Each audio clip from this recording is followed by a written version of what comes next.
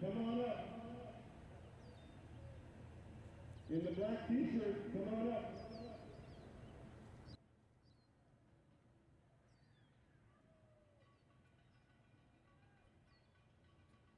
On the front, that is Audrey Williams. With 7 laps to go. Our next race after this at 9:40 a.m. is going to be the men's category 4-5s, racing for 40 minutes. So we will not be starting early. The scheduled time is a set time. That way, if anyone's running late in traffic, can't do you dirty. 9:40 a.m. for our category 4-5.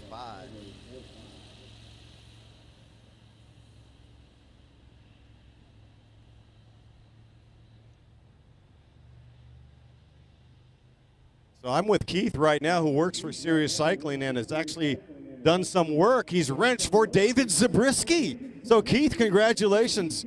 How's it feeling out there? Are you going to race today? I'm not racing today. Had back surgery 3 weeks ago, so I'm taking it easy until track nats, and then yeah. Where's track nats held where this year? They'll be down in Carson at the Velo Sports. That's cool. What a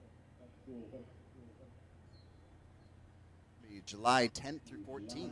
So see is some world-class cycling. The Carson Velodrome, Velo Sports Center. Now, Dave Zabriskie, the guy is just aerodynamic sitting in the crap closet, right? So how do you work on his bike, and is he easily satiated? I would think as far as geometry, he's got it pretty dialed. Yeah, he's got his fit dialed in. It's more so just making sure it shifts and has air in the tire. He's happy. Now we're with Keith right now, the wrench with Sirius Cycling out of Thousand Oaks. One more question. Are you also working on Waylon Zabriskie and Bo Zabriskie's bicycle? We have Bo Zabriskie coming up. He's going to be racing in this next race, the category 4-5s. Waylon Zabriskie, the brother, just won a huge race in Belgium. Mother Randy Zabriskie was over there in Belgium, chaperoning, and a giant monster win by Waylon Zabriskie. The DNA is serious in the Zabriskie family. A huge win. 6 to go, 6 laps to go. Finally got some animation. So Keith, finally, have you worked on the kids' bikes as well? Talking about Bo and Waylon Zabriskie. Yeah, we definitely have. We actually worked on Waylon right before he was taken off, but he had to get set up for junior gear. He wasn't ready. He wasn't ready. Well, congratulations, Keith. You pick up the $20 announcer preem for the day. The trivia question was, which professional athlete has won stages in all 3 Grand Tours? The Vuelta, the Giro, and the Tour de France. None other than David Zabriskie, the Z-Man. He actually won a stage 1 at the Tour de France and had the beautiful adorned yellow jersey, having won the prologue. 34 miles an hour average by Zabriskie. Hey now.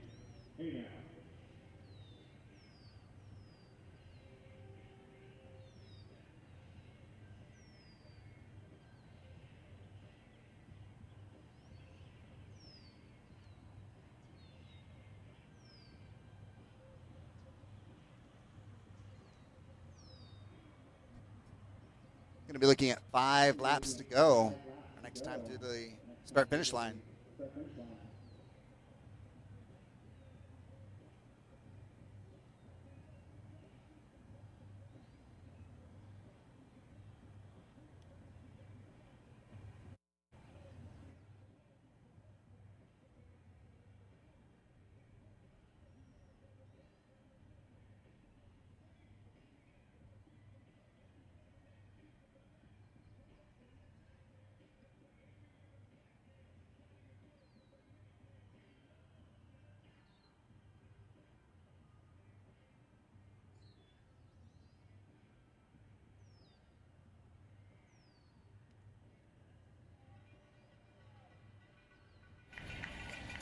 5 laps to go.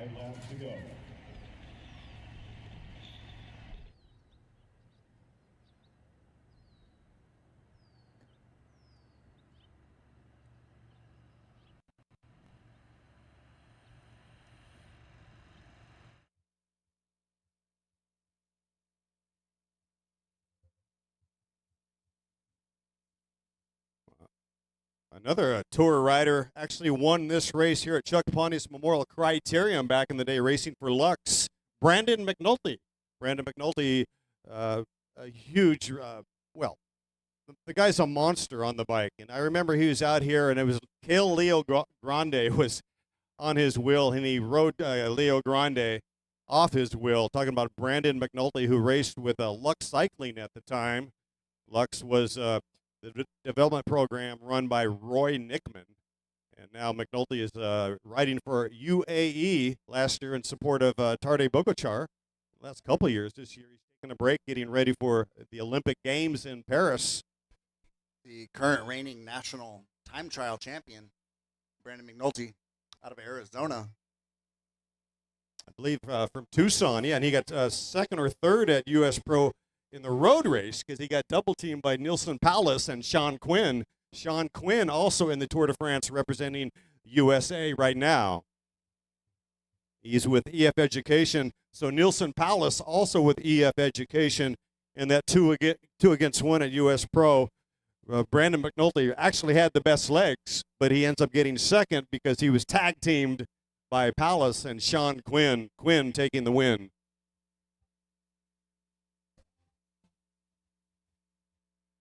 That's a pretty brilliant race to watch.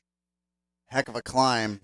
It started out with close to a 10% grade within the first few minutes. Women's category 4-5, looking at 4 laps to go. 4 laps to go. That's 2.8 miles of racing. 2.8 miles of racing remaining. Deborah Waez, wheel number 3 there with Serious Cycling. Speaking of Serious Cycling. I mean, at this point, if you're not someone that has a powerful sprint, you'd be thinking about trying to get rid of the sprinters and go up the road solo. Because unless you know you've got the best pop, explosive sprint, now is the time to think about sneaking away.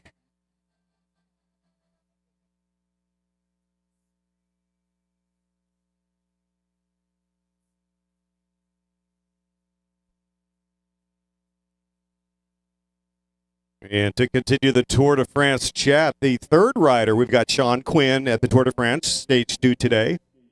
We've got Quinn Simmons. And let's not forget, Matteo Jorgensen, perhaps got the best legs of the 3, riding for Jumbo-Visma, Lisa Bike. Matteo Jorgensen also comes from the Hot Tubes development program. I think he might have come through Lux as well, also raced for Jelly Belly. He had a stunning 4th place finish last year at a TDF stage.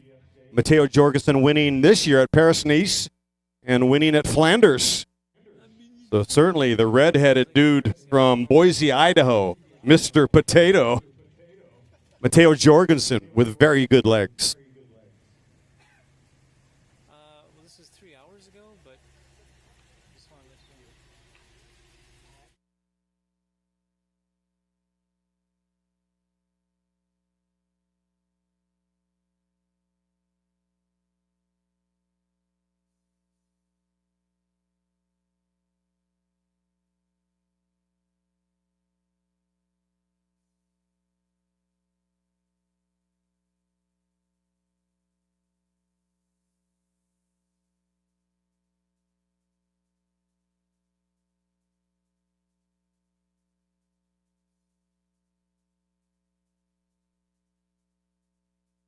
All right, as they lay it down here with 3 laps to go. With 3 laps to go.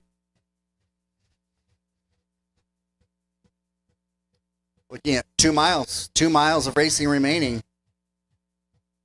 0.7 mile lap. Our next race, men's category 4-5, should be getting warmed up. Going to be racing for 40 minutes. Scheduled for a send-off at 9:40. We are running on schedule We will not ever start a race early. Just on account of traffic, if someone's running late. Don't want to throw them under the bus, but 9:40 a.m. is our scheduled start for our Category 4-5. That's in 15 minutes.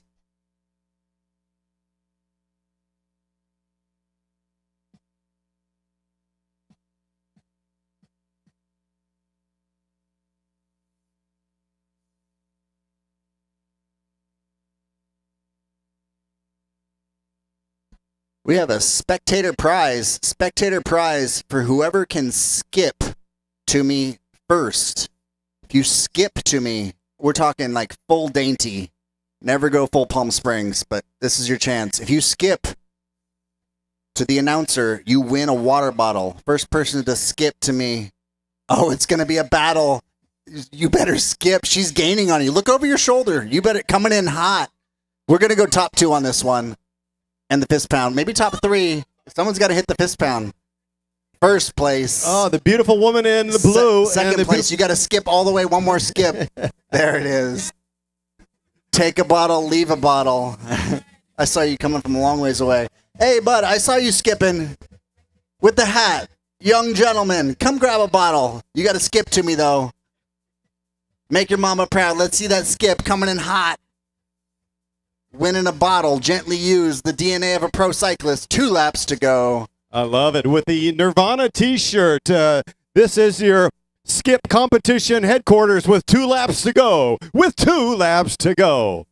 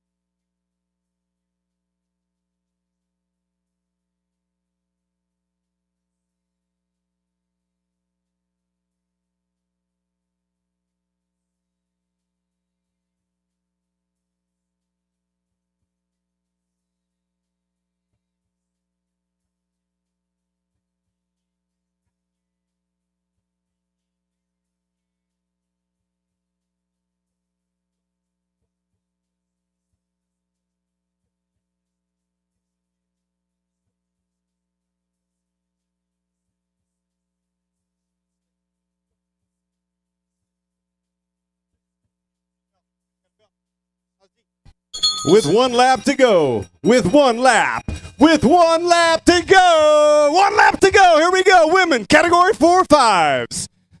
0.7 miles to go on a 3-corner triangle.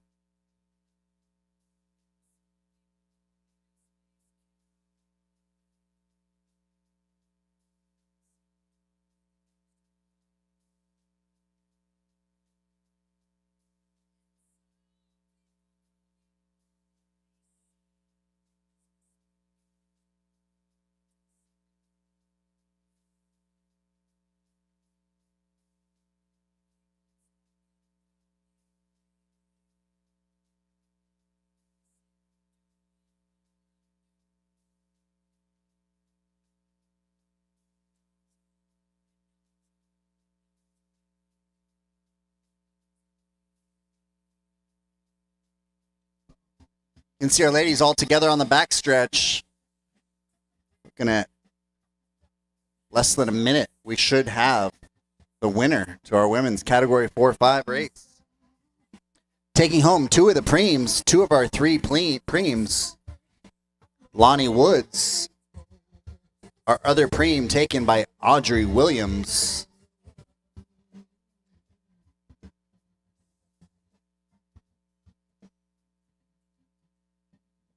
See who we see coming first out of the last corner. Looks like Audrey Williams with the lead. See if she can hold it to the line. She is burying herself head down on the hoods. Indeed, a match. Scramble to the line. Audrey Williams strikes gold. Goodness, bit of an upset there. Not what I was expecting. Maybe she made that a long one, going from way far out. Got some hitters in this next race. It's Bo Zabriskie getting warmed up with his dad. What a beautiful sight indeed. La Familia. The Zabriskis are in the house. Champion DNA right there.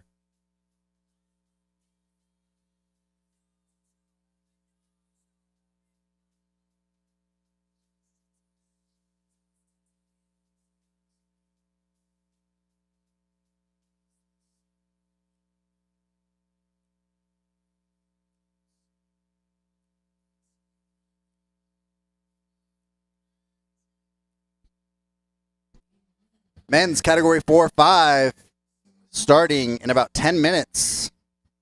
9 minutes to start our men's category 4-5. You guys have time to take a warm-up lap, check out the course. Looks like double dipping. It's going to be Alex Rodriguez hopping in the men's category 4-5. See if he can repeat, lap the field again.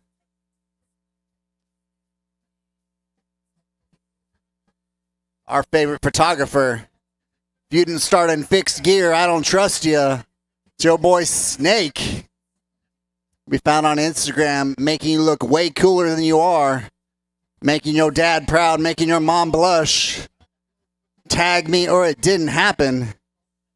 His Instagram handle is Snake God. Back from the East Coast, least coast, West Coast, best coast. From our top photographers in the game. Believe his birth name is Claudius, but we're going to mum's the word on that. He just goes by the mysterious Snake. Normally we see him on fixed, but he probably rode a good 80 miles to get here. 35 miles one way in Los Pantalones. My man don't even need no bike shorts. If you're looking to blow up on Instagram, he's going to take some pics. You could tip a brother. My man operates on 5s, 10s, and 20s. But there's nothing like a fantastic Instagram photo making you look good on the interwebs. Half of being a pro cyclist is social media marketing. Sad to say it, but that's what the game is. Half is winning races, getting the crowd notoriety, being known for winning or animating things. Those are your two options. Either win or animate the heck out of it. The other half is social media.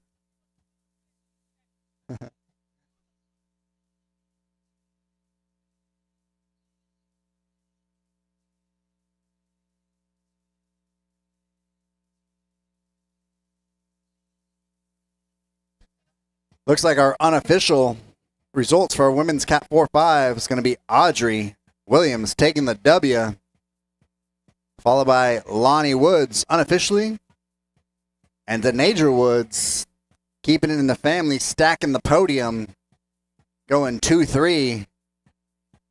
Nothing like second place to motivate the heck out of you to get up earlier, stay late, put in those miles when no one's watching. Races are won Monday, Tuesday, Wednesday, Thursday.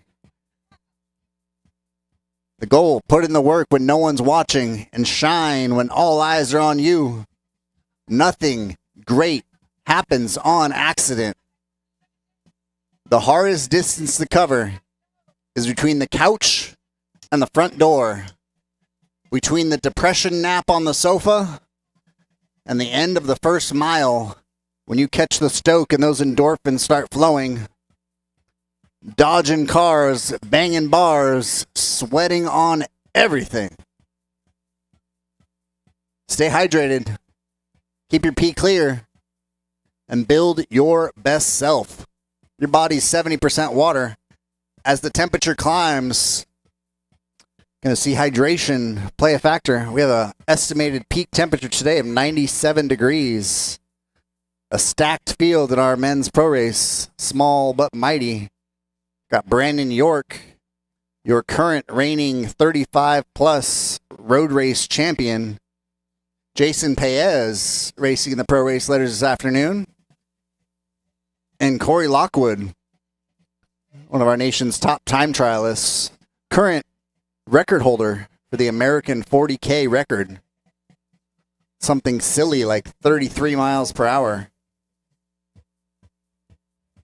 A low 40 minutes. Maybe, I want to say maybe 43, 44 minutes for 24.8 miles.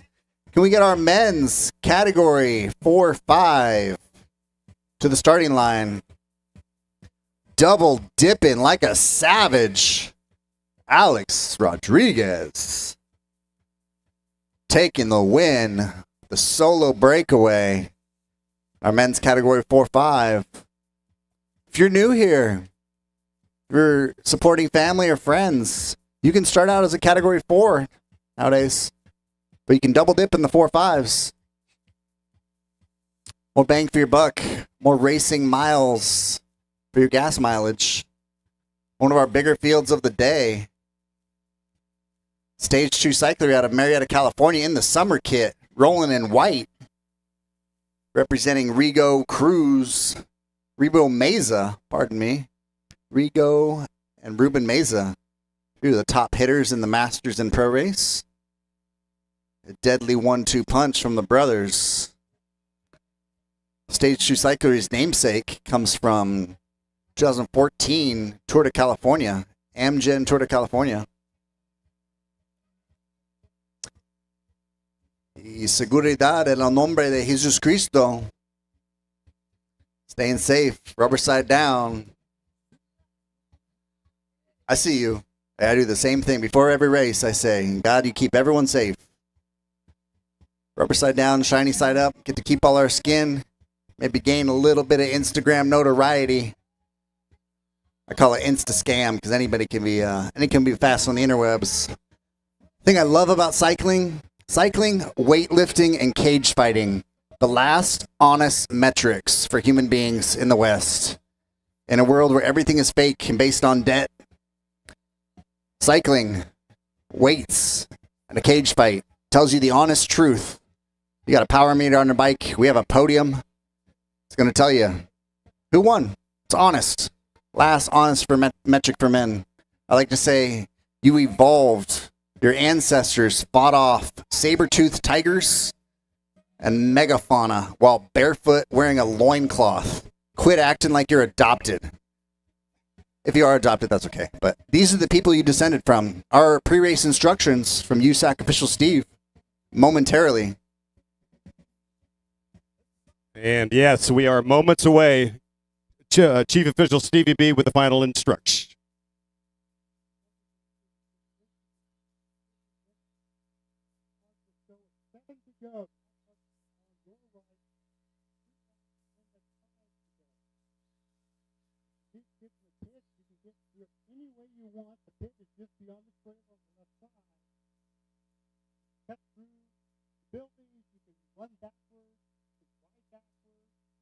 Sidewalk, you just can't ride backwards.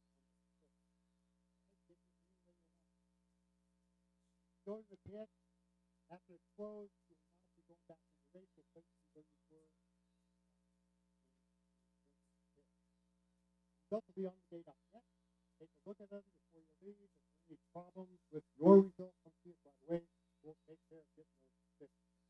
If you need medical is by registration. We have to see over there. Any questions? All right, the plan is to leave everybody in the race.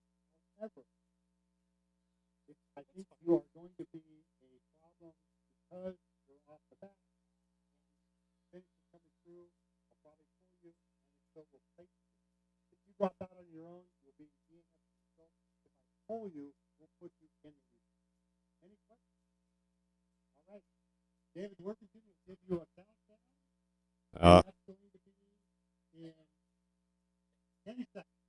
all right, everybody, it's time to slay this 0.7 mile course with more gusto than a ninja on Red Bull.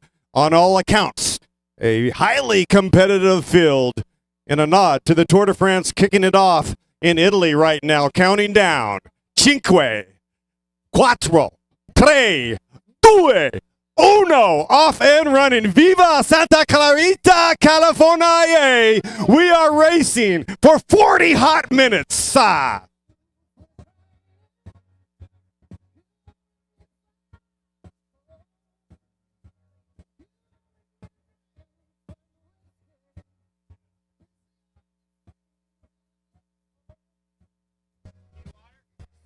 40 minutes on the clock.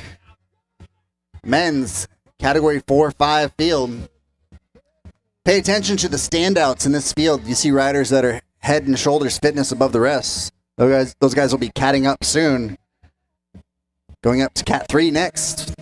Category 3 it's difficult in that it's kind of the cutoff between riders that are training full-time versus those that are working full-time and having to train with whatever time is left. So category 3 tends to be very competitive. My advice for any of the fitter riders that are looking to get to Cat 1 is to get through Cat 3 as quick as you can, because you will be marked. And once you're marked, it's difficult to slip away. Cat 3 field tends to be quite deep. Best advice I can offer is winning a stage race and a solo breakaway in a Criterium. Easier said than done. But that way, 2 weekends, you can get through Cat 3. Submit your USAC upgrade, 20 points for a large stage race win. Maybe 7 to 8 points for a Criterium solo breakaway. Throw a wink to a USAC official, they might let you through. 28 points out of 30. Lighting it up from the gun. That's Frank Iglesias taking him to church a domingo on this fine Sunday. Frank Iglesias, race for Go Fast.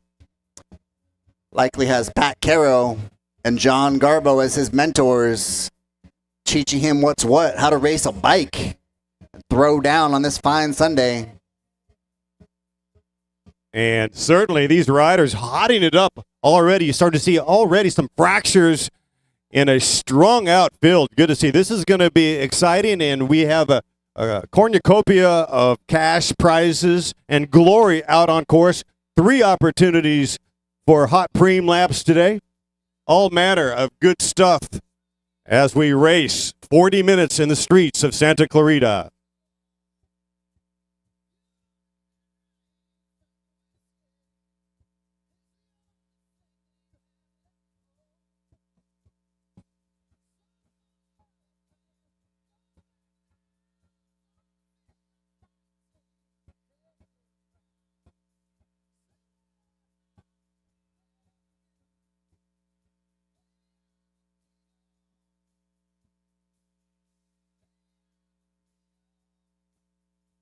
What we have is an arrowhead-shaped 0.7 mile course, as Ronnie Toth alluded, roughly a kilometer, 0.7. I think a full kilometer is actually 0.63.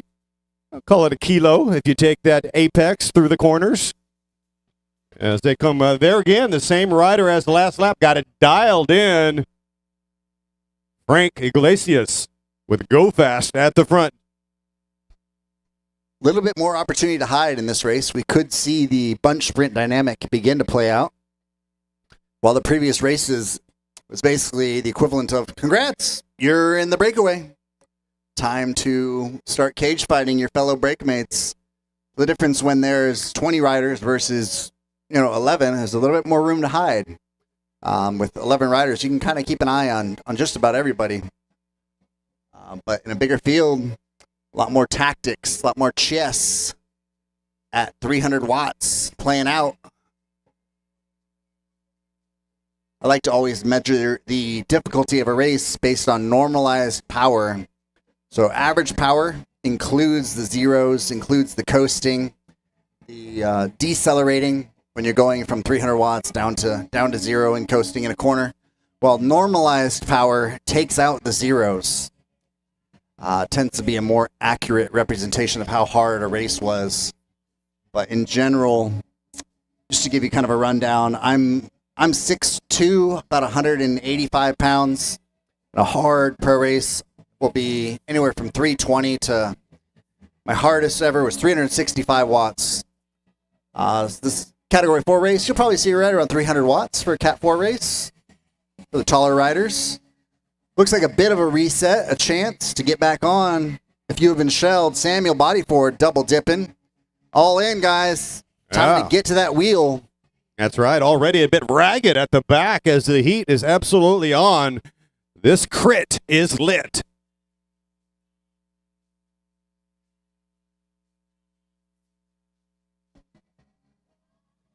A lot of times, as the announcers, if we don't have a full view of the course, we'll miss what's happening on the backside. But you can kind of get a read on what's been happening based on how they look. So the pace was a little bit more relaxed. Bit of a reset after some hard attacks. But we will see on the far side of the course how they're looking. I'm guessing we should see a counterattack momentarily. There it is. We are single file with a few gaps opening up. And several riders off the back on the far side of a course. It is now or never. If you are OTB off the back like a snack, just nom, nom, nom, nom, nom, nom, nom, looking delicious off the back of this race. Trying to find your way back into the slipstream. So for our non-cyclists, if you're new to all this stretchy pants, bicycle NASCAR nonsense, it is very much so a team sport, very much so strategy-based. If you're on the front, it may look like you're winning, but cycling takes strategy. You only want to really be on the front if you're trying to break away. Got to get that gap. And that rider right there at doing the lion's share is none other than Bo Zabriskie. Zabriskie, age 14, rolling, looking like Daddy DZ. Bo. Of course, Daddy is a outlaw country fan, so he's got a Bo and a Wayland. Wayland Zabriskie having just won yesterday in Belgium, a juniors road race.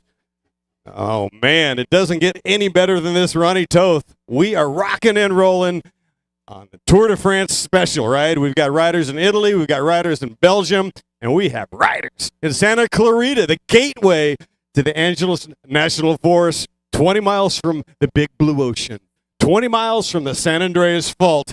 This is the epicenter of Southern California racing today. Absolutely perfect conditions. Not too hot, not too cold. Goldilocks doing crits. Getting after it here. Close to Magic Mountain. Absolutely perfect weather. Low wind. We're looking at an anticipated peak high of 97 degrees Fahrenheit. Pro race later today at 2:30 should be absolutely spicy hot.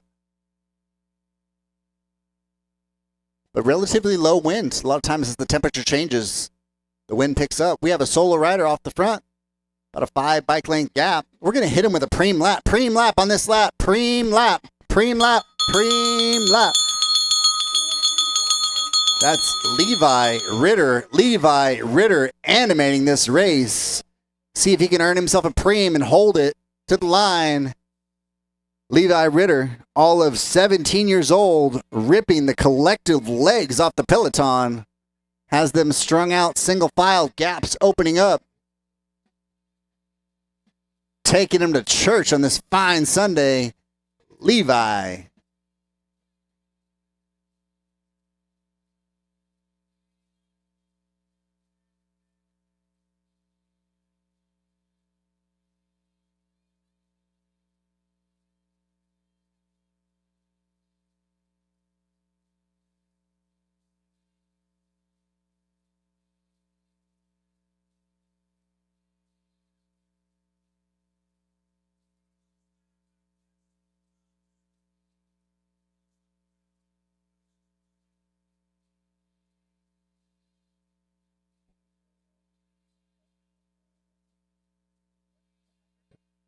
This course really is something else. There's something of a Venturi effect where if you pick the right line, you get laminar flow. It's not unlike putting your thumb on the business end of a garden hose where you decrease the surface area, and what happens? You get increased speed and acceleration through each corner as they come battling through turn number 3 right now.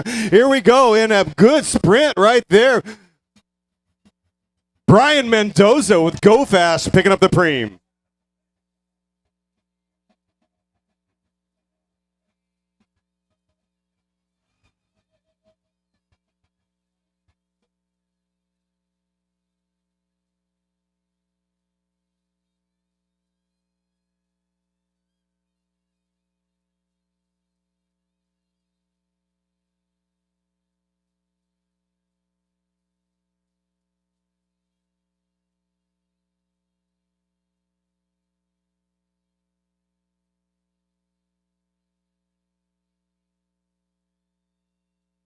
We were talking about, Ronnie, the odds of the breakaway. To me, it feels very much like a breakaway course, but it is that kind of a Goldilocks course where you can get some bunch sprints, but there's also an advantage to fitness. And, we talk about Corey Williams or, Jasper Phillipson, these guys with explosive power, sprinters. Sometimes they might have 16 sticks of dynamite, and you've got 8. Well, you still can beat that guy with 16 by separation, right? Separation's everything. It turns out you're trying to recruit a breakaway guy. You're shopping for that distance away from that quick twitch rider.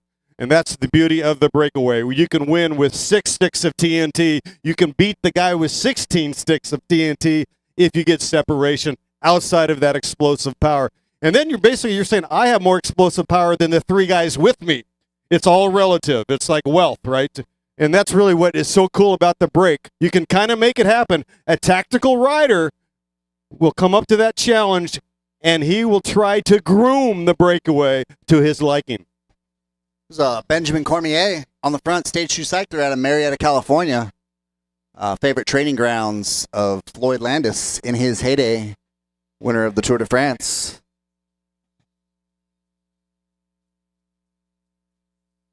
Yeah, we saw Floyd at the Hardman Classic with Dave Zabriskie. Great to see Floyd and Dave back together, hanging out. Had a good time there at Anaheim, California at the RV park. Hard ride. It was something like 80 miles and 9,000 feet of climbing. And Floyd Landis certainly cut his teeth in those very hills. Como Street was a big ride back in the day, still is. Floyd, coming from the Trek mountain bike world, as a young junior, was a national champion and certainly was embraced locally. And he's doing big things right now with Floyd's of Leadville, CBD product. Can we get the women's category 4-5 podium? That's going to be, unofficially, Lonnie Woods in 3rd, Denadra Woods in 2nd, and Audrey Williams in 1st. Women's category 4-5. To the podium within the next 5 minutes here. Underway is our men's category 4-5 race. Taking it. Absolutely gapping them out. A big move right here, and it looks like Bo Zabriskie is going to hunt that down. These 2 riders, full gas. Alex Rodriguez, once again, he is a very aggressive rider, and he is dealing a hand right now. And Zabriskie on the hunt. He's going to latch onto that move. A giant moment in this bicycle race. Talk about making a statement. Breaking away solo in our Category 5 race. Alex Rodriguez now attempting to replicate. He managed to lap the field solo 25 minutes off the front in our Category 5 race. He's the sort of rider that is definitely what I call passing through. Meaning he is just passing through the categories on his way to Cat 1 greatness. But if you're new to cycling, I try and make it Eli 5 for you, meaning explain like I'm 5. So everyone starts out as Category 5 or Category 4. You can opt out of Cat 5, start as a Category 4 nowadays. And from there, it is based on participation is the last chance to get to Cat 3. You can become a Category 3 by finishing in the pack 20 times. So if you were very busy, that would probably take you a full season, maybe a season and a half, 2 seasons to get to Cat 3. But from Cat 3, we are still on a rare meritocracy, meaning no participation trophies. You have to earn your upgrades. Category 3, you got to win to become Cat 2. On the front, that is Joshua Cagney in the salmon kit. My man swimming upstream, putting foos in the hurt locker. Look, don't let the salmon deceive you. He's ripping legs off today. Jumping creek to creek, trying to find his way up the road, off the front and on the hunt, trying to get this breakaway started.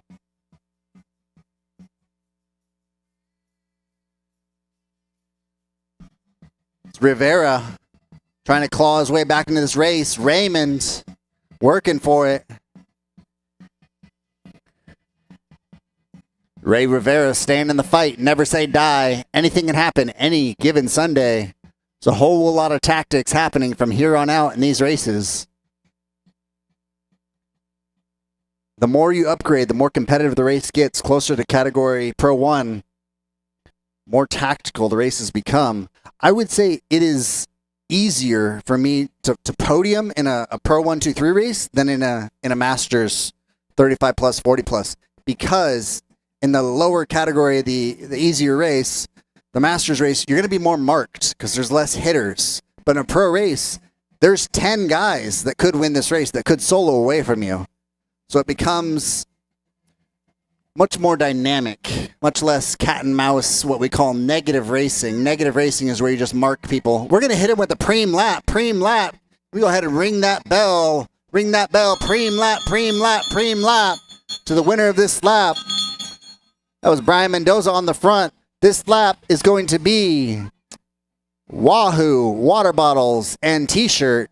Wahoo water bottles and t-shirt to the winner of this lap. And can we get the women's category 4, 5 podium? That's going to be Lonnie Woods in third, followed by Denadra Woods in second, and Audrey Williams in first to our women's podium. Come get your picture.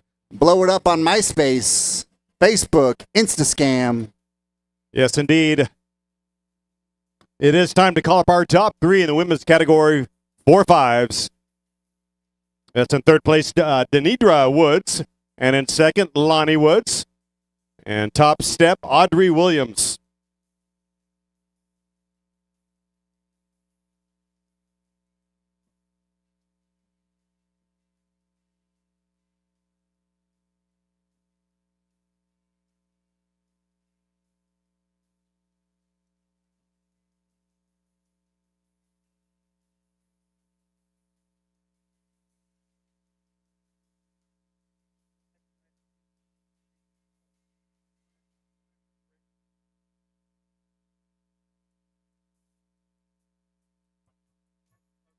All right, our top 3. What a beautiful backdrop. Let it rain, Purple Rain, taking third today. Riding for Bishop Cycling, Denadra Woods. And on the second step, Lonnie Woods. Striking gold today. A job. Congratulations, Audrey Williams. Woods, Williams. They got the podium etiquette absolutely nailed. Outside, second and third, putting their outside hand out. Winner putting 2 hands up. Perfect podium posture. Love to see it. www.gofast.com. You know, if it's not on Instagram, did it really happen? Strava and Instascam. Get up there. Very fortunate to have the technology able to track your rides, check your power. It's a brilliant, free coach, essentially. If you're not on Strava, you need to be. A great way to measure your fitness. Yeah, it's a Polaroid moment at Podium Plaza. Congratulations. That's Raymond. Ray Rivera racing for Evoque Racing Team. Staying on the gas. To kind of explain the dynamic of what's happening here, we were touching on strategy earlier.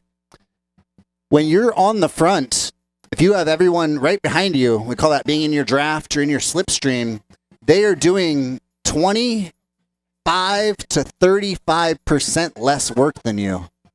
But when you get a gap like this rider on the front, my guess is this is Alex Rodriguez. We shall see.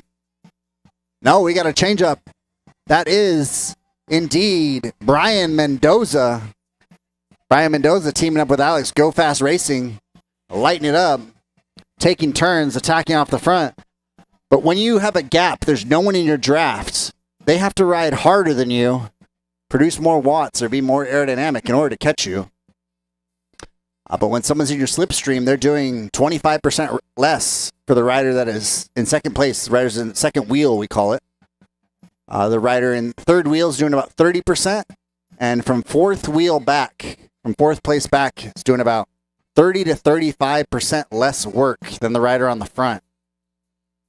So cycling, it rewards, I wouldn't call it laziness, but strategic laziness to hide.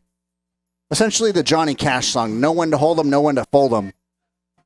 A lot of times it pays to hide in the group and go off the front. When you get caught, come back, hide in the group. Lather, rinse, repeat if you're a breakaway rider. While the sprinters are typically wanting to weld it together, keep everyone together. And certainly not to name check my brother Ronnie Toth. I think that the gambler was actually Kenny Rogers, and Johnny Cash was Walk the Line, right? And it burns, burns, burns. The quads are burning right now, out on course. That's our age gap right there.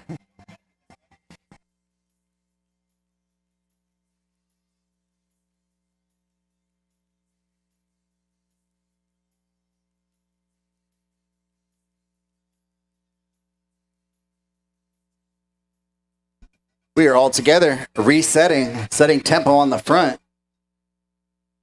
for Stage 2 Cyclery. That's Ben Cormier. Might be making that too fancy. Could just be Cormier.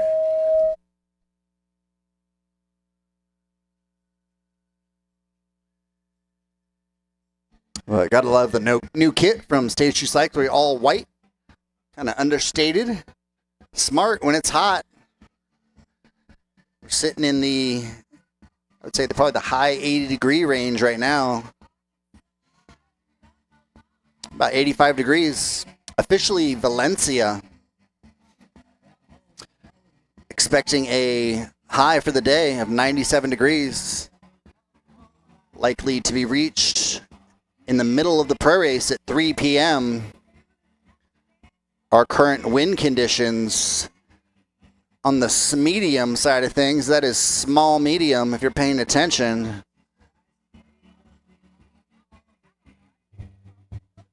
And last year in the Pro 1-2 men, we saw Rex Roberts on a one-lap flyer out of a six-man break. Jason Paez was in that move.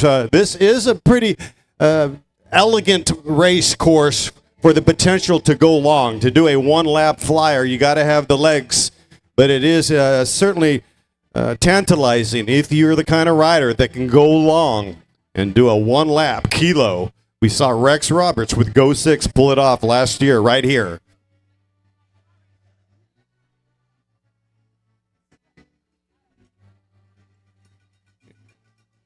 Looks like Rodriguez still on the move. Frank Iglesias with Go Fast doing the work. And big shout out to Go Fast and their entire purple team for making it rain. They have been working on sleep deprivation all week long. Busier than a one-armed fiddler on the roof. They've been busy. Does a one-legged duck swim in a circle? Does Dolly Parton sleep on her back?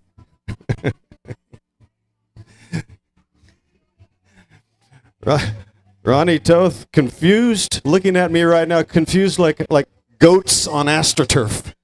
I'm more or less confused and more just wanting to segue into, did Epstein kill himself? Would be a nice segue from Dolly Parton and a one-armed fiddler. But my all-time favorite of David Worthington's is, you, my friend, have the ability to talk a hungry dog off of a meat wagon. to dissuade El Papito from El Mito.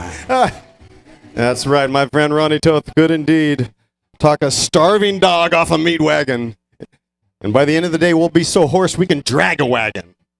But I've never seen a hearse tow a U-Haul.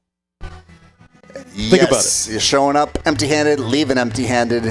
The only asset you can never get back is your time. Spend it wisely, invest it well. The greatest gift you can give somebody is your time. I find the greatest measure of character is how you treat someone that can do no one for you. So basically towing along a sprinter in a breakaway.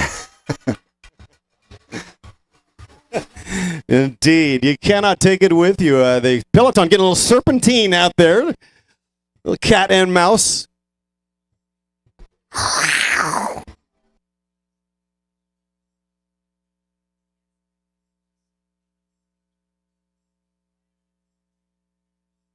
And when a wolf is chasing your sled, toss him a biscuit, but don't stop to bake a cake.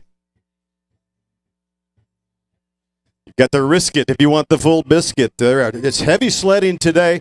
Good to see these riders tearing it up. It's not blocky. It's not wide. We're seeing the Peloton fairly strung out. That's an indication that they are pressing it, that they are pinning it. They're crushing every corner, bursting up that slight grade there, and ripping the final boulevard. We got 400 meters on this start-finish stretch. We have 400 meters on the back stretch. Between 2 and 3, 200 meters.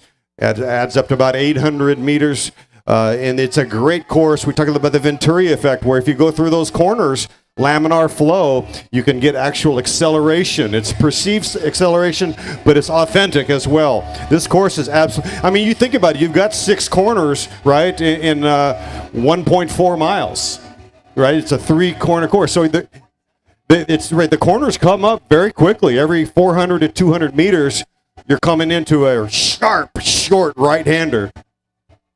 We got a solo rider going for it. Love to see it. That's Kellen Kleinfelter lighting it up on the front, trying to regulate probably one of our youngest riders. That's Giancarlo Terrence Cadibog. Trying to weld it together, knowing a threat when he sees it. A 0.7-mile course today. It's an interesting dynamic you bring up, David, with the perceived acceleration in corners. There is actually something within the human ear that responds to G-forces and balance, and it actually produces and triggers serotonin and dopamine, which are your happy hormones, get you stoked, getting high on your own supply. So within the ear, as you accelerate and you feel the G-forces from a bicycle, it actually creates a tangible joy, which is why I tend to think that trail running is a better high than road running, because you got more like a banking, more of a balance involved, and why cycling is such a conducive way to get high on your own supply. They say if you want to keep your kids out of trouble, get them into bikes, get them into cycling. I feel so grateful that as a kid, my dad took me on a bicycle when I was 2 years old, put me on the back of his 10-speed back then. Now we're working with 22, 24 speed bikes, 2 in the front, 12 or 13 in the back. But just be able to have exercise as a coping mechanism for the stress of life. Let's hit him with a preem lap. Preem lap, ring that bell. Preem lap, preem lap, preem lap. There he is, Ben Cormier on the front. With 7 laps to go, we are now on cards. 7 to go with a product preem right here, right now. 11 minutes of racing, 4.9 miles, just under 5 miles of racing. But it's an interesting debate. So David, I want to touch on that with you. You said the perceived acceleration. It's a fascinating idea, because you would think a corner would require you to slow down, but I think the emotional and psychological boost of just feeling like you're a fighter jet coming around a corner could give you that perceived speed boost. What do you think? Well, I think it's what we're talking about is that sweet spot, right? If you're on the rail and you have that spot, you do feel like you're going faster, that you're creating some sort of speed that's exponential. It's synergistic.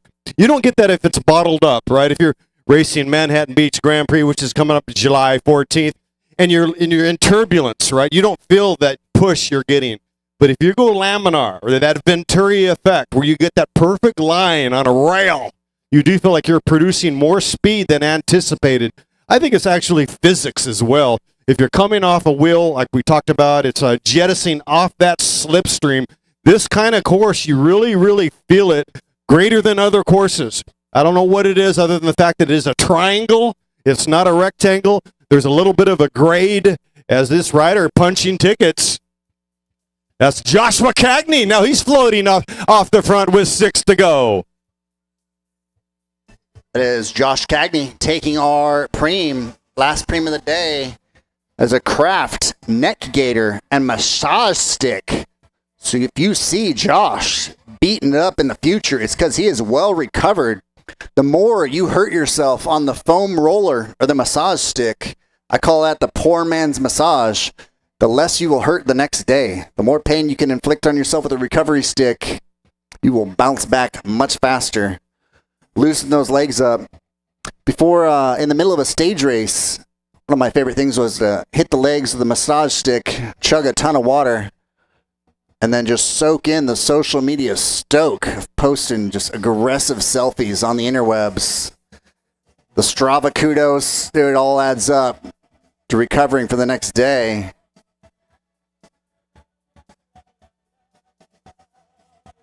On the 29er Mootsie, champion Dave Zabriskie out here. If you want to learn something about bikes, go pick his brain. Multiple-time national time trial champion, Grand Tour stage winner, Dave Zabriskie in the house. The winner at the Vuelta, the winner at the Giro, and the winner at the Tour de France, David Zabriskie. If you're competitive and you're not racing your bike today, we're giving away a prize. First person to walk or jog backwards, wins a water bottle. First person to give me a fist pound, walk or jog backwards to the announcer and give me a fist pound, you win the water bottle of your choosing. Coming in hot, handsome gentleman. He's got the melanin, he's got the fist pound, taking the dub. Come get this bottle, you earned it.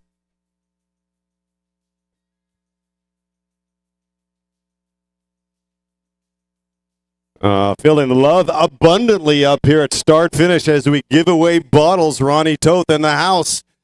Aforementioned Captain Tuxedo, Ronnie Toth. Good to have Ronnie here with me today. And thank you so much, Go Fast. Thank you, Pat Carroll and his entire team. Talking about Holly Breck. Holly Breck has major miles right now in freaking flyer miles.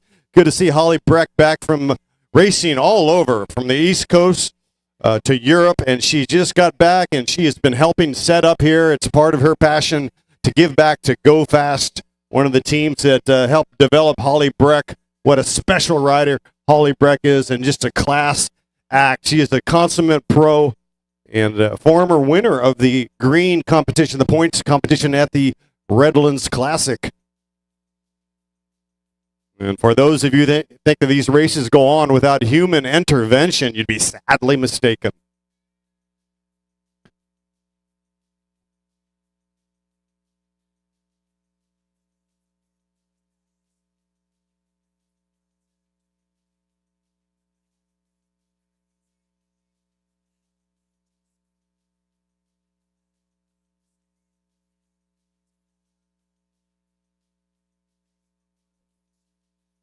With 4 laps to go, Bo Zabriskie on the move right now as they scratch and claw for some sort of real estate.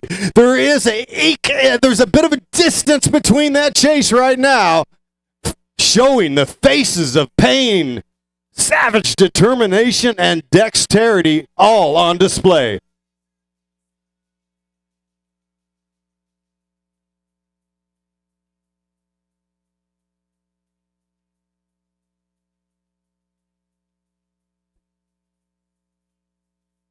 And right here in the heart of Santa Clarita, we will be broadcasting live on lacrits.com, setting the new standard, lacrits.com, directed and produced by Ray Mars.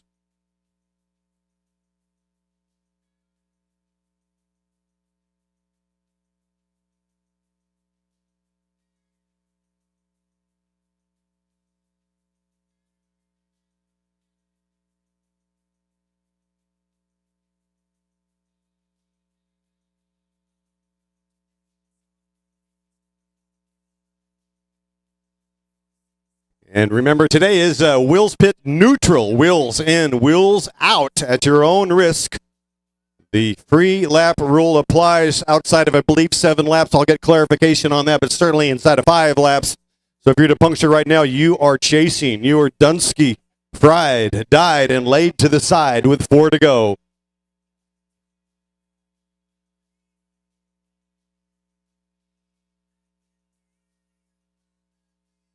All right, with 3 laps to go. Go fast, the purple train up front. 3 laps to go. Looks like there's some concession that this could come down to the first boiling Grupo Compacto field sprint. The peloton looking a bit blocky. There's a little bit of lull. If you got a flyer move, Bo Zabriskie, now might be the time to crank it up. Maybe with 1 or 2 to go. It's only a 0.7 mile lap. But yes, it's looking blocky like bugs on a bumper halfway to Barstow. And by the time you get to Barstow, you're halfway to hell. Like a golden retriever sweating out the passenger window of a minivan, our boys are chomping at the bit. Coming into the final 2.1 miles of racing. Love that we can see them across to the other side of the course on our smooth edge triangle. Who you calling a smooth edge triangle? This triangle's a bit blunted. It looks more like an arrowhead. 0.7 mile course with 3 laps. Right-hand turns only. It's about to get a bit chippy, maybe a bit grippy out there inside of 3 to go. Like we have Bo Zabriskie on the front, checking over his shoulder. Should have visual momentarily. Coming into our final 2 miles of racing. 0.7 mile lap, averaging right around 25, 26 miles per hour.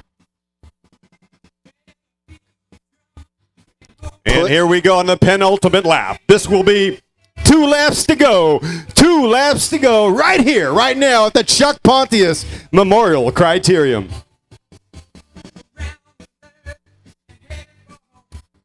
Put me in, coach, into the closing miles. Looks like a bit of a lull here. I think this is going to come down to a bunch sprint with the possibility of a flyer.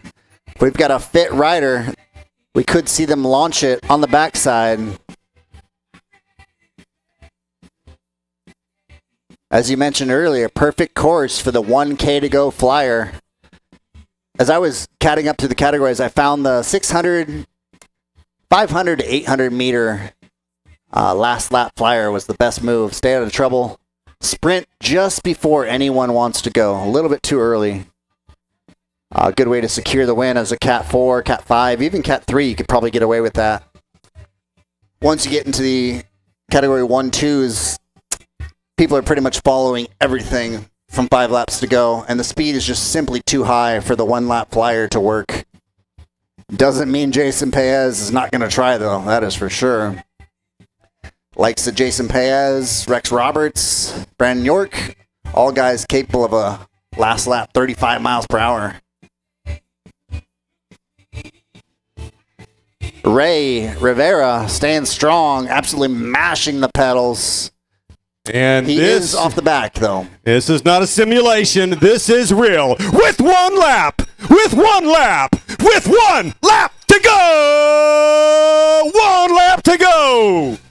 You know, in Ray's defense, it takes courage to start. Anybody that got out of bed, drove here in traffic, had the guts to pay the entry, leverage some Federal Reserve notes, sign up to this thing, throw a leg over the top tube, pin a number on. That takes courage, takes guts. I see it like this. There's another version of you that never had the courage to leave the couch, never had the courage to look in the mirror and say, who the heck do you want to be? So today, you get the opportunity. Maybe you're not even signed up yet. Maybe you don't even have a bike. You want to borrow a bike. If you're right around 6 foot, I will literally let you borrow my bike if you want to hop in a race. But it takes courage to start. The best version of you does not happen on accident. You need to daily hunt it down. And we've got some serious hunters right now out on course. Ronnie Toth, I'm David Worthington. This is the nitty-gritty where the wick gets sticky. Some guys give up living and start dying a little piece by piece. Some guys come home from work and they wash up and they go racing in the streets. Today, the streets hosted by Santa Clarita. This, the Chuck Pontius Memorial. And here we go. It's a mad scramble to the line. Riders coming up right the throat of Santa Clarita. Congratulations, Rafael Tamayo with Serious Cycling has done it. Tamayo strikes gold. Goodness gracious, please embrace us. In second place, a few wheels back, Tim Gutierrez.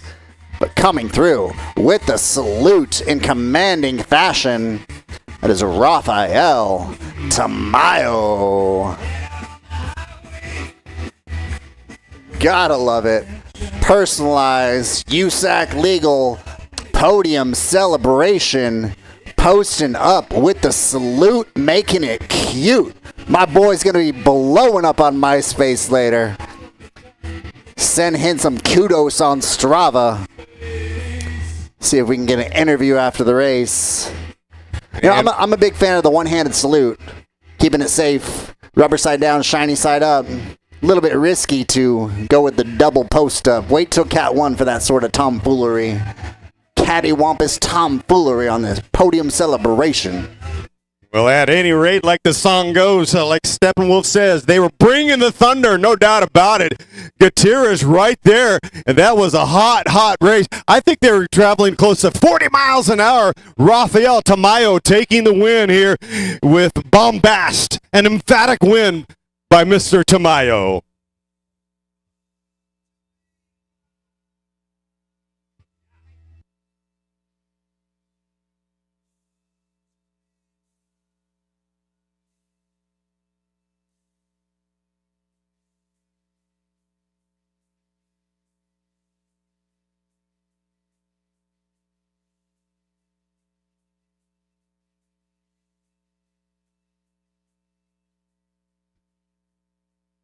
And as we catch our breath, an amazing finish right there. Coming up next on schedule, our Masters 50 Plus should be going at 10:30. Right now I got 10:22 on the dial.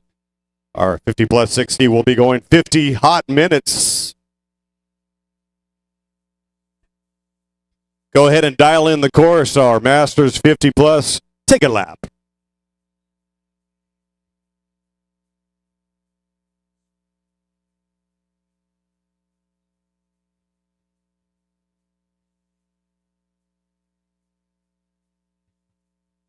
This should be another fast race. We got an outstanding field. On all accounts, should be highly competitive. Highly competitive indeed. Evoke is here in the house. Good to see Bart Clifford at the line wearing the Sunday whites. Very good move on a day that might reach 90, 95 on the tarmac.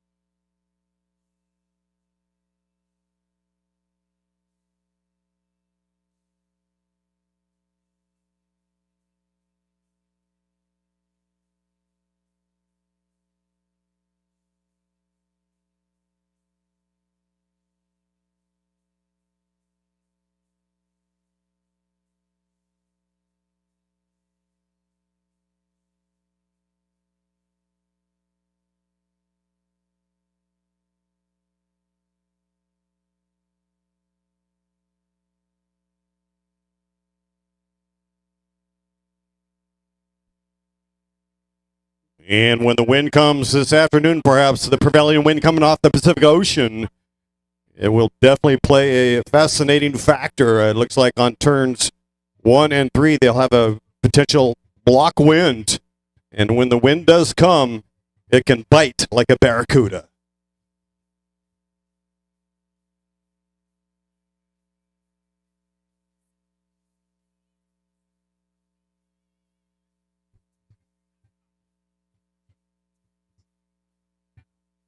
Back in those days of labor power, had a teammate named Chris Hahn. Christopher Genghis Khan Hahn is in the house. Former multinational champion, the Criterium discipline. Talking about Christopher Hahn out of Santa Barbara.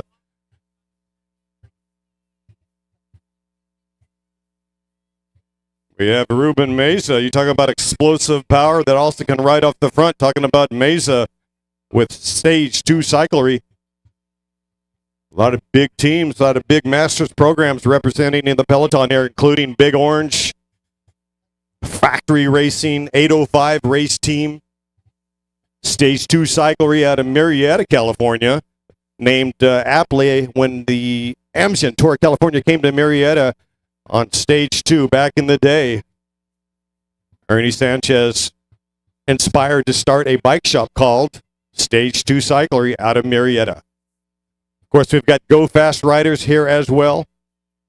And the Davis Finney Foundation riders, including Tony Brady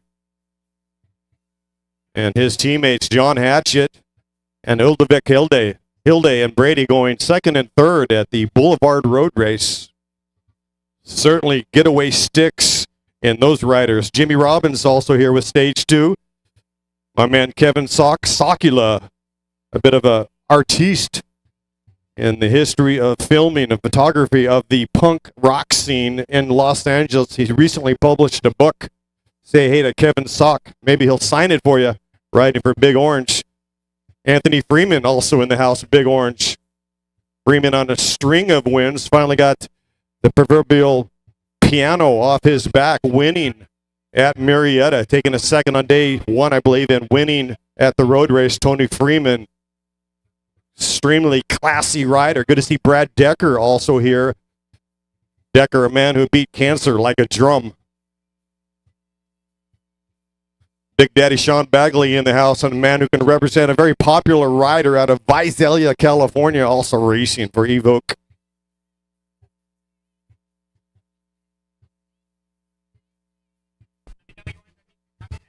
William Mercier is here as well.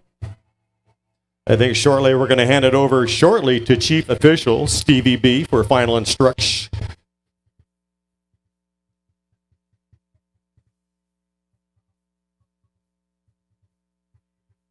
And our hot rod division going to be blasting off shortly, taking off like a Polaris missile, racing for 50 minutes. 50, that's a big number right now. 50 minutes. Going to feel like 60. I mean, they're going to be going from the gun. Trust me, folks. These guys don't play. They just don't play.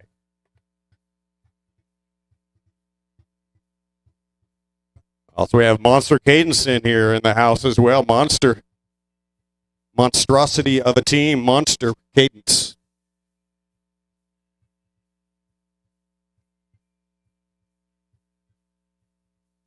I haven't seen my old buddy Chris Hahn. He's here today. I think Chris Hahn was in Canada there for a while.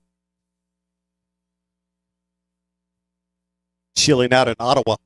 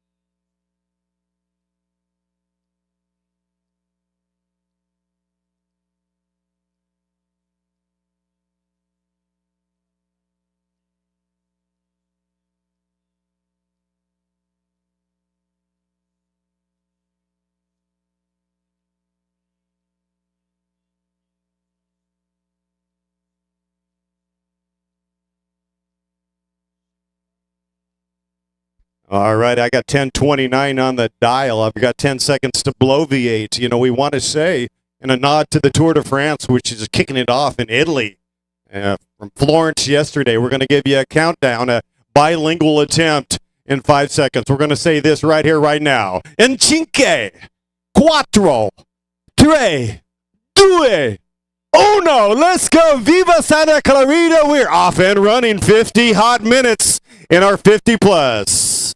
We are racing in the streets. here today, Chuck Pontius Memorial Criterium. It is Sunday, June 30th, 2024. All right, we're keeping it interesting over here. We've got a prize for the spectators. First person to come over here and bang out 10 perfect push-ups, 10 perfect push-ups, wins a cycling water bottle. I'm going to make it push-ups or sit-ups. Sit-ups are easier, but you're going to have to do them on the concrete, so you're going to have to earn it. 10 perfect push-ups or sit-ups wins a cycling water bottle. All right, we're watching. We got our first participant. 90 degrees is what I want to see. Dang, those are military perfect. 5, 6, 7, 8, 9, water bottle. Boom. My man in the salmon. Don't call it pink. It's salmon, baby. Salmon.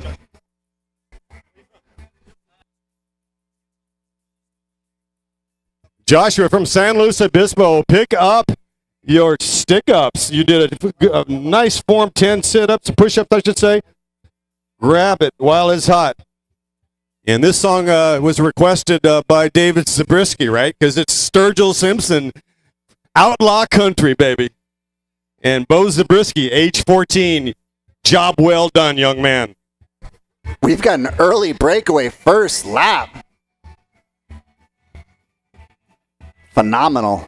3 riders. Oh, I know that man. He's a mean man. Robert Neary. Folks, that might be it. Time to start racing your bikes. John Garbo looking to weld it together. He knows a threat when he sees it. Deep field here. Biggest field of the day in our 50 plus, 60 plus. David, go ahead. Well, it looks like Tony Dominguez was in that move of 3. Dominguez floating on the back with stage 2 cyclery. Looked like he was already in a spot of bother, but did a great job to cover that move. You want to cover each and every move, even if you're squatting just to take tickets, because you got the amazing brother up there. If you got your closer, it's an incumbent on your domestiques to stick and to latch on to every move on a short leash.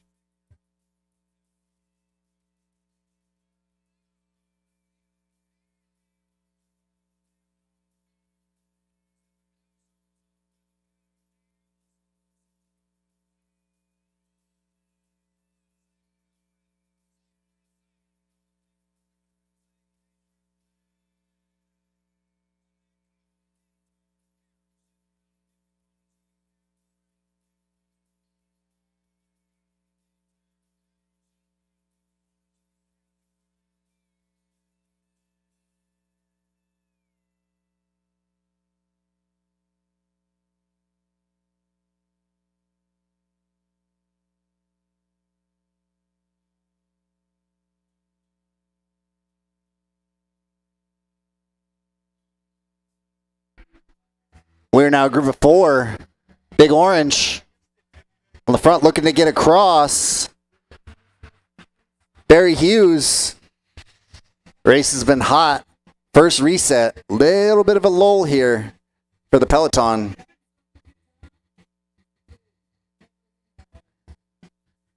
See if we can get you guys a gap. Let's see him on the far side of the course. It's definitely a day where hydration, nutrition is going to play a role. Word to the wise, head on over to the gas station, grab one of those salt packets, throw the salt packet in your drink. In chemistry, they say salt sucks, meaning salt sucks water into your system. Salt helps your body retain water. So add a pinch of salt to your drink. Get that purple drink. Stay hydrated.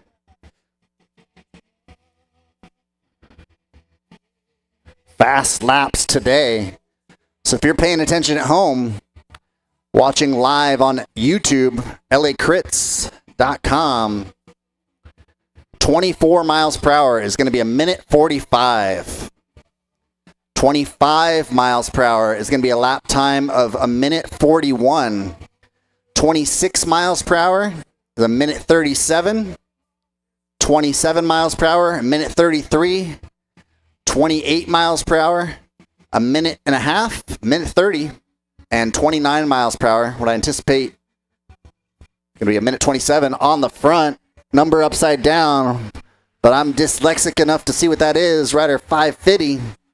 That's Darren Williams, a Category 2 racing or Evoke, 58 years young. If you're looking in the mirror and you're 58 and wondering, what's this man got that I don't?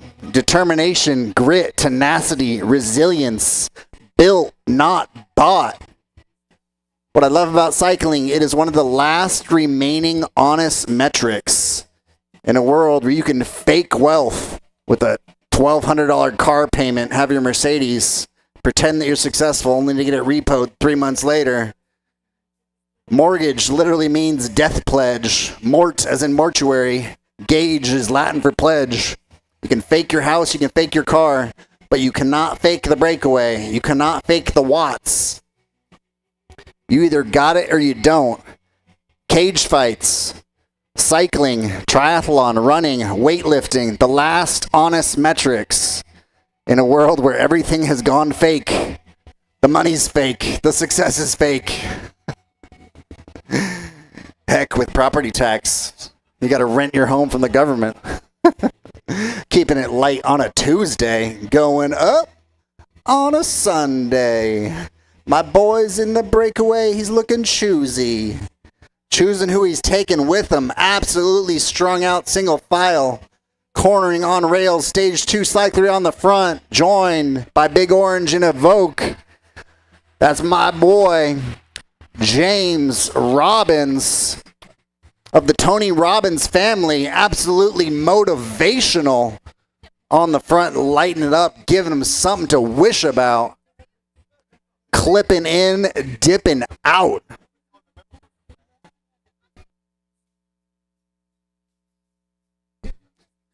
I see it like this. Life is a series of various derriere whippings. Life's a butt kicking. But it is how you respond to the setbacks, to the letdowns, to the adversity that determines the outcome. Life is going to kick your butt, whether it's financial trouble, a breakup, unpacking 0 to 18. I say we spend the rest of our lives unpacking what happens to us, 0 to 18. But life's going to kick your butt, but it is how you respond to that that determines the outcome. 10%, maybe 20%, if you had a real rough childhood, what happens to you?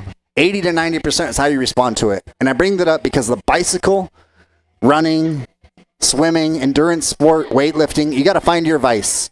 Getting high on your own supply. Exercise is the best coping mechanism for dealing with the stress of life. I can honestly say, the outside of favor from my creator, that the bike has saved my life many a time. You could be having a terrible day. You lace up the shoes, dial up the BOA dials, throw on some Velcro, and get out for a ride. Change the trajectory of your day. Big Orange Cycling got some numbers, and they are working them to their advantage. Absolutely change the trajectory of your day by going out for a bike ride, break a sweat. And it is probably the most life-changing, influential thing that you can give to your son or daughter is getting them into exercise at a young age. My dad would time me running around the block or running to the mailbox and back. And what that did was that ingrained in me a competition to be able to seek out my best self. And if you get your kids into exercise, they will learn that you can deal with the stress of life in a sustainable way to where you can literally get high on your own supply. You don't need to use alcohol. You don't need to use drugs. You don't need to use cigarettes, video games, other more nefarious, detrimental things. It's the best coping mechanism for life. Now, the bike has saved my life many a time. Find hope. Nothing great happens on accident. We got a tattoo out here. Live to ride, a ride to live. It's a beautiful thing. The bicycle is human motion perfected. You could be suicidal depressed and change the trajectory of your day, your week, your month, and your life via the bicycle. The hardest distance to cover is between the couch and the front door. Lighten it up. Evoke Cycling joined by 556. Absolutely shooting. That's the Armalite 15. Got to play with the numbers a little bit. 556 is a caliber of a bangy boom. That's Christopher Hahn animating this race. Category 2, racing for the Meteor team. But they've studied scientists have studied the synaptic firing, the brain firing of hard drug addicts and endurance athletes. And there is more synaptic firing in the endurance athletes than heavy drug users. And I just look back at the trajectory of my life from childhood and how thankful I am that my dad had me riding a BMX bike at 4 years old. My first spoken word as a kid was bike. He used to put me on the back of his 10-speed. And having the wind in my face, breaking a little bit of sweat, it's probably just dad's sweat falling off his brow and into my face. But it taught me that this is fun. Like, fun can be free, fun can be hard, it can be easy, but teaching you that exercise can be a fun thing. And it just gives you such an advantage in life to where you can have a terrible day and go out and just suffer for 20 minutes, if that's all you got, and go for a run, go for a jog, play some tennis, play some basketball, just something athletic, getting your body moving, and change the trajectory of your day and eventually your life. Be able to deal with stress in a positive way, because life's coming at you. Life's going to beat you up, but how do you respond to it? Well said, Ronnie Toth. The Reverend Toth is in the house. Thank you, Rev. It's been a windy 20 minutes, and we're not talking about the Santa Ana winds, but truly, sports and music and art is the remedy that we seek, and it is the remedy indeed that will pay dividends. Get outside, right? Look at the blue skies. Embrace it all, because the journey is the juice.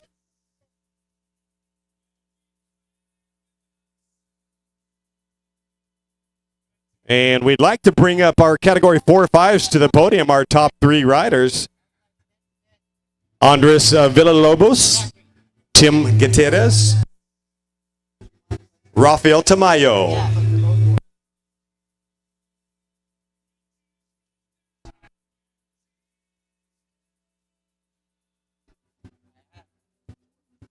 Villalobos, Gutierrez, and Tamayo to the podium, please.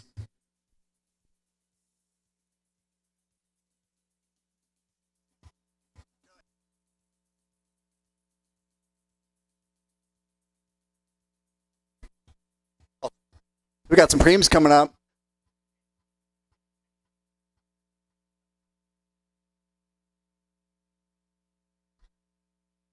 Another bit of wisdom is when you go through hard things, it gives you a certification, a laminated certification to deal with that particular issue and help other men, other women through it later on. We're here talking with Frank Torres, sharing a bit of his story. This is a preem lap to the winner of this lap, 5:34. That's Ludovic Hilde. This is going to be Wahoo water bottles and T-shirt. 2 Wahoo water bottles and T-shirt to the winner of this lap. And Ludovic Hilde, the Frenchman, the flying Frenchman, who got top 3 at the Boulevard Road Race. He and Tony Brady taking 2nd and 3rd at Boulevard, both here in the field, riding for the Davis Finney Foundation, as is John Hatchett. I'm here with Frank Torres, one of our resident Category 3 hitters, well on his way to Cat 2. And he's telling me how much it resonated with him, the bike as a conduit for hope. So tell us, Frank, a bit about your life story. Give me 30 seconds roundup of what the bike's done for you and bringing tangible change. Yeah, the bike has changed my life for the past 7 years racing. I was an alcoholic for a very long time. Been sober for 7 years thanks to this bike. God love it. I'm sure you'll be able to invest in the lives of other men and show them the way out, the way to hope and a better life. Yes, sir, and that's what I'm all about, is hard work and showing others how to work hard. Fantastic words. Thank you so much. Now we're going to throw it over to the Podium Plaza. Our top 3 today in our Category 4-5s. In 3rd place, Andres Villalobos, Los Lobos in the house. And riding for Velo Club Lagrange, Tim Gutierrez. 2nd place and top step today, Rafael Tamayo. Gutierrez, coming from a running background, I was talking to him earlier. Running teaches you to suffer well. I love being able to remove excuses. So you could literally have no shoes, just shorts, so you're not indecently exposed. You can go out, find a grass park, and start building your best self via the conduit of cardiovascular exercise. There's just something about using your body that changes your brain chemistry and allows you to find hope and be happy with the person that's looking back at you in the mirror.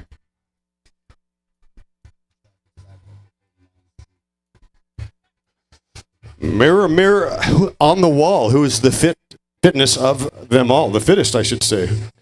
Don't quit, commit. Right now we've got a Preem on course right now, a 0.7 mile lap, 3 corners. It's kind of the shape of a blunted arrowhead out there here in Santa Clarita, 20 miles from the Pacific Ocean, 20 miles from the San Andreas Fault.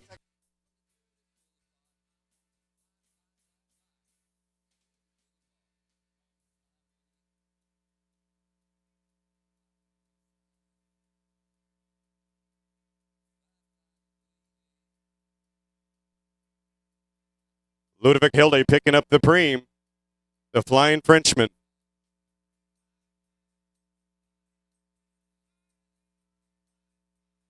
Love to see it. Ludo Hilde with a 12-second gap to the peloton, last calculated. Well done, fellas. 5.56, still firing on all cylinders. That's Chris Hahn trying to get across. If you are a sprinter, now is the time to start racing your bike. You're going to want to go ahead and clip the left foot in. I know you've just been doing the right foot up till now. Time to clip in and get after it, because that man is the sort that will disappear on you. The type of guy that invites your sister out to dinner, take her to prom, give her incredible memories dancing the night away, and never call her back again. He's a mean and ferocious beast. Hilde.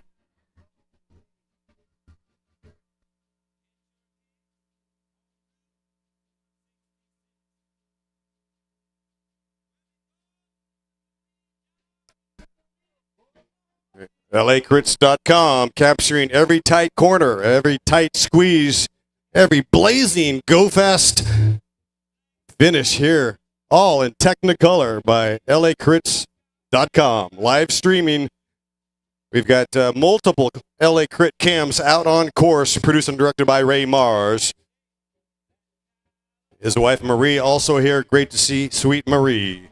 Goodness, absolutely flying. Mouth open. Intake valve engaged, taking as much oxygen as he can. Hilde. That's Sean Bagley. He's got one rider with him in no man's land. Bagley with the throttle firmly down. Bagley in between. Hilde up the road. Also, Christopher Hahn and Bagley working together.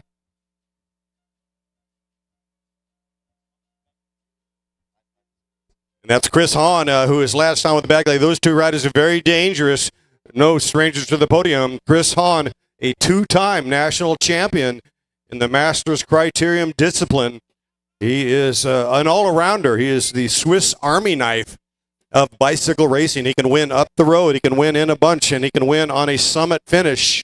Chris Hahn from Santa Barbara rolling the big cookie. We try and explain things in layman's terms here. So with one solo rider off the front, he is not giving assistance to anyone else, meaning he can just ride his race, ride a steady pace, and the peloton, the pack, is forced to try and chase him. The upside of being off the front solo is there's often no honor among thieves amongst the peloton. Nobody wants to sacrifice themselves to try and bring him back. So with this gap, he's just about gone. Looking fantastic. He can maintain hydration and pacing. He has grown his gap over the chase. The chase has now been absorbed. We have a reset from our chase. Single rider dangling off the front, but looking to be brought back momentarily. Big Orange taking up pursuit. And I've got just south of a 20-second time gap, roughly 18 seconds. Ludovic Hilde on the move. Should be able to get his average speed here momentarily, but I'm guessing somewhere around 25 to 26 miles per hour. A 0.7 mile. We'll call it a baker's kilometer. That'll be the patent pending term. So baker's dozen going to be 13 donuts. The most profitable baker is a skinny baker. Baker does not eat his baked goods. The most profitable cyclist is the one with a big social media following and a breakaway artist or a sprinter. That is the name of the game. But absolutely animating things. Ludo putting the hurt on him. Hilde racing for the Davis Finney Foundation. Yeah, we talked about explosive power being paramount in Criterium bicycle racing. But a sprinter like Jasper Philipsen or Corey Williams or Rasan Bahati might have 16 sticks of dynamite, but you can beat these guys with 8 sticks of TNT if you get away, if you have the aerobic ability.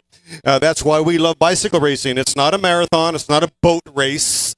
You can beat somebody with more power if you use tactics, and there's a lot of tactics out there on display. They've been chomping at a bit from lap 1 in this race. We've seen a Dosido in a new group right now with what looks like a 23 second time gap. 23 second time gap. So he is just as predicted, doing 26 plus miles per hour. Luda holding 26. Meanwhile, the peloton has sat up, looked sideways at each other, and gone diagonal. I'm guessing that 23 seconds will have gone up to 25 as we look across the course here, with Ludo having just crossed the halfway point of our 3-corner flowy Baker's kilometer. Slightly more than a kilometer. 0.7 mile course. Reminds me of the meme. What is a kilometer? A kilometer is 0.62 miles. I always like giving rides in a British accent. And kilometers makes you sound way more impressive. Oh, just an easy 200k today. Maybe 5,600 kjs. That's kilojoules. Crushing it. Phenomenal. 23 seconds. 23 seconds, Uvalde. If you were within earshot, Ludo, that is 23 seconds and growing. Out of sight, out of mind. It is difficult to catch something you cannot see. And our boy Ludo is out of sight. 25 seconds, 25 seconds. It feels like betrayal telling the chase the breakaway, but we're going to give him some details. I'm always rooting for the breakaway. But he is out there a long time solo.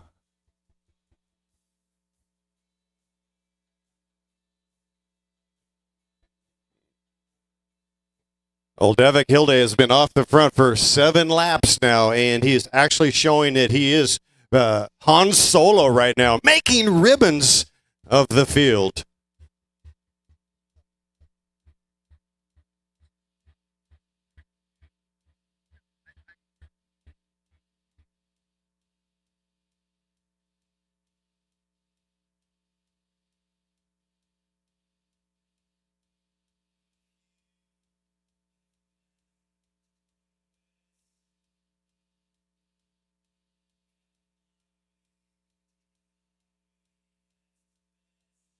This is a preem lap. You hold them off and it's yours. Preem lap. It's going to be a fabric multi-tool Endurace, a.k.a. Durace hat. That's Durace. Pinkies up. Durace Shimano hat. Preem lap, 18 seconds with the boldness of a lion trying to go across. That's 5:59. Not on our list here. Unknown rider racing for Monster Media. Product Preem up the road. Product Preem up the road. You got to catch those 2 riders for the Product Preem on the line. Let's see a very motivated Ruben Meza of the Rigo and Ruben Meza 2-man hit squad out of Marietta, California, sitting second wheel on John Garbo. John Garbo beginning to see the danger of allowing Ludo off the front. I love seeing the different positions, hand positions that riders choose when solo. For most riders, they're going to be aerodynamic at 90 degrees, 90-degree elbows with hands on the hoods, maybe pinkies holding the hoods together, get as narrow as possible. Recent study came out. Every centimeter narrower of your handlebars is 2 watts. So going from a 44 degree, there he is, mouth the gate. Yes, indeed. That's Jacques Benoit with Monster Racing Cadence. He is in no man's right now. Jacques Benoit. So every centimeter is 2 watts, every centimeter narrower on the handlebars. So going from a 44 centimeter to a 34 would be 20 watts. 10 centimeters, 20 watts. So if you can, if you're looking for free speed, handlebar width, untapped jam. Speaking of an untapped jam, John Garbo doing his best to put in work. It's interesting. He has not gone across solo. He is looking to keep the field with him or unable to create separation, but trying to cut down on that gap, chipping into Ludo. See what Ludo's gap is on the backside of the course.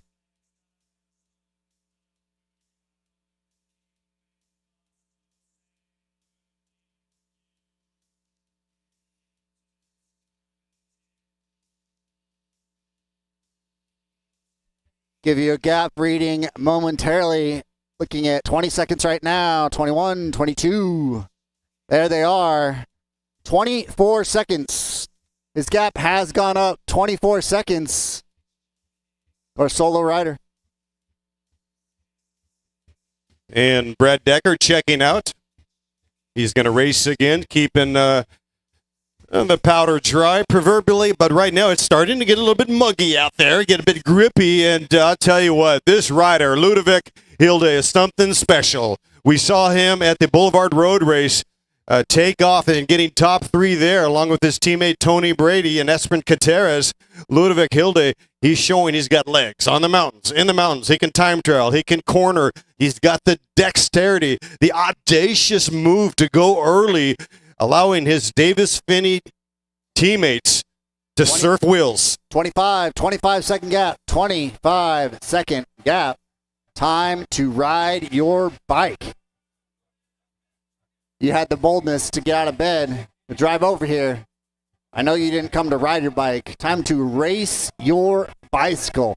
Empty the tank, go home tired and satiated. Leave it all out on the course. Perfect opportunity to build your best self. A man that you can be stoked on when you look in the mirror.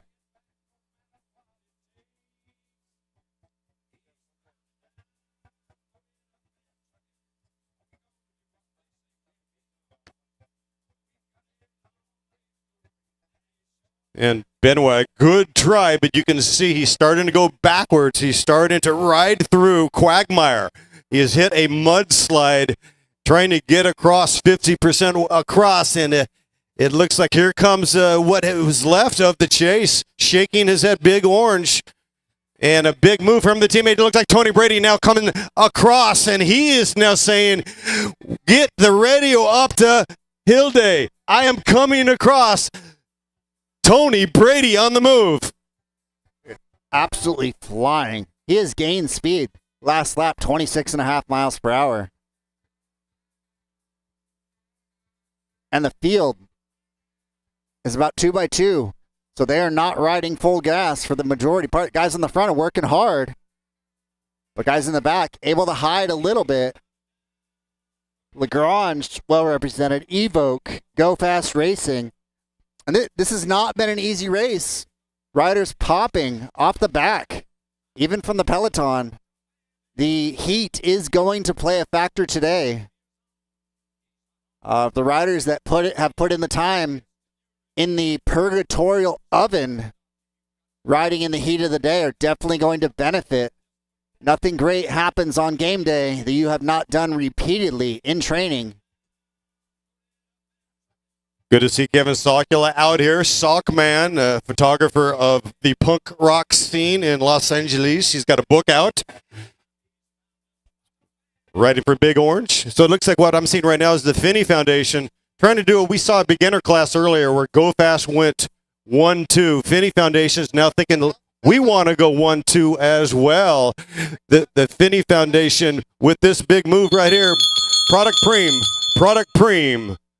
And that is Hilde coming through start finish, and they're trying to come up and manufacture a sweep. They want to go back to back with Brady, Product Prime on the line. Jacques Benoit still out there, not giving up whatsoever. Stamping on the pedal, second on the road is Jacques Benoit. And here comes Brady. Tony Brady's going to have to, he's got a long road to hoe now. Starting to come back. Look like Brady has been absorbed. Brady has been absorbed. Product Prime, but you got to get up the road. Two riders now up the road. There's a gear bag, $75 value, Go Fast branded gear bag. Likely going to be a beautiful royal purple gear bag. Brought to you by Go Fast. Our boy Ludo Hilde absolutely cleaning up, taking home every Prime thus far, and I would say about a 70% chance of taking home our overall W. I'd like to try and give you guys some betting odds if you are placing wagers on LA Crits. And our field has sat up. Ludo, Vic, Hilde, head down. Absolutely munching oxygen for lunch. Putting some wind on the snout and some watts through the pedals. 27 seconds, 27 seconds. He is gone. Absolutely on the limit, doing an essential 20-minute power test. Might turn into a 30, 35-minute functional threshold power test by the end. Solo, making it hurt. Goodness, today could be the day of the solo breakaway. Earlier in the day, we had Alex Rodriguez lapping the field in the Category 5 opening race of the day. Stage 2 cycler on the front. Peloton going diagonal. It's going to be Ryder, a.k.a. Tony Dominguez. They are suffering, folks. Look, I read faces, and I'd say the average rider in there is at least an 8 or a 9 exertion level. My money is saying our boy Ludo is gone with a capital G. Holding it down by himself. No assistance needed on the front. Suffering. Each time we see him, he is just mouth open, taking as much pain as he can handle to seal the deal as early as possible. And if you can break their spirits, get out of sight, get it up to a 40-second gap, it just absolutely takes the wind out of their sails trying to chase something that you can't see. 30-second gap, 30-second gap. Ludo, absolute peak form, untouchable today. There is a chance where if they sit up and forget about him, he very well could lap the field. Not likely, as he's a solo rider. But if the Peloton begins to play games, he could be barking up their tail, coming around the back of him. His former breakaway mate is going to be Robert Neary. Tough spot to be in. Neary was in the breakaway, got reabsorbed. Things reshuffled, which led to Ludo being solo, looking to chase the back of the Peloton.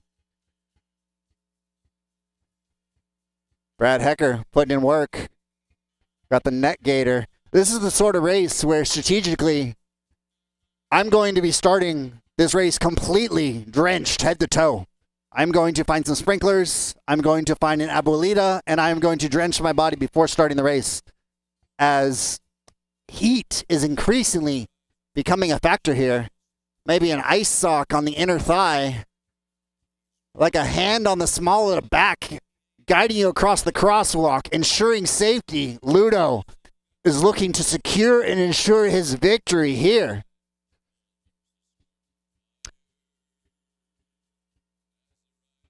Love it. Throwing down the big watts coupled with the aerodynamics, and he is Go.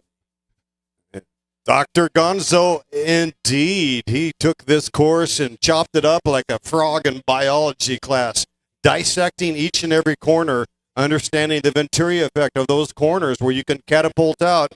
He got to pick his line. No Archie, no Bargy, just Hildy rolling the big pizza.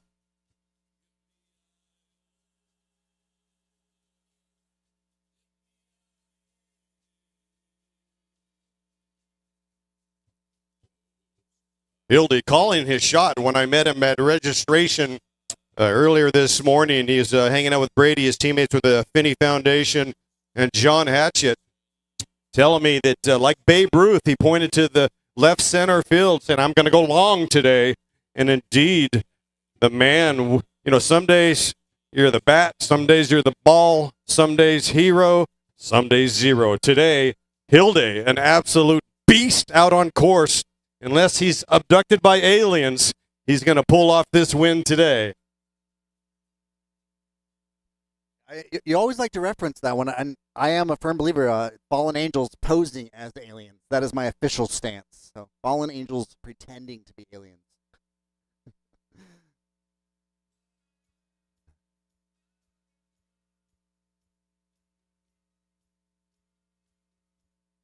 I guess another reason are to manufacture or to imagine Hildy somehow coming unglued. I mean, you get top 3 at the Boulevard Road Race, obviously you've got tenacity and you can stick it.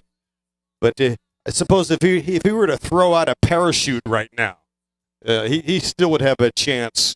He's got chunks of real estate from here to Hollywood, 30-plus seconds. Here comes the battle for second out on road as it gets a little bit of political discourse out there right now, a shugging and genuflecting. Wasn't me. Oh, love it. Absolutely love it. One of my favorite things to see is sprinters bickering over who should take a pole.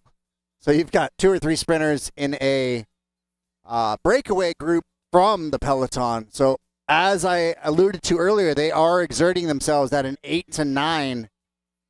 And so a group of 5 to 6 has slipped away from the peloton, but a large percentage of those 5 or 6 are sprinters, more talented at fast twitch, short bursts, as opposed to a diesel engine putting in work, suffering. So we get a good chuckle because they are sitting up, throwing hands at each other. Not in the hood sense, but in, hey, you take a pole. No, you take a pole. And with 7 laps to go, there goes Hildy. 7 laps to go in this hot rod division. Talk about a 50-plus out on course. He is the Tete de la course, the head of the course, all alone. Ulvedek, Hildy. Good. As Ludovic is going to have the absolute most motivational thing you could have as a breakaway artist, solo, sneak away. He is going to be able to see the back of the peloton within the next lap, I would say. They are going to dilly-dally after this group gets caught or reshuffled. The group has found motivation, and they are absolutely single file. We should have a fresh group off the front here momentarily. Big Orange looking to get across. Might be to no avail. Bart Clifford having to summon every bit of watt to stay attached. We are single file, gaps opening up. If you are a John Garbo or breakaway artist of sorts, now would be the last opportunity. So I wouldn't say jump across, be able to jump away solo from a peloton that is absolutely in tatters. The heat wearing on them has been a true race of attrition, probably our hardest race intensity and difficulty that we've seen so far. And our USAC officials on the numbers, looking to rotate the numbers. 6 to go for our solo riders. 6 laps remaining.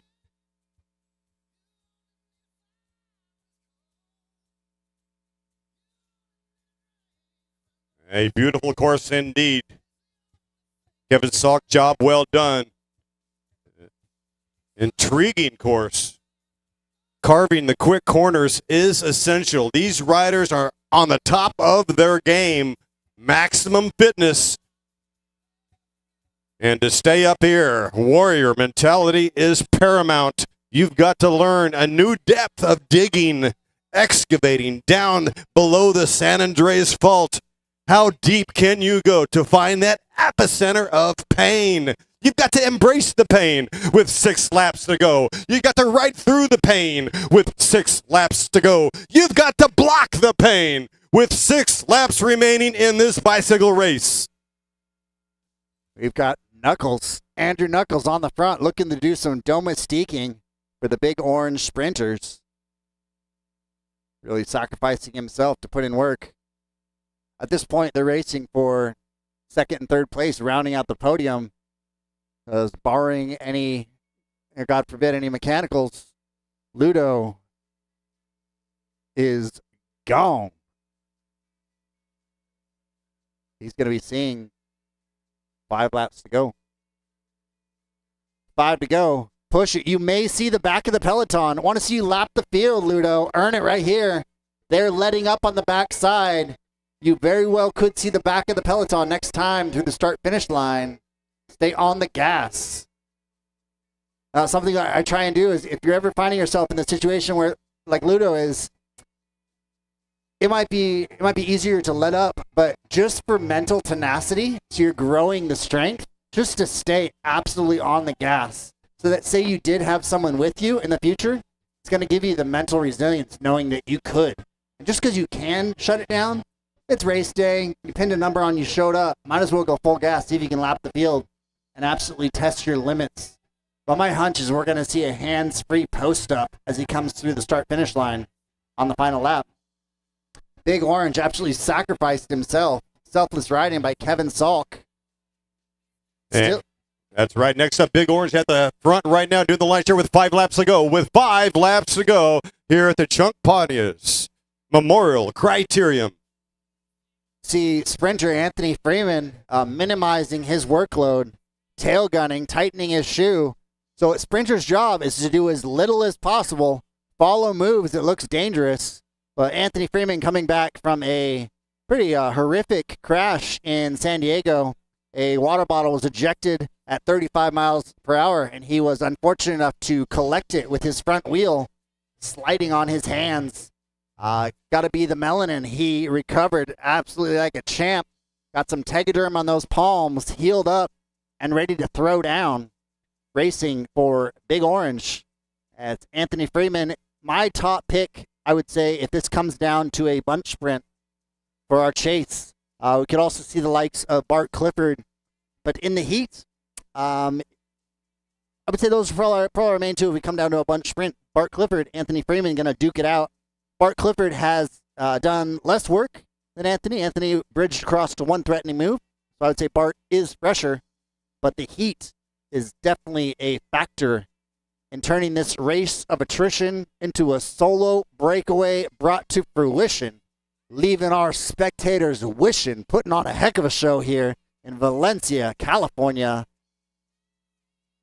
That's right, Valencia, Santa Clarita. We are bound by Castaic to the north, by Stevenson Ranch and Six Flags to the west, by the Newhall Pass, Granada Hills, and Silmar to the south. 2.8 miles. 2.8 miles left to racing. 4 laps at 0.7 mile apiece. This is why you pay attention in school, kids. You can drop some mathematical gems. As your career as a professional crit racing announcer, it's a niche, but we've found it. Joined here with David Worthington on the mic. Ludo Hilde about to lap the field. With 3 laps to go, Ludo Menudo Hilde is rolling that big sausage. He's throwing it down, big man, like Bill Walton. The bike is his church. The bike is his gym, his wheelchair, his everything. It's science, technology. Bill Walton, rest in peace. And Mr. Hilde, indeed, throwing it down, big man. Goodness, not to offend our vegans, but the big sausage, Hilde, is getting after it. Man, is that a roll of quarters, or are you just happy to see me? My man is out here making pay phone calls by the minute. A cat could not scratch it, the level of hardness out there on display right now.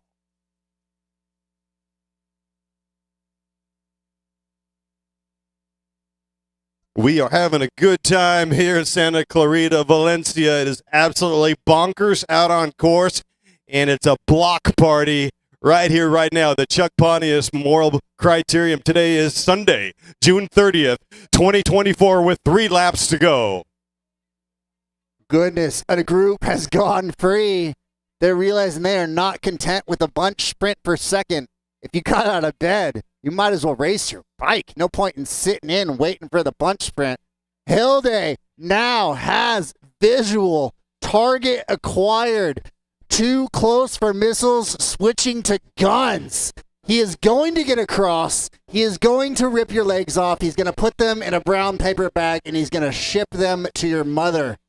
My man is hurting people. Cycling is beautiful. It is one of the last things where you can legally hurt other people and is completely acceptable.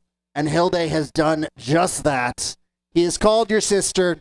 He took her to the spring formal, and he is never calling her back. He blocked her on MySpace, blocked her on Instagram. He is a mean, mean man, and he's taking advantage today of this heat, this minimal wind, and more importantly than anything, the fitness.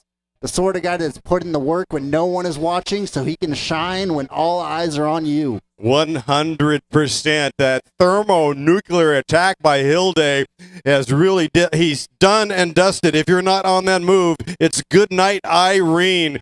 Resilience required. He has survived the slings and the arrows. He has gone like a bat out of hell. When he comes through, Hilde will be looking at the final lap. With one lap to go. All right, as predicted, we got Anthony Freeman riding smart, doing the minimum it takes to stay in the important moves. Bart Clifford still back here in the peloton, probably our other top sprinter that can touch Freeman. It is going to come down. All right, he has done it. Ludo Hilde winning solo. He took the Newhall Pass. He took the Cahuenga Pass. He dominated the Cajon Pass, the Gorman Pass. Nobody will pass Ludo Hilde today. Congratulations, winning solo. Mr. Ludo Hilde riding for the Davis Finney Foundation. Now that is something we do not see often. Riding so hard, getting so close to lapping the field to where they gift you not having to do the last lap because you're so far ahead. Absolutely phenomenal. So if you're watching online or in person, the reason for that is he's got such a commanding gap. They didn't want him to interrupt the bunch sprint that's going to be happening with our chase. So Ludo, our winner, taking home the W, leaving it all out there on the course.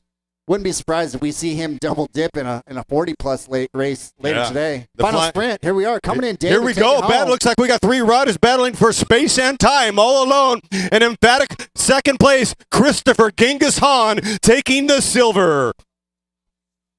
That's going to be Hahn and David Morrison leaving it all out there. Bit of a flyer. That looked like a long sprint because our sprinters did not take home the podium accolades. That's a good observation. And Chris Hahn is that kind of rider. He is a flyer rider, so as well as David Morrison. Very likely that they flew the coop with 3/4 lap to go and got away. So congratulations on Hahn taking second place and David Morrison unofficial third. A dramatic, bombastic, emphatic race. Putting on a show, our Masters 50 plus.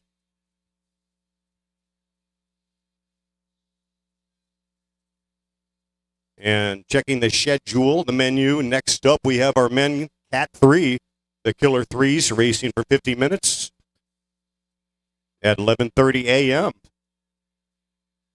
I've got 11:20 on the dial right now.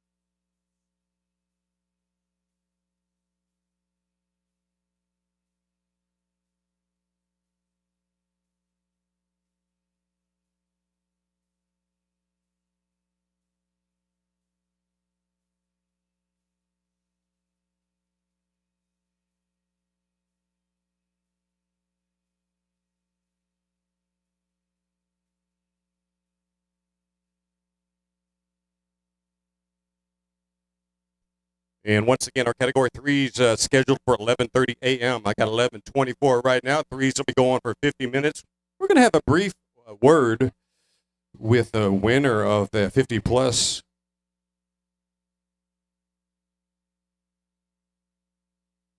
Ludo Hilde. Ludo Hilde, come on up. We're going to have a brief word, just real quick. I mean, we want to know what your mindset was because you ended up passing.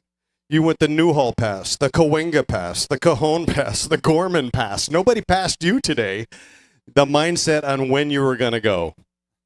I wanted to do like a time trial. I'm going to national, and it's going to be 30K.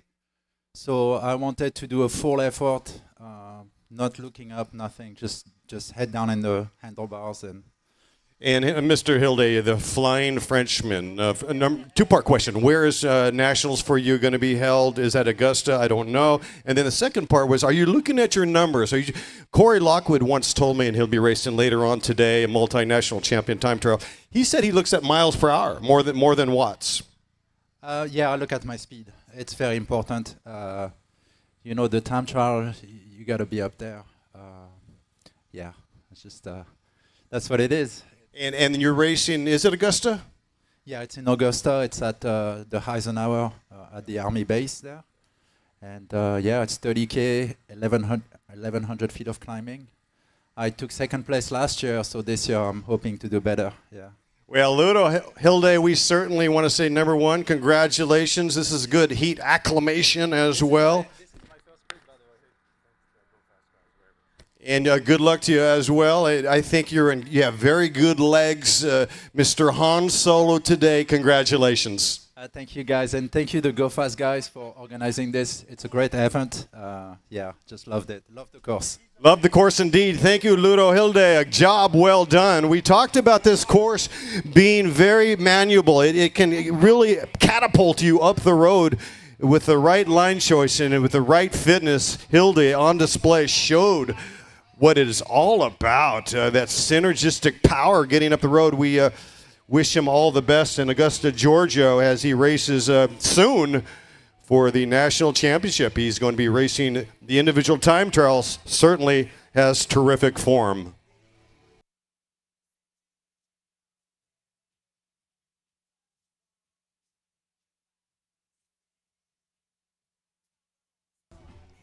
Category 3s to the line. Category 3s to the line.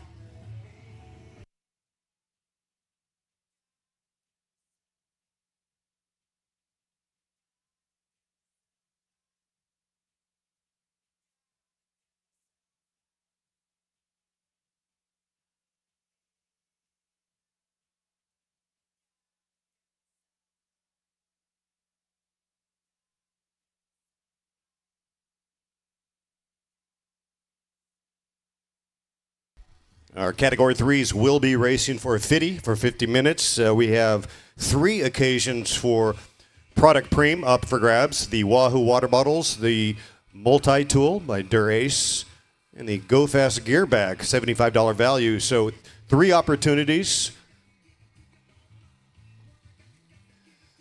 Eliza Baker at the line. Congratulations to Mr. Baker. Winning at Tulsa, tough. Doesn't get any better than that. This guarantees to be, on all accounts, highly competitive field today. 0.7 mile lap, 3 corners, a triangle-shaped course. And you're about to embrace the Venturi effect, where you go through those corners and you gain speed. Shortly, we're going to hand it over to Chief Official Stevie B for final instruction.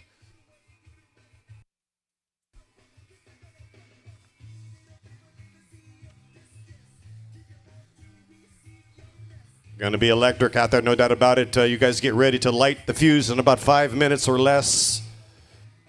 Moments away before you shoot out like a Polaris missile.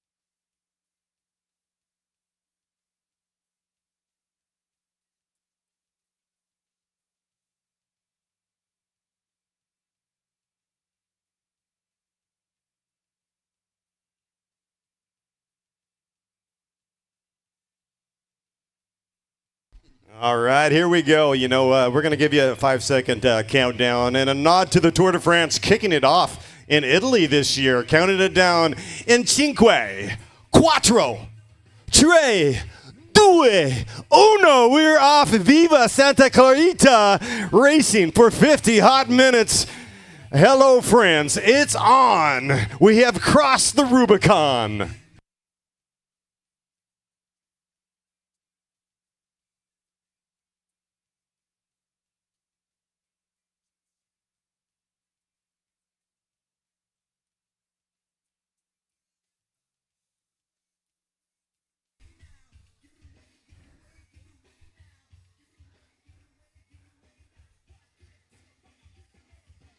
Getting hotter and hotter as the minutes pass.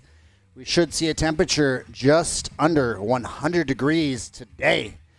A peak wind temperature estimated to be 11 miles per hour with 20 mile per hour gusts coming from the southwest. Wind seems pretty tame as of now, but as the temperature changes, the wind can pick up.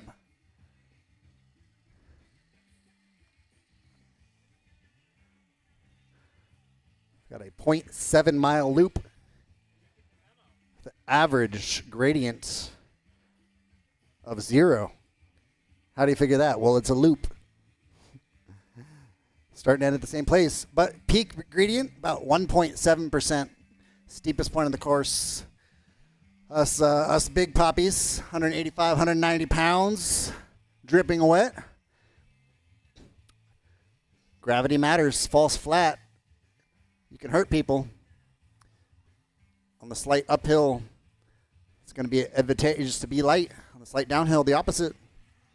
First lap tells me you're motivated. Jose Mata. Alba BC Racing Team. 37 years young. Good. What is it like to be a kid again? Bringing back the memories. You know, it's hard to let cycling go to your head because at the end of the day, you're a grown man in a onesie with a belly button zipper doing a children's activity. That single sentence is what's kept me humble over the years. I like to race in kind of stupid costumes. Maybe the tuxedo jersey skin suit, a little bit of sunflower. On rainy days, bust out the rubber duck. But end of the day, grown man in a onesie, doing a children's activity, living your best life on 2 wheels, chopping wheels and copping feels. If they're not rubbing, are we even racing? These races can be very physical. People catch a glimpse of my face when I took a metal gate at 42 miles per hour.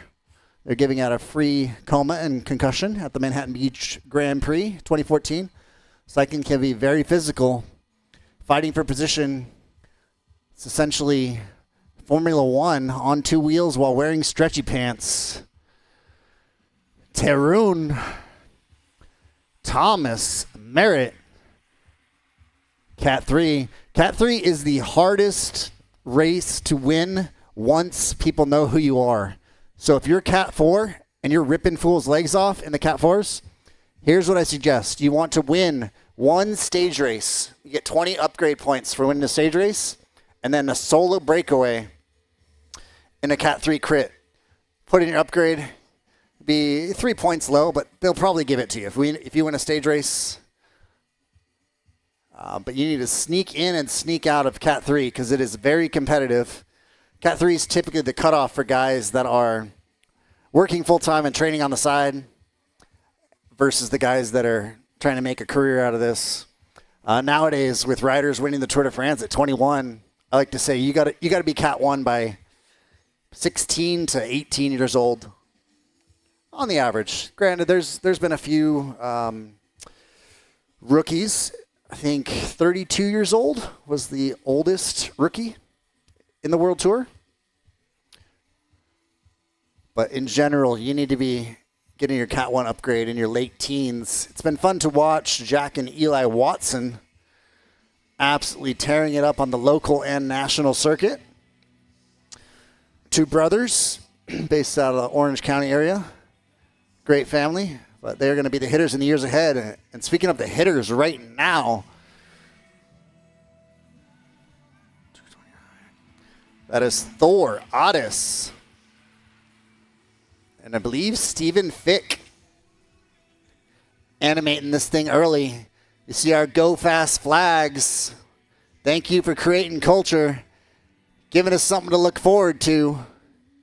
Because, I mean, racing is the icing on the cake. You got to put in the work when no one's watching, but the racing, that's the motivation. Do it for game day. But remember this, nothing great happens on accident.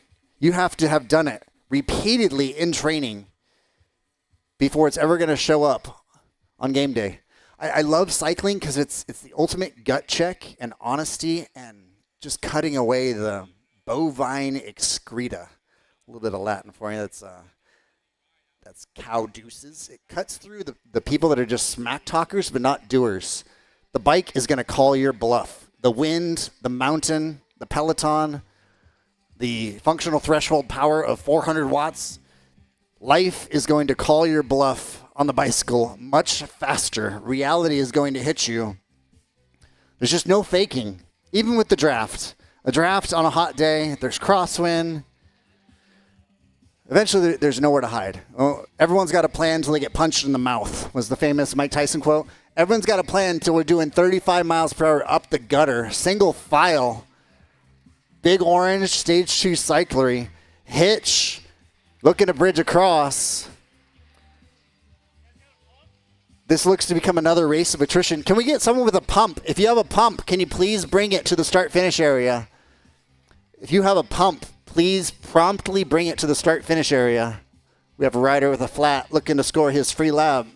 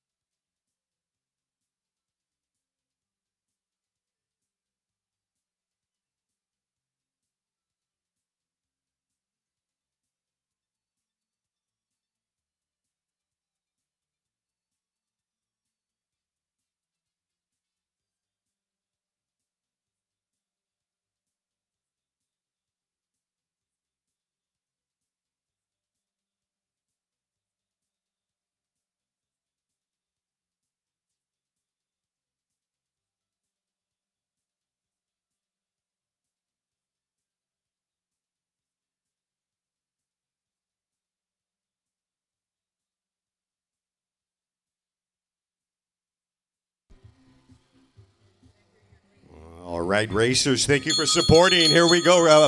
Product Preem right here, right down the Killer Threes. Product Preem, 3 riders up the road right here, right now. Product Preem on the line. Product Preem on the line. Stay right of the road.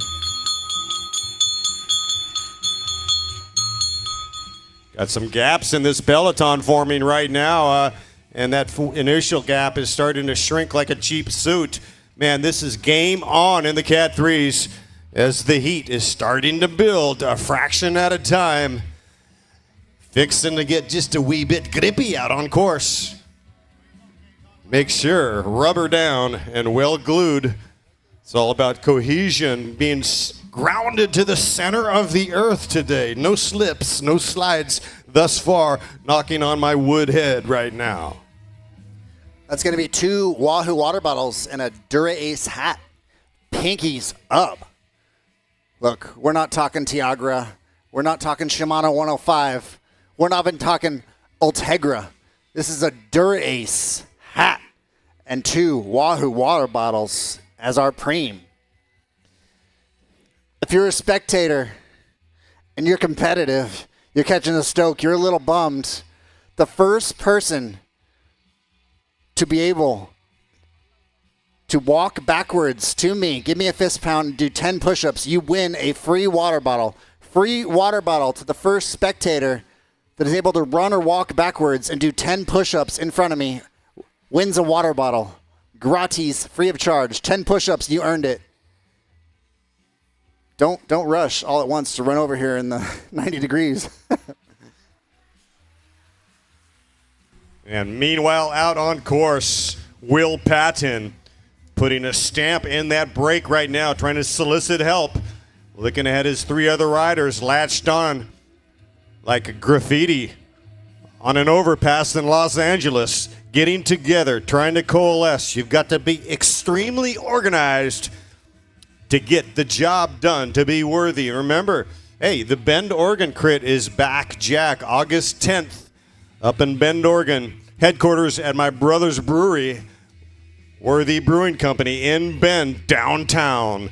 We also have the Costa Mesa Grand Prix, July 21, which, of course, lacrits.com will be covering the footage there. All the action, every tight squeeze in Technicolor, and also on the calendar, Manhattan Beach Grand Prix, the 61st edition.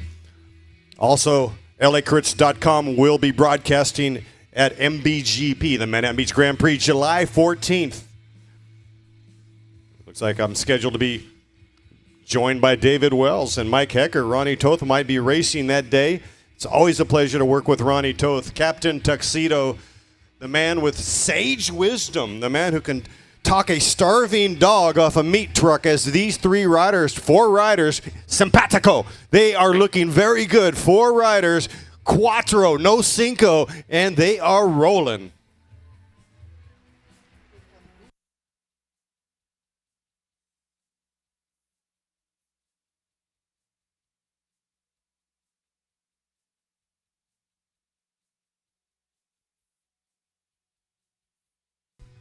Will Patton, Big Orange, picking up the preem. Santa Clarita, this city has a population of 225,000. It it includes the boom burbs of communities like Canyon Country, Newhall, Saugus, and Valencia. Santa Clarita was incorporated in 1987. It was the home of sun-kissed oranges. All right, Big Orange in the house. And the Newhall Land and Farming Company back in the hay. And Santa Clarita contains roughly, wait for it, per city council, they have 77 miles of bicycle routes, many of them in and around the Santa Clara River, the gateway to the Angeles Forest. And remember, Angeles Coffee is still here, pouring coffee over ice, cold brew available. Say hey to Fabian. You climb west up to the town of Acton, where they held the Acton Road Race back in the hay. Looking good. 4 riders well organized. I remember the Acton Road Race was once won by young scrapper from Reno. His name, Greg Lamond. You can always check out Agua Dulce and the Vasquez Rocks. And it is rocking and rolling out there. You're definitely seeing some chasms, some fractures in the bedrock. The bedrock is well foliated on the outside and hard in the core. You've got to be serious. You've got to drill down into the core if you want to stick it.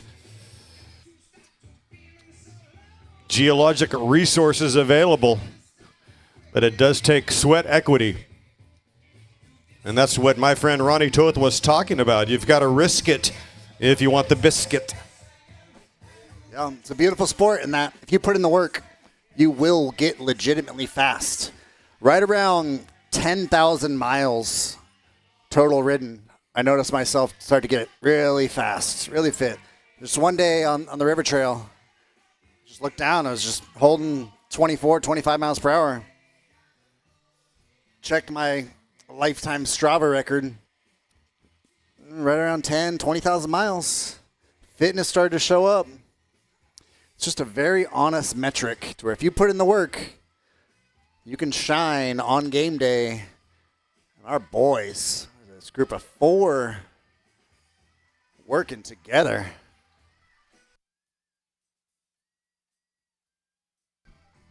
Got Jose Burciaga, Johan Magana, and a chase trying to bridge across. This race is full gas, absolutely on. It looks like somebody has busted a bag of marbles and tossed them into the Grand Canyon. We've got riders all over up in here showing the faces of pain and savage determination. So in our breakaway, that is Will Patton racing for Big Orange, Johan Magana of Peach Racing. Jigga. Make sure you look back at it. I mean, is it even the Peach if you don't look back at it? Watch it wiggle a little. And Jose Burciaga animating the absolute smithereens of this race. Temperature shooting for a hundo. Your boy getting excited. I live in Palm Springs. It is an oven. I've been training in 115 degrees, so 100 feels chilly out here. These are the days when the hard men come out to shine.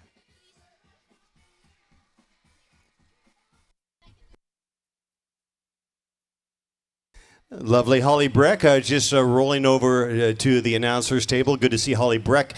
And now we want to bring up our masters to the podium in our top 3 placers in the 50+. Report to the purple podium.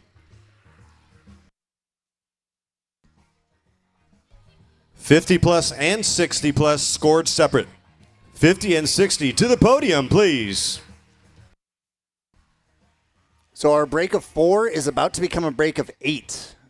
My prediction within the next lap here. And I do see one motivated rider that I've seen in the Pro 1-2-3 field that is discontent to not be in that break. That's Noe. Noe Sam is still in the peloton.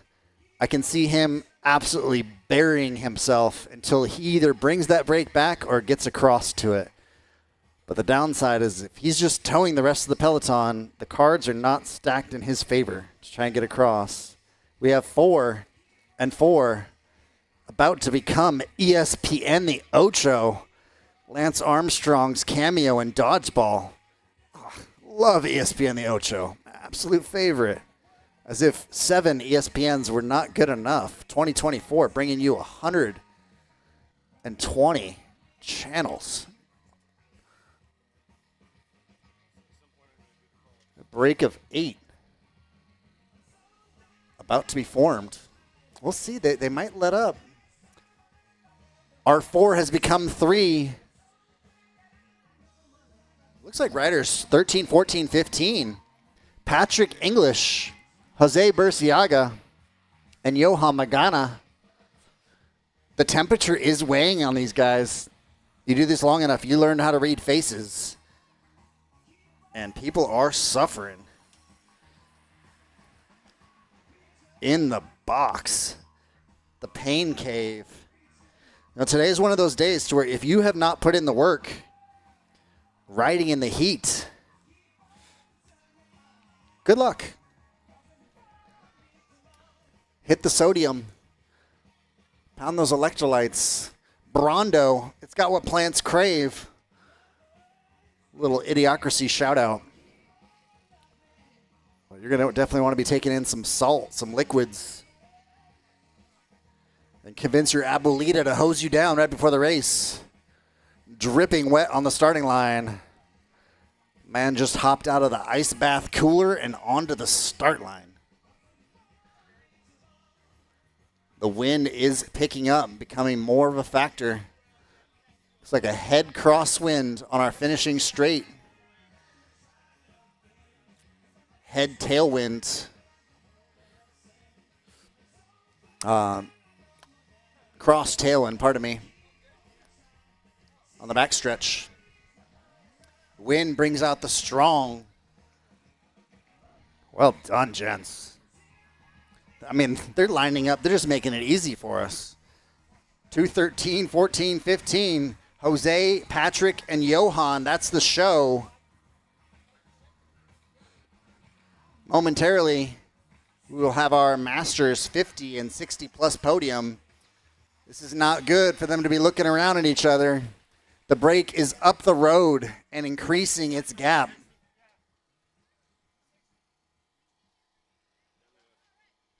And now we want to bring up our top three in the 60-plus race. Yeah, taking... All right, like I said, and now taking third in the 60-plus, William Lupo, riding for 805.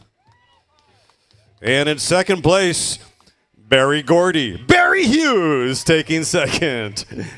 And on the top of the pyramid, my old teammate, Chris Genghis Hahn. Let's give it up for Chris Hahn, former national champion 2 times.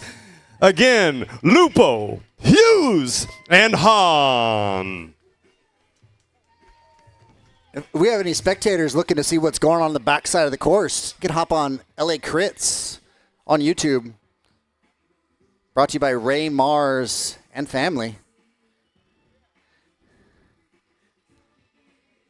Live streaming this race, giving you the full pro cycling experience. Our break of 3 has become 2.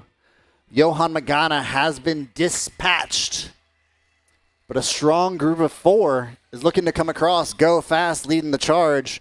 That's definitely going to change the dynamic. They went from a 4-man breakaway to now a 3-man and eventually 2-man breakaway with 4 chasing. Peloton, it is time to start riding. Hitch, tongue out. Can't tell if he's suffering or just trying to bat cute eyelashes at me. Hisham Beckerau of Peach Cycling looking back and bouncing it. Yeah, and also in the back there hovering was Elijah Baker. You don't know if they're doing the Rasan Bahati cruise missile hanging out of the back. This is not really a course that favors that tactic of just surfing the back. A little bit more difficult to move up, but that's Elijah Baker coming off a huge win at Tulsa Tough, and could be in a spot of difficulty there hanging at the back. Yeah, certainly. I'm no smack talking, but there's a big difference between Rasan Bahati tail gunning and anyone else. When Rasan does it, it should make you nervous that he's going to bridge across to something after he's just taken a 1 minute 600-watt pull. But we very well could see Elijah play a factor if things come back together. He's one of the top fast twitch sprinter athletes. Our 2-man breakaway, heads down, going for it.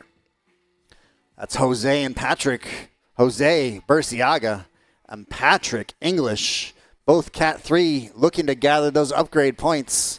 Chased by a group of 4.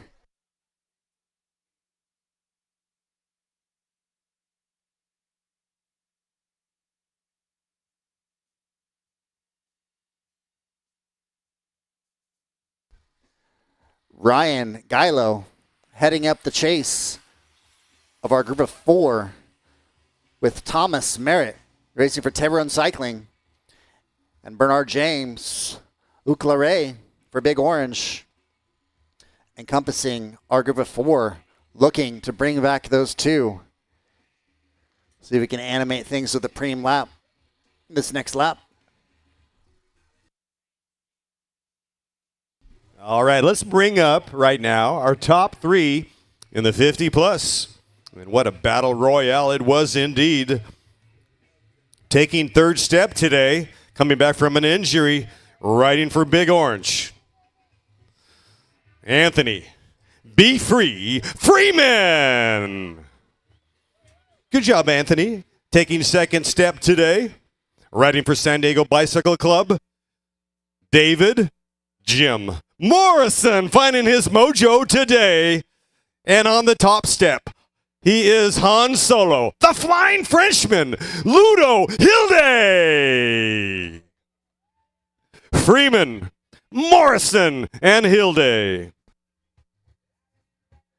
You guys are looking at a 16-second gap. 16-second gap to your leaders of two. You're chasing Jose Burciaga and Patrick English.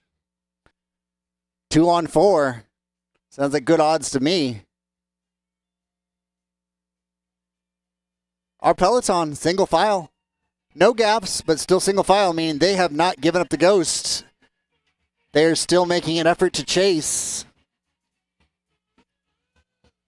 If you're a sprinter and you got legs, now's the time to start racing your bike, because our break of 2 is about to become a break of 6. Highly likely.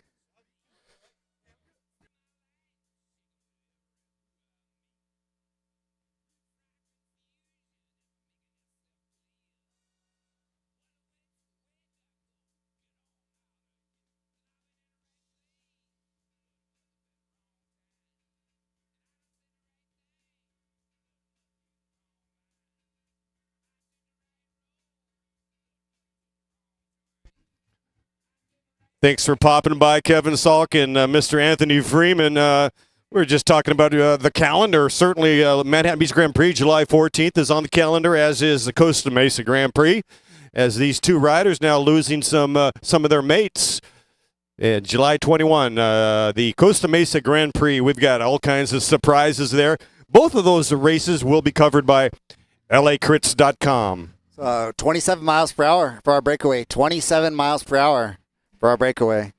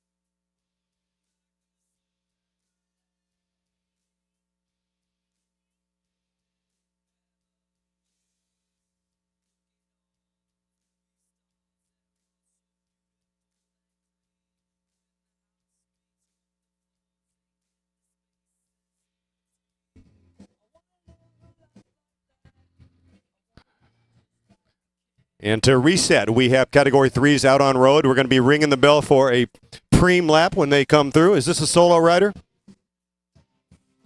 Bell lap. This is a preem lap. Ringing the bell for Product Preem. Product Preem on the line. 2 riders rolling. It's going to be a Fabric brand front light. Good for your commute to and from work. Juggling everything can be a tricky balance. A lot of these riders are commuting to and from. That is a preem lap. Fabric brand light and t-shirt to the winner of this lap. Got to catch the break. Yeah, a lot of riders that are balancing their training with work are bike commuting. Hitch looking to get across. He is either showing us his wristwatch or he is giving the international sign for motorcycle acceleration. Hitch flexing the wrist as he comes through the start-finish line. See if he is strong enough to get across to our chasing breakaway of 4. Words to the wise from Hitch. He needs to get across to the group of 4 before they become a break of 6. Tall task for our boy Hitch. Certified pilot, mobile bike mechanic out of a Sprinter van. The man is juggling it all.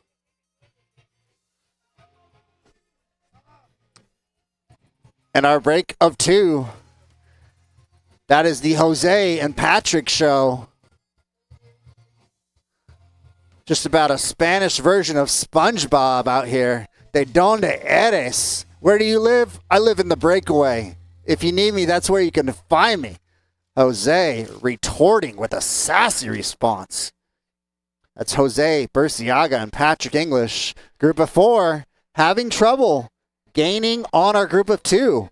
4 on 2. You would think the odds favor them, but you just never know. Out here in the heat, we're sitting around 94 degrees currently with wind picking up. This is a day absolutely made for Corey Lockwood, made for Brandon York, created for Jason Paez.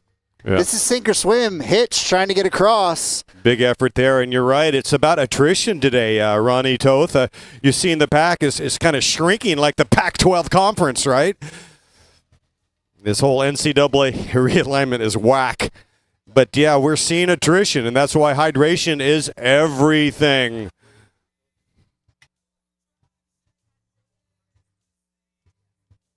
And, by the way, if anybody finds a turquoise ring, please bring it to the announcer's table. Turquoise ring.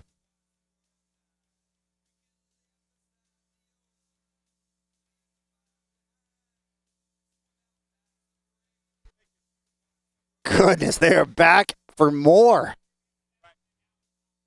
Look, I'm gonna tell you a quick story about Jose and Patrick. These are the guys, they matched with your ex-wife on Bumble, and they are not sending the first message. They are men looking to inflict pain, and they are hurting people on this fine Sunday. My name is Reverend Ronnie. We have a sermon on the Beatitudes of Suffering at the Church of Pain here in Valencia, California. You have entered the purgatorial oven that is 94 degrees in the medium desert, not quite high desert, not quite low desert, but getting into the foothills by the Grapevine. That's right. We are about 20 miles from the Mojave and 20 miles from the Pacific Ocean. So we're dead nuts right in the canyon country here at Santa Clarita. It's very good to be here.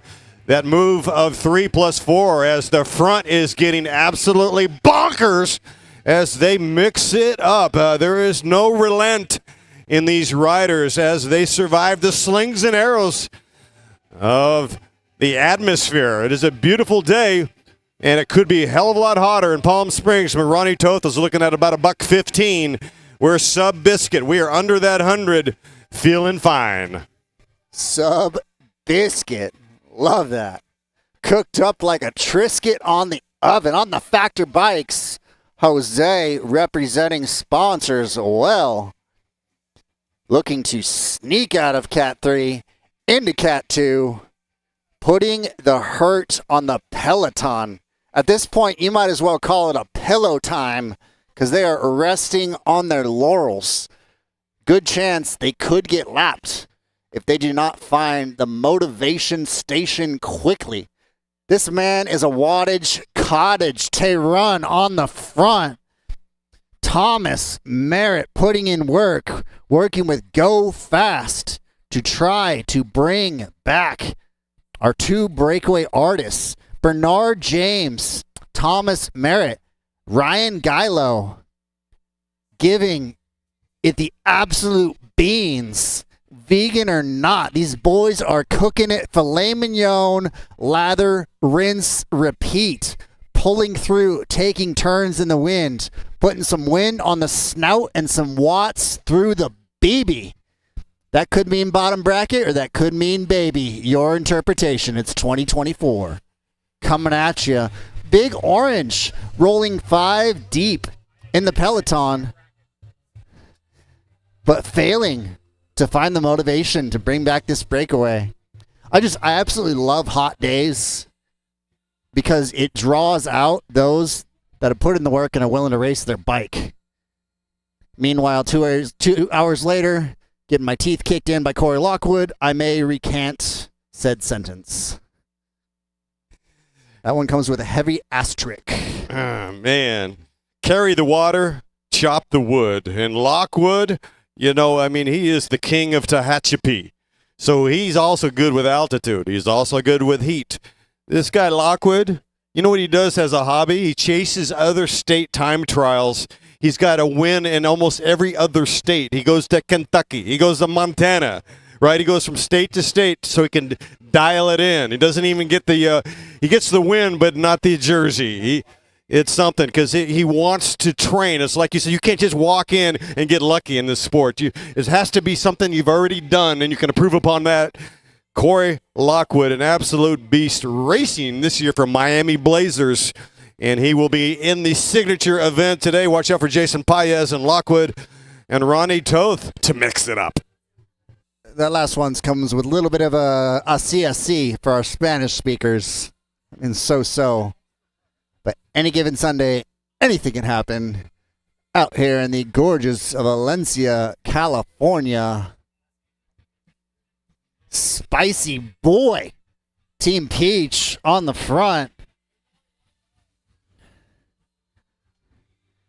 That's George Pareda, a.k.a. Jorge Pareda, putting to work on the front, doing his darndest to minimize the damage. Truly a race of attrition. A lot of times when riders are popping, going off the back like a schnack, that is OTB. You will no longer be seeing me when riders are popping off the back. They're just going back to the car. They're throwing on the AC. They're telling their wife they got a flat. They are coming up with a number of what I call E+1. That's excuses plus one. Group of four. These are the work. That's right. They're the four go by. Some of these guys have more excuses than a pregnant nun. When they come through, we're going to make sure we get ring that bell for the preem. We've got a whole manner of product on the line here, Ronnie Toth. So let's give it up. But we got to let the chase come through, and then we're going to ring the bell. And we're going to be on lap cards very shortly. Not yet, but very shortly. You mentioned something pretty compelling there. You touched on the pregnant nun, but it appears it's already been touched on. Dude, you're all about the Immaculate Conception today. Looking very fine.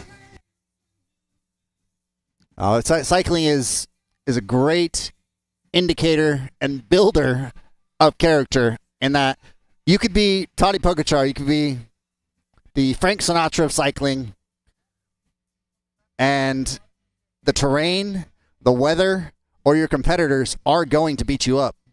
And just on cue, we have those two riders have lapped the field, talking about Jose Burciaga and Patrick English. They are now part of the bigger group, so they have completed a full lap. We have two riders that have crossed the Rubicon. It is game on for English and Burciaga. So let's see if second, third, fourth, fifth, they'll still be in no man's land. Can they get across to a full lap right now? Two riders, Burciaga and English, lapping the field. Yeah, I'm saying no. This group of four is going to have a real hard time. So the two have joined the peloton. That is discouraging, fellas, but I just want to shoot straight with you, be honest. Absolute worst case scenario for the chasing group of four. As I mentioned earlier, they needed to get across to those two as quickly as possible because once the two have lapped the field, Jose and Patrick's, that might be all she wrote because they're not only going to be able to get rest and shelter from the wind, but they're also going to be able to go the front, now take pulls, trade pulls with more than each other, and make their breakaway stick. It is even a possibility within 7 laps, 4.9 miles, that our peloton and breakaway of 2 could bring back the group of 4. Product Preem for the field. This is a field product Preem for the field. Field product Preem on the line right here, right now with 6 laps to go.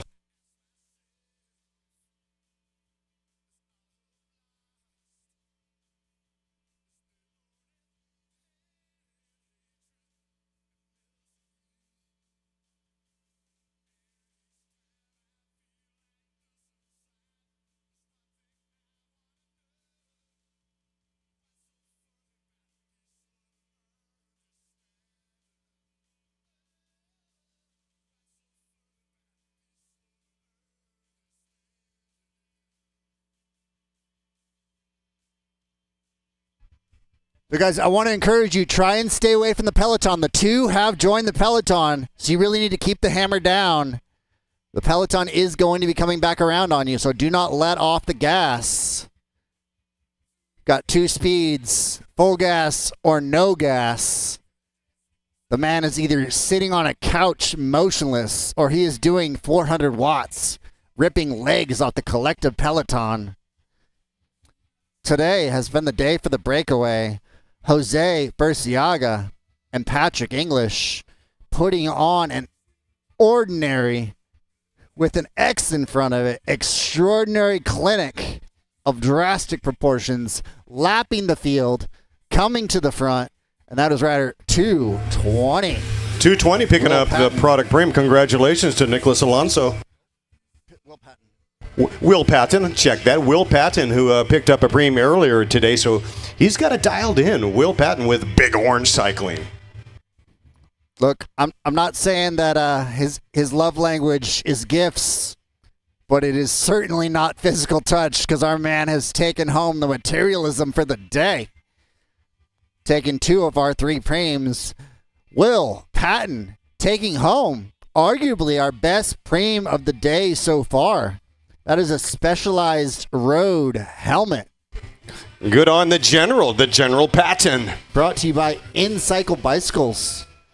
Specialized road helmet, size medium. It ain't a small, it ain't a medium, it's a medium. He's got it on his head, and he is 5 laps to go. With 5 laps to go, we have some interlopers evidently in this move. Riders genuflecting in that move. Always fun to see some safe and fun political discourse at 28 miles an hour.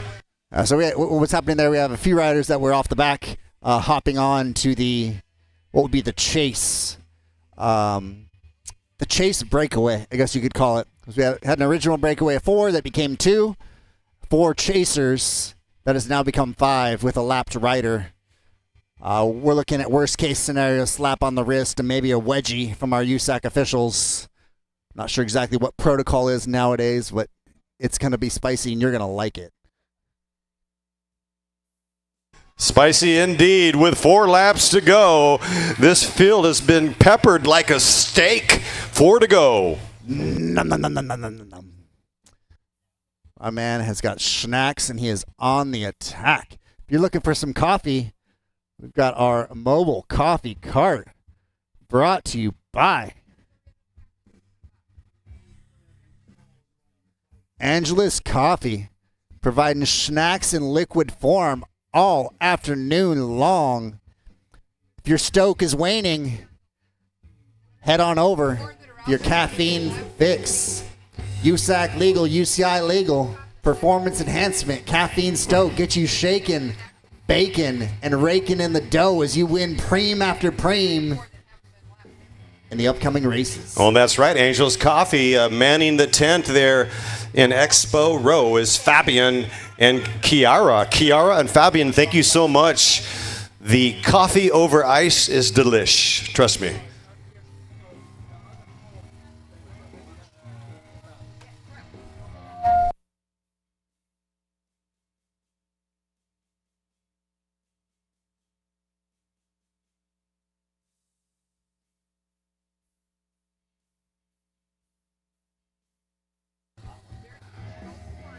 So to reset, right now we have the Category 3s out on course with 3 laps remaining. And here they come right now, and that guy's an absolute beast out there. Jose Burciaga just having none of it. He could just kind of chill, but he is driving it. Yeah, he has lapped the field with Patrick English. Looking at 3 miles, 2.1 miles, 3 laps. So our course is 0.7 of a mile. The Baker's Kilometer, patent pending. It's got the R, it's got the C, and the TM next to it.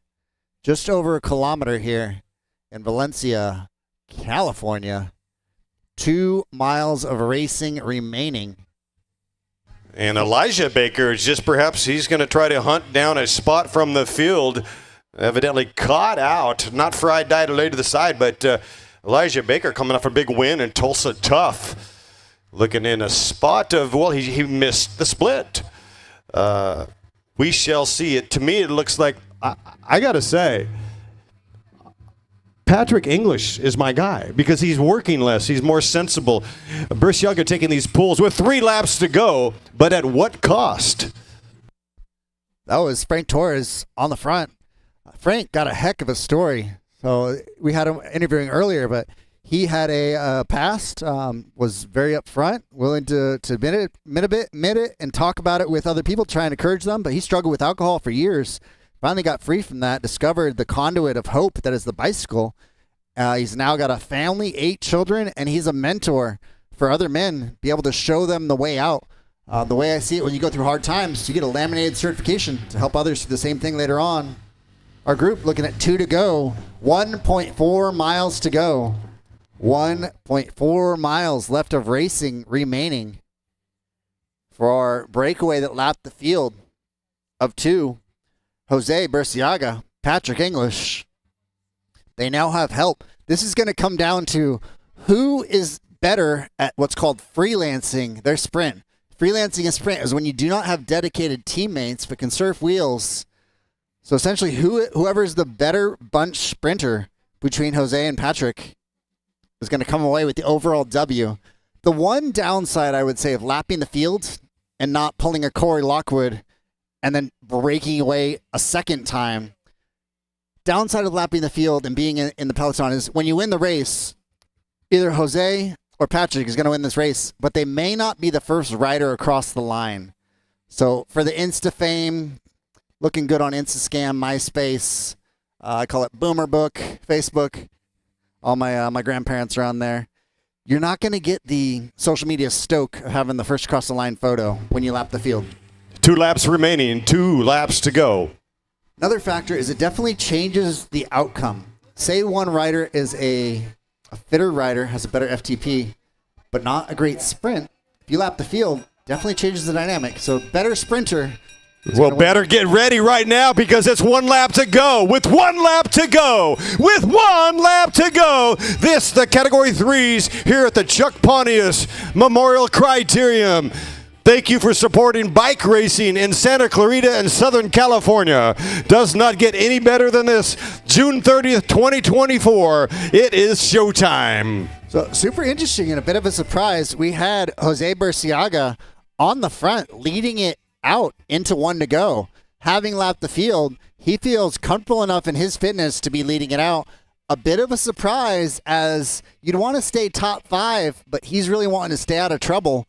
My hunch is that if Patrick English has a better sprint, he could take the win and outsprint Jose Bresciaga, who we just saw on the front with 0.7 of a mile to go, towing the field along. Not the absolute smartest move, but he may know something I don't. Maybe he's got an extra 1,000 watts that I'm not aware of, or maybe he's playing it safe. He wants to just stay out of trouble and freelance his way, hop into the draft. Well, certainly Bresciaga is a beast on the machine today. But yeah, you've got to give it to Patrick English if you're going to bet. As here we go right now, and this is it, a blistering sprint, and it looks like English has done it. Arms thrust in the road, and he is absolutely with exaltation and bravado. Looks like Patrick English about 15th back in that field, which he lapped with Bresciaga. Unofficial, Patrick English, your winner in the Category 3s. So a bit tricky to understand what happened there. We had Jack O and Big Orange taking the sprint, but effectively he's getting 7th. We had 2 riders up the road and an additional 4. So Jack O, Big Orange, although he did win the bunch sprint, he was about a mile behind. Our sprint for 3rd coming up should be a group of 4 to 6. They may have had some tag-alongs. But are wrapping out of our podium. And please keep the course clear. We still have 4 riders finishing. Heads up on the course. Our last corner is hot. Momentarily could have riders coming through. All right, get in the rumble seat, hang on to your hat, hang on to your shirt. We still have a battle royale for third place in the category 3s out on course. But first place, it's going to be Patrick English, unofficially. And here we go right now, bananing through that final corner, turn number 3. The officials will suss it out. A big orange rider in that beautiful orange hat coming across cleanly is Bernard James Uclere. Followed by Ryan Geilo of Go Fast. It's going to be your top 4. Hitch rounding it out. Rider 215, Johan Magana finishing strong. Little bit of frustration, Thomas Merritt putting in a lot of work but not getting the result he wanted.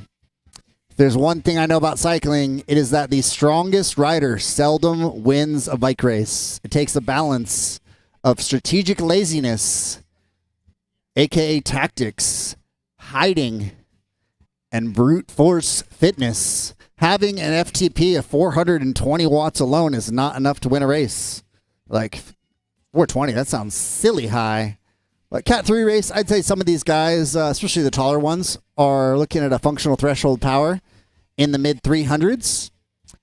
Get into the pro race later on today, and you're looking at the FTP creeping up around 400 for the taller riders. As a general rule, you can only really compare your functional threshold power to someone that is your same height and weight. Height is probably more important, but functional threshold power is really not the best indicator for comparing a 6'2" rider with someone that is 5'7", longing for heaven. So if you find someone that's your same height, you can compare functional threshold powers. It's a bit like Pokemon. You're not going to trade a hologram for a non-hologram plant card. Yeah, you're going to keep that Charizard stashed away for a day when you need the big watts. Our next race up, it's going to be the Masters 40 plus, category 1 through 3. If I had to bet, I would say this is going to be our fastest race of the day on account of a slightly lower temperature and slightly shorter duration. A lot of these riders will double dip, sometimes triple dip, race the 50 plus, 60 plus, the 40 plus, as well as the Pro 123. Should be an absolutely stacked field of hitters with resilience, tenacity, and grit. Anyone looking to double dip on a day close to temperatures reaching CN 100 degrees has got courage and my respect. It is hot. And we are indeed hashtag sweating on everything. Teamwork makes the dream work. There's nothing like a bonding experience like stuffing an ice sock into your teammates' bibs, you know? Ice sock in the bibs, or we're even friends? Yeah, and there is some strategy to that, is ice sock right in the groin on the femoral artery, the main vein, keeping it cool downstairs. I believe we saw Lachlan Martin putting an ice sock down into his bib, staying cool, coming away with the win. Lachlan taking the W overall, the men's pro race at Unbound Gravel just a week or two ago. You want to talk about a race of attrition? Hot, windy, absolute hard man conditions. Saw some wonderful new bike technology. I'm a bit of an aero geek. You know, you can only improve the jockey so much. There's a certain point where I would say equipment is still 10% of the equation. So we saw some aero bikes out there, aero fairing on the front at Unbound Gravel. Even the new head 180 millimeter near disc wheel was invented for Ironman Hawaii to be able to legally race a disc. Been exciting seeing the gravel bike technology, constant innovation. Hop on over to Dylan Johnson on YouTube. Creep on what's the latest and greatest. They're making skin suits with a pocket for a camelback. all sorts of creative solutions. Ironman has recently banned a camelback and water bottles down the front of the skin suit. Well, I'll tell you what, Ronnie Toth, you definitely could talk a starving dog off a meat wagon, and I love being here with you. I'll tell you what else I'm noting. On a hardness scale of 1 to 10, these cats are 11. We've got Matt Easter out there with monster cadence, right? We've got all the big boys. The Finney Foundation is out there. We've got Eric Anderson, who won at Tour de Murrieta, the road race. He won the GC there. We've got Anderson winning LAX. We called it at the circuit. We got Anderson winning the Costa Mesa Grand Prix, which comes back again, everybody. The Costa Mesa Grand Prix, July 21st. Alfie Sanchez has been making huge contacts with City Council there, so come on out. Anderson also has prior wins at the Barry Wolf, CBR, Manhattan Beach Grand Prix, which is also coming back July 14th. He won at Redlands, he won at Laverne, etc., etc. We also have Scott Redding team here in the Hizzy. Good to see the SRCT in the house. This is going to be a battle royale. Y'all are going to be racing for 50 hot minutes, and shortly we're going to give it over to Chief Official Stevie B for the final instruction. Not quite there yet. And, well, Ronnie Toth, we've been advised to keep on talking, so I think I'm going to let you fill a little bit, because you are the filler extraordinaire. The Sage! Talking to Ronnie Toth with some pearls of wisdom. This course, a 0.7. Do we feel like a breakaway today, or do we look at Grupo Compacto? In my mind, it's the Venturi effect of power. The breakaway looks good today in my analysis. For our Spanish listeners, 90% para breakaway. I'm saying 90% chance of breakaway, and probably about 80% chance that Signature Payments takes home at least a few podiums, rolling deep on 2 teams. Love seeing them paying it forward, supporting this great sport of ours. The Federal Reserve notes are not going to manifest out of nothing. They may be able to print money, but we do not. And it is awesome seeing people that have succeeded be able to pay it forward and keep the dream alive for this great sport of cycling. Cycling is one of the last honest metrics. You've either put in the homework, done your due diligence, or you are about to get your results and your lunch money stolen. Well, hey, your bluff's called. Here's a couple of other guys with the results on the bookends underneath the big red kite. Victor Ayala, on his cuffs, you see the Mexican flag, a Mexican national champion, Victor Ayala with Lagrange. Have not seen Mr. Ayala in quite some time. Good to see you. Salud. En esta la vida todo es posible con pasión y corazón. Y poquito dinero. Patrick Bose is in the house as well with Serious Cycling, an old friend of mine from back in the hay. Good to see Patrick, the boss, in the house. We are just short moments away for sending these riders up the road. It is now 12:28 on the dial, and this is going to be electric as they will take off, shot out like a Polaris missile. Yeah, very high chance with the heat and the wind that this is going to be a race of attrition. At breakaway, riders are going to be popping off the back, succumbing to the elements, not speaking it over you, just calling it like I see it. It's going to be an absolutely savage race. Maximum temperatures getting very close to 100 degrees on the thermostat. We have a wind temperature. Wind speed, misspoke. Nobody's perfect. Around 11 miles per hour with gusts up to 20. So up to 20 mile per hour gusts. And it looks like it's shifting a bit into a crosswind. A lot of hitters in this. Interesting dynamic, because there are riders that are pure sprinters here that would be very content to bring this down to a bunch sprint. I would say their best bet is to follow wheels of the hitters. Do their best to weld it together, find themselves in a move. Top sprinter Bart Clifford could be a factor here. Methods to winning, well represented. Miguel Meza, very well, could bring some fuerza. Or non-Spanish speakers, that is power into the breakaway. Muy fuerte. We're talking about Miguel Meza from the Meza family, the amazing Mezas, La Familia Muy Fuerte.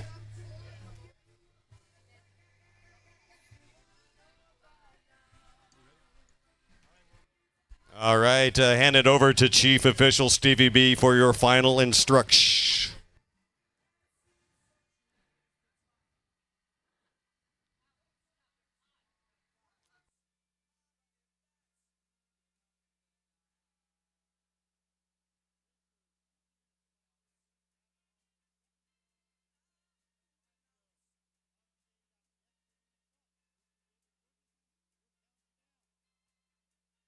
Indeed, thank you so much for supporting this race. So we're going to do a 5 countdown with a nod to the Tour de France. Kicking it off in Italy right now.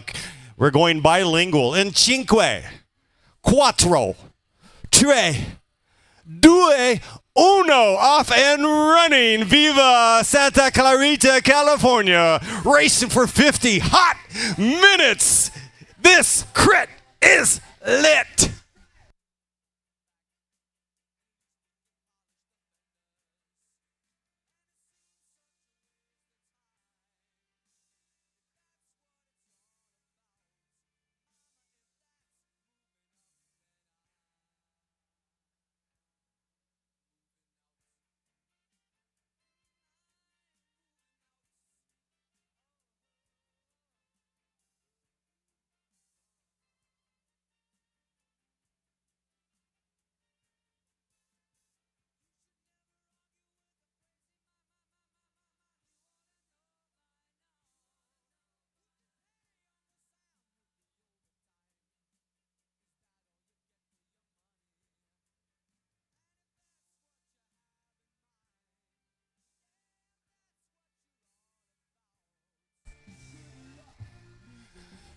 Well, you know, it doesn't get any better than this. Patrick Carroll, your race director extraordinaire, walked over, and he's got a clean 50. He's got a $50 premium that he wants to donate to these stallions out on course. So when they come through, and here we come now on the first stretch. Here we go, ringing the bell for a $50 Benjamin cash premium, $50 cash, good cold cash, $50 on the line, right here, right now. $50, preem lap, 50-50. An absolute cornucopia of cash, action, merchandise, and drama out on offer today.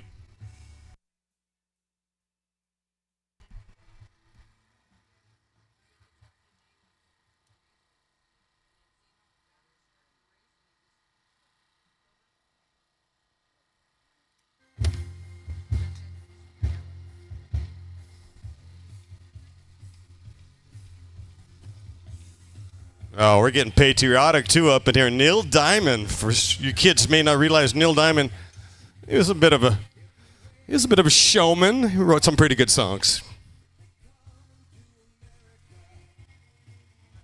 We got a little bit of country, a little bit of rock and roll, a lot of funk up here. We got it all. It's going to be a fun race. It's going to be argy-bargy. Let's see how this cash preem kind of lights up and creates a reshuffle as our brilliant sprinters or flyers looking to gobble up that cash on offer.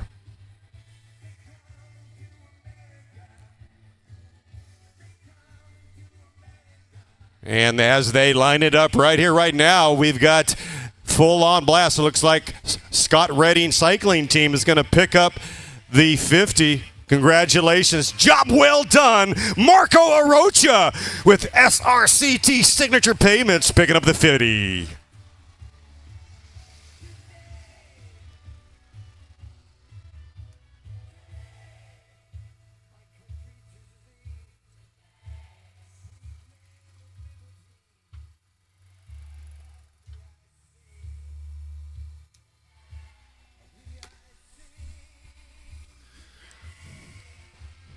Marco Arocha having a very fine season, showing top results on the road and also in gravel. The Scott Redding Cycling Team, developed by none other than Scott Redding, who travels about 220 miles an hour in the sport of moto and supermoto. He is from the UK. He's from London, and he now resides in Switzerland. And he's formed a team. Scott Redding himself is an absolute badass. on two wheels. We saw him take a second at Costa Mesa Grand Prix just by an edge, by a nose hair. Dante Young winning there at Costa Mesa, riding for Miami Blazers. We saw Scott Redding on Payback get second in the Criterium at the Tour de Murrieta this year, and on day two, in bombastic, dramatic fashion, taking that corner at Mach 3, Scott Redding taking a win for the overall, the stage, and the general classification in the men's Pro 1-2. Scott Redding leaving an impact. He's back in the UK, and his guys are coached up and trained up. And here comes Methods to Winning Ride. It looks like it could be Steve Brown slotted in as they string it out like a razor's edge.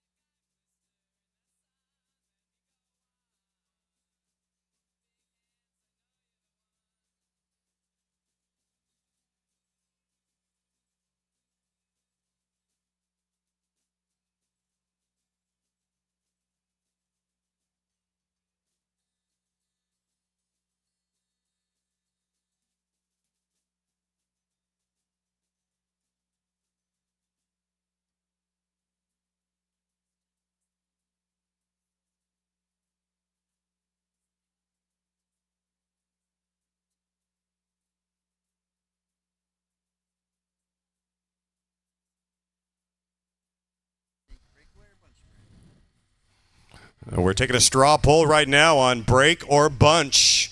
Worthington up here thinks it's going to be a breakaway. The wind is starting to dance a little bit, but guess what? It's a prevailing wind that's bringing the temperatures down with Scott Redding team at the front. Ochoa's up there. Also saw Antonio Rios with Go Fast in the move there, and they're starting to suss. They're looking. I think what happened on that one is we saw some matches lit very early for the Cash Preem. And a slight rebootification, new word, as they figure out what the next move is. We've got so many teams in here. You've got to think that today it's going to be a team of numbers and attrition. Those with teammates advantage. Definitely a suffer fest of sorts out here. Going to find out who has done their homework in the heat. Now we're working with a crosswind, which is going to minimize anywhere to hide. Looks like a wind coming from the northeast, if my go flag indicator does not betray me. About an 11-mile-per-hour wind right now. Temperature chasing the full bill, 100 degrees as the day goes on.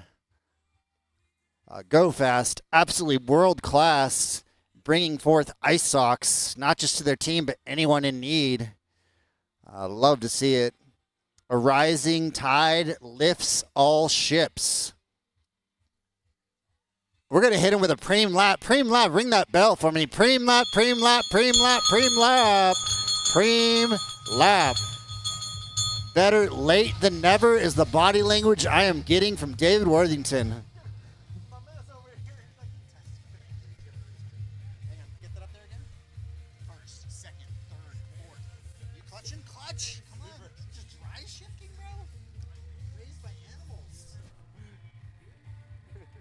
It's like this. I like the flute, though. Or the James Bond. This is a Bond. Yeah, read between the lines. Or the man with 4 fingers and no middle. Dyslexic as you. Dyslexics, untie. Score this bitch. Put it. An absolute staple in the cycling community. That's Frank Serrate. Love seeing him out here. Frank was pivotal helping me during my recovery. SoCalCycling.com put together a little recovery fund, help with the hospital bills. But I just love the tenacity of Frank. He is out here consistently sweating, putting in work, being part of this community for decades. No doubt about it. Frank Cerati, the general director of SoCalCycling.com, who has been SoCalCycling.com has been a resource for cycling since 1994. A commanding gap, taking the preem. There he is. Oh, Marco's going back-to-back Jack. That's Marco Rocha with Scott Redding Cycling Team. Back-to-back, boom, boom, goes Rocha. He's on fire right now. You know, when you're getting to know somebody new, you're going to ask them their love languages. It's kind of going to give you the cheat code of how they're wired. So quality time, words of affirmation, physical touch, acts of service, gifts.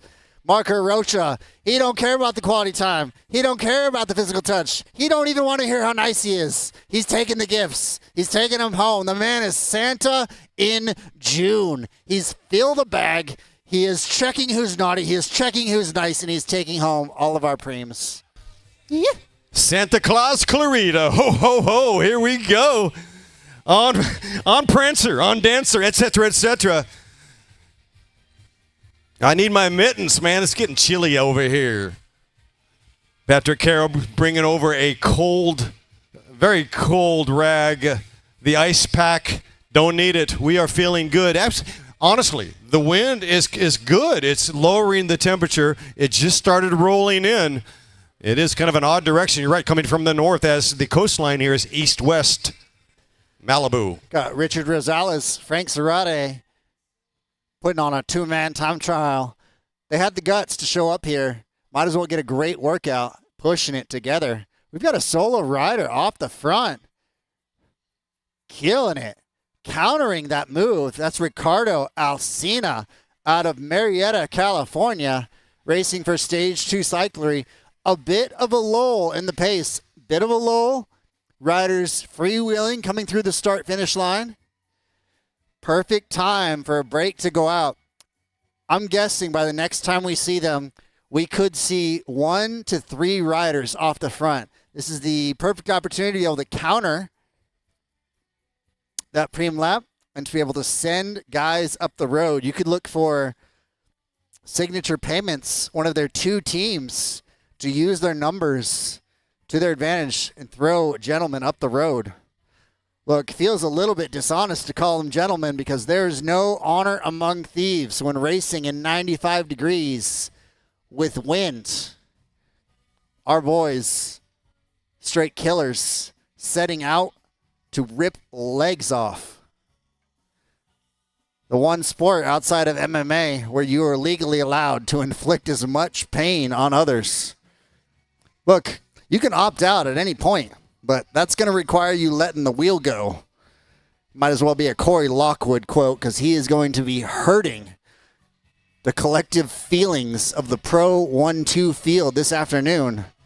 One can only hope that he decides to go win something else, but I don't think his mountain biking is on point. Some of the Big Bear races. But in our men's pro race, stacked field, I'll bet on the smaller side. Brandon York, Jason Paez, Corey Lockwood, our nation's time trial champion. That's right, indeed. Corey Lockwood getting a lot of love up here on ITTs. You know, he's a double individual time trial champion in the U.S. Open, and you know, he and Jason Paez and Ludo Hilde, they have a kind of a metronomic style of cadence, just ticking away at a certain $110, $120 RPMs, right? And it's a beautiful sight to see. Aerodynamic, back is flat. It's a very special breed, the time trialer, the solo artist, and certainly Corey Lockwood is going to show us that silhouette.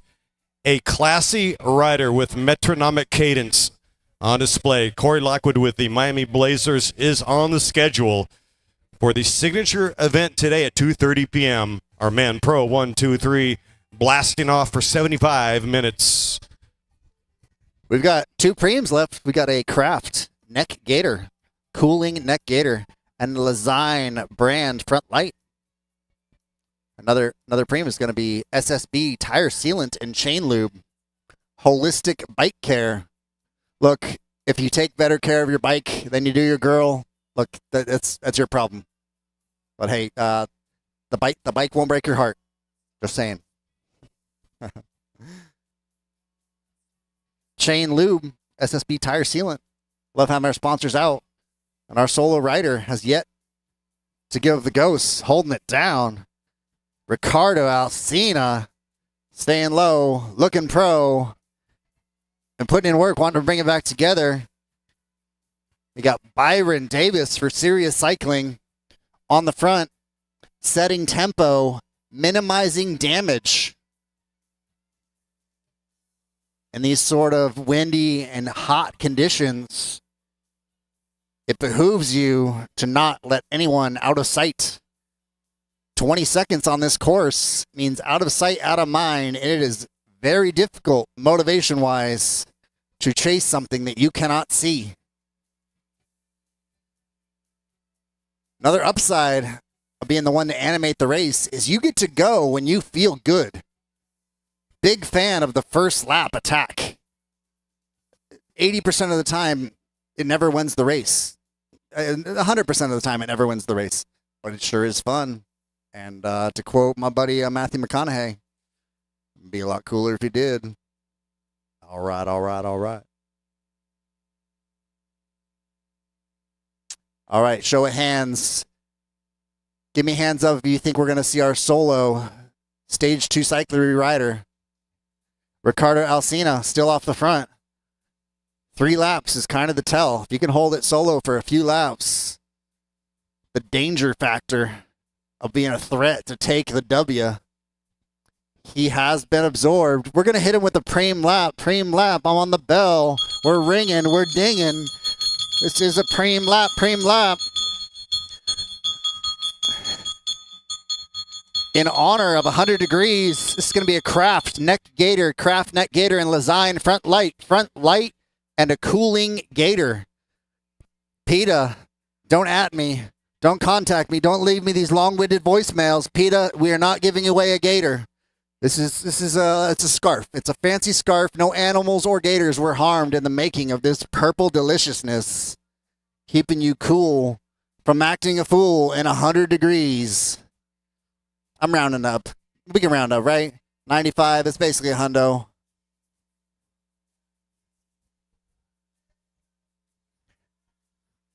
Who has done their homework and who is about to get their bluff called? Love it. Wind, heat, kissing babies, shaking hands. More honest than a politician in the break and leaving you wishing. Who's willing to roll the dice and send it up the road? Drop it into 53.11 and say good night.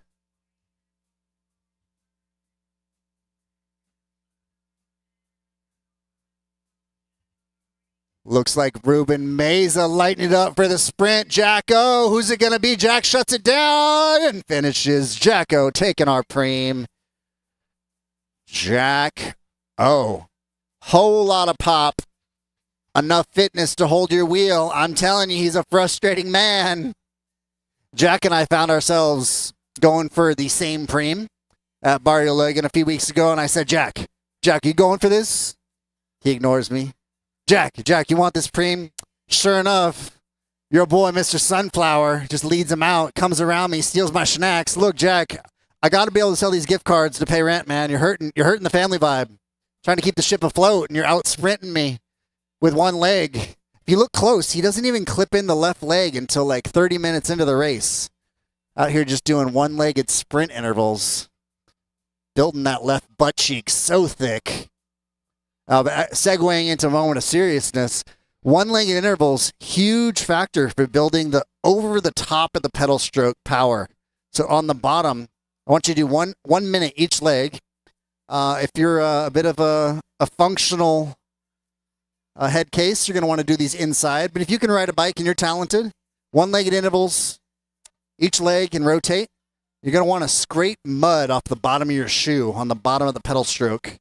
The trick is scraping the mud and keeping the upper body as quiet as possible. So upper body still, everything into the pedals. I'm going to hit him with another preem. This is a preem lap. Preem lap, preem lap. We are indeed ringing the bell. Preem lap, preem lap, preem lap. Preem lap, preem lap. I know you're going to hate me because it's been hard. This is a preem lap. You get to kind of play God as an announcer and force him to light it up when it's already been spicy. Just being candid with you guys, the race has been hard, so by giving a preem right now, it's going to incentivize somebody to light it up so they can win some snacks. This is going to be SSB Tire Sealant and Chain Lube. Our last preem was taken by Jack O. Poppin' sprint. Yeah, Ronnie Toth, you talk about scraping the mud off the boots. You know, another thing, way to express that is ice cream scoops, right? You're trying to get that scoop on the bottom of the barrel, the creamy goodness, the chocolate chip. You've got to go deep. And you work on the old 3 o'clock to 6 o'clock because the stomping is pretty much obvious, right? That's hillbilly, right? That's just getting nasty with it. But what about from, let's say, 6 o'clock to 9 o'clock? Now you're coming back with ice cream scoops, and you're scraping the excrement off the bottom of the boot, my brother. So that's really what you work on with a one-legged. You just go out there, and people are going to poke fun of you. That's all right. But that is really important to try to get 100% of that stroke, right? They'll only make fun of you if you can't drop them with one leg. One of my favorite party tricks when taking out friends from other sports, like, oh, cycling's easy.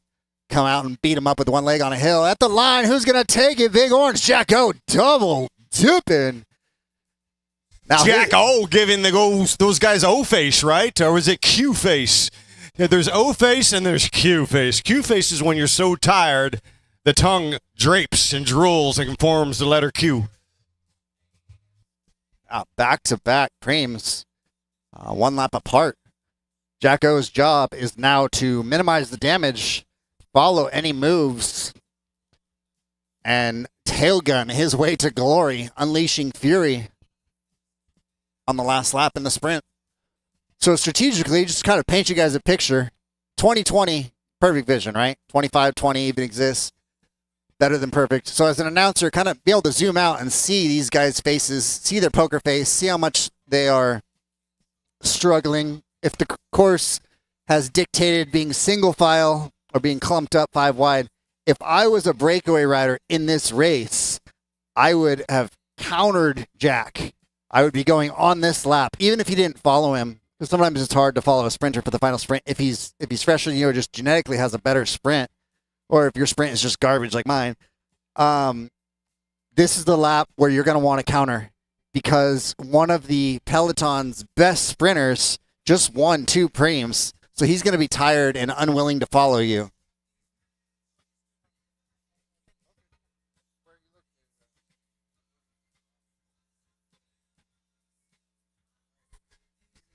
And so Eric Anderson now with the ice pack on the back takes a move and checks his left shoulder. And notice how he's moving over to the right, which is a friendly lane right now with the crosswind coming from the right shoulder to the left. In the sprint and preems, and I think we have some cash coming up brought to you by Dynamic Automotive. You're going to want to be sprinting on the left side on that curb. You don't want to allow alleyways when the wind is coming from right to left. So evidently we have a fan that's bringing up old school where we're going cash, pass around the hat. An absolute banger of a preem coming out of the woodwork. Dynamic Automotive, brought to you by Peter Dewhurst, based out of Laverne, California, putting up $100 cash. That is 100 Federal Reserve notes, physical cash coming at you. We're going to surprise him here. I think my intuition is to hit him now with it because the race has been hard. Let's ask Peter, you want this to be a bunch sprint or breakaway? Because your preem can dictate it. How many years have you been at it, Peter? Dynamic Automotive, based out of Laverne. Yes, sir. Laverne, California. Dynamic Automotive. What are your main projects that you specialize in? I do everything. Automotive, auto changes, restoration of cars, smog check, brakes, you name it. Superb. You hear it here, folks. There we go. Ringing the bell. $100 cash premium. $100 brought to you by Dynamic Automotive. 100, a full biscuit, but you gotta risk it. $100 brought to you by Dynamic Automotive out of Laverne, California. Phenomenal. This is definitely going to light things up.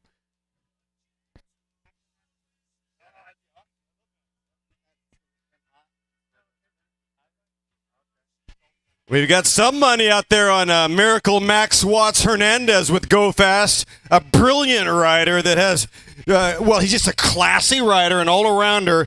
Watch out for Hernandez. You know, I think Eric Anderson's going to want some of that as well as Steve Brown. We've seen Marcos Ochoa step up twice now at least. We saw Jack O grab a couple as well.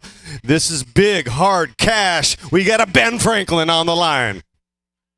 Just for our viewers online, they're located at 2048 Arrow Highway, Laverne, California, 91750. That's 2048 Arrow Highway, central to Mount Baldy. Heck, get your transmission fixed, get your engine fixed, your brakes done, smog repair, AC topped up, and general tune-ups and service. Get it done while you go climb Mount Baldy. Two birds with one stone. They can be reached at 909-593-1254. That's Dynamic Automotive. Keeping the dream alive with a $100 cash premium. $100 cash premium to the winner of this lap. And here we go. We've got riders bouncing off the barricades. It looks like Eric Anderson is going to take it by a half a wheel. Eric Anderson, who won at Twitter Murrieta. He won at LAX and Costa Mesa Grand Prix. Grabbing the $100 because why? You've got to risk it if you want the biscuit. Anybody else has got some cash burning in that pocket? Come on up.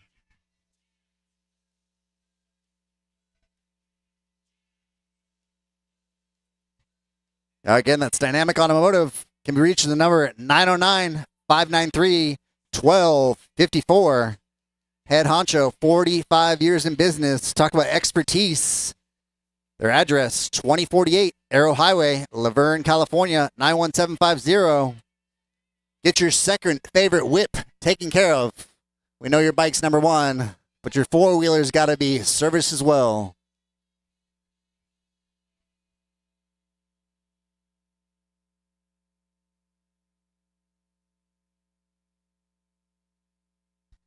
Eric Anderson, the pilot of that jet, jettisoning and timing. One thing about those preem lamps, it also allows one to kind of designate to where to drop a pin, right, where to go, how far out. Do you take it from the corner here? In my assessment, a guy like Anderson or Hernandez can go from the corner, or Mesa. I mean, the list goes on. We've got some serious heavy hitters in this field. And eventually we're going to call up our top three in the category threes. Bernard James, Uclare, Jose Barciaga, the Beast, and Patrick English, who walked away vainglorious and victorious in the category threes. And here we go with the 40-plus coming through, not on lap cards. And you can see it's getting a little bit wide there. So that's the damage done with a $100 cash premium is the recovery modality. And that is kind of blocky. The Peloton shape is a bit blocky, which can tell you many things.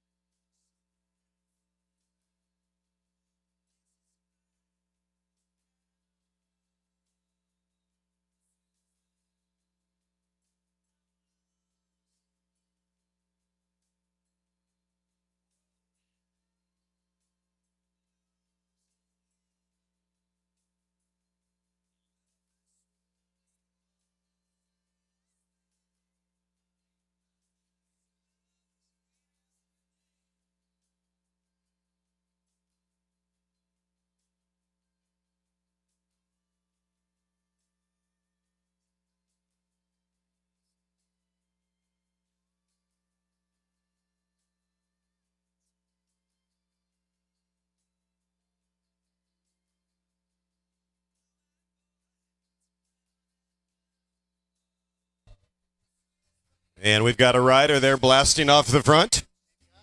That's Ricardo Alsina, second time testing the waters. 13-second gap. Look, 20 seconds is out of sight. And that's wheel number 2 is Patrick Bose. Patrick Bose riding for Serious Cycling. Patrick has been around. He's back in the day, he was a bit of a badass. We've got quite a few out there. Anthony Freeman now going again, and Chris Hahn. I think it might be his third race of the day. And this is a very, very stacked field, stacked like Pringles in a can. We have Wesley Morgan with Bahati Foundation also out there, and Morgan has had a good season as well, stepping up, as is now Ruzani. Sean doing a good job this year in 2024, rolling out some good fitness. We talked about Antonio Rios. Rios with a terrific form right now.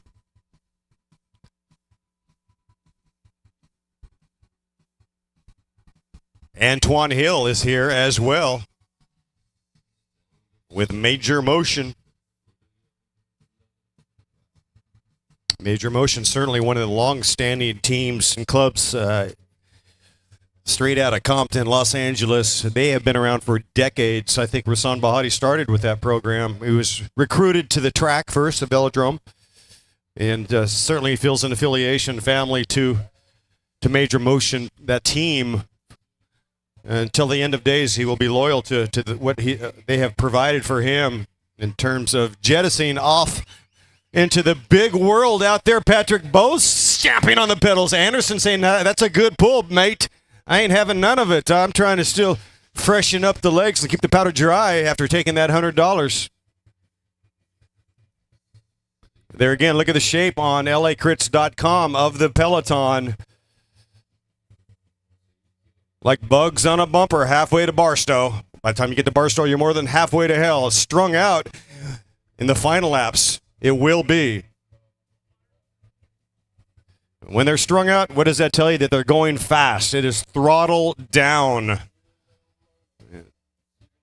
It will be strung out like a street poet in Amsterdam, trust me. And then it becomes fragmented. We saw that earlier today. Fractures like shards of glass under the overpass. We might see echelon shapes as well, where the peloton migrates across the road like seabirds in flight. Often the peloton moves like a serpentine snake, or sometimes it compresses and stretches like an accordion.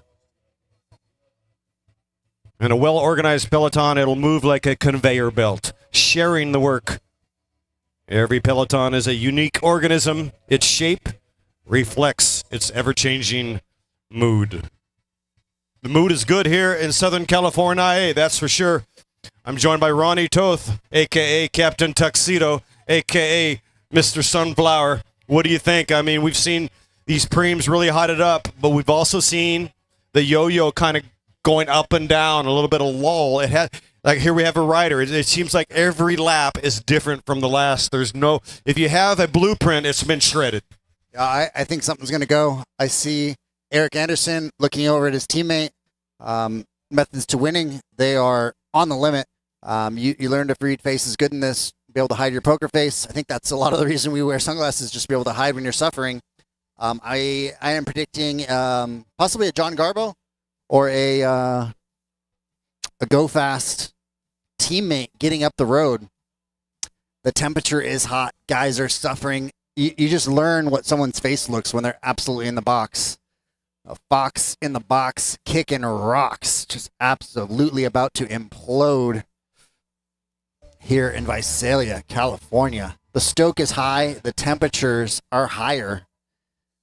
We are pushing through the mud and the mire. Difficult conditions out here.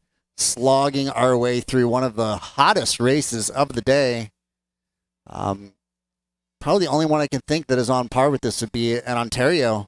Late in the season, but ideal conditions if you are the sort of hard man that has learned to suffer well when the oven is on. Preset it to 400 and get cooking. And we've seen riders blast off the front without mercy, right? Without regard of conditions. And I just want to repeat myself. The wind actually is bringing a little bit of coastal in it. It's nothing like Santa Ana at all. It's coming more northwesterly, and that is making conditions actually a little bit better. But, of course, and here comes Scott Redding. Marco Ochoa is just having an amazing race. Looks like Garbo is joined by Steve Brown in that move of 3. This is a big moment as Anthony Freeman now coming with Matt Easter. Monster Cadence collecting a pool there. We have fractures. We have shards of glass under the overpass. It is game on. We are far from lap carts, and this race has just hotted up.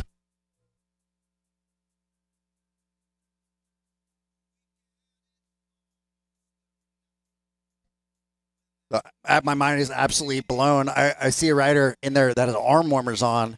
My hunch is the only reason for that it would just be protection from crashing, because it is spicy hot. They do make arm coolers. It's a sort of cooling fabric similar to our Craft branded neck gaiters. So that would be one possibility when it's hot, is riders might opt to use some arm coolers. As long as they're wet, they keep you cool. We have what looks like a group off the front. And we're about, I'd say roughly 20 minutes, inside of 20 minutes. Remember, folks, we have 7 lap carts here because it's a short duration lap, 0.7 three-corner course. So we go to laps at 7. Sometimes traditionally it'll go at 5. And, you know, these guys are absolutely trucking. They're F-trucking. At 26 miles an hour, they're burning 137s. And at 28 miles an hour average, 130 as they come coursing through right now. Ochoa, wheel number 2 in that hot pink Scott Redding cycling team kit. So this is the point. Sink or swim. Right now, Eric Anderson is faced with the choice to weld that together. He is on the front, and he is likely not going to get help. He can set his teammate up,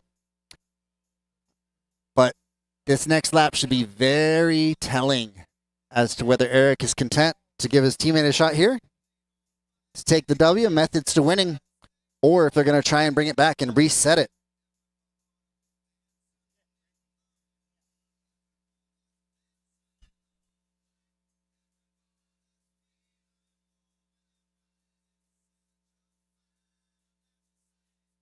If you think you place in top 3, please start to wander to the podium. The beautiful, splashy purple podium brought to you by Go Fast.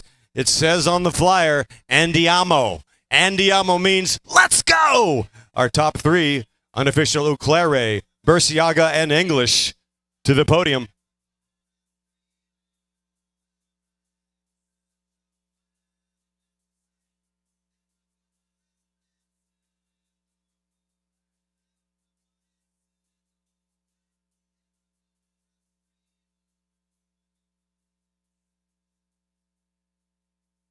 And here we go as they navigate turn number 3, that final corner, immaculate, unscathed, ripping through.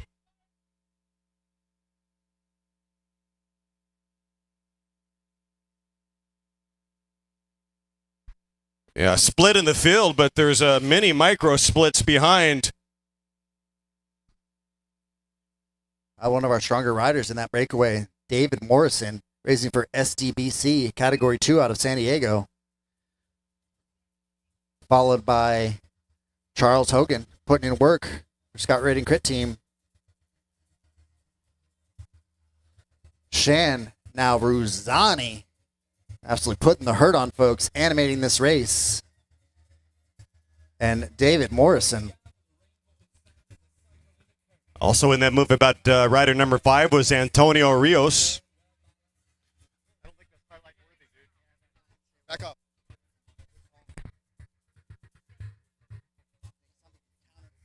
Something could definitely counter that move, but Dave and I are both in agreement. We don't think that's going to be it. But the winning move very well could come out of that. Typically the best time for a last chance breakaway is right before lap cards. On a shorter course, we're going to lap cards sooner at 7 to go. Psychologically, once lap cards are up, people tend to chase everything down. On a typical mile, 1.2 mile course, we're doing 5 to go. But out here, being a 0.7 mile Baker's kilometer, a little bit shorter and doing 7 lap cards. And here we go, like flying squadrons of fighter jets when they come through. 7 laps to go. With 7 to go. 7 laps to go. See at that time. 7 to go. And that's Antonio Rios on the front, risking it. And now our top 3 in the Category 3s, taking third step today, riding for Big Orange, Bernard James Uclare. And in second place, the Beast, Jose Burciaga.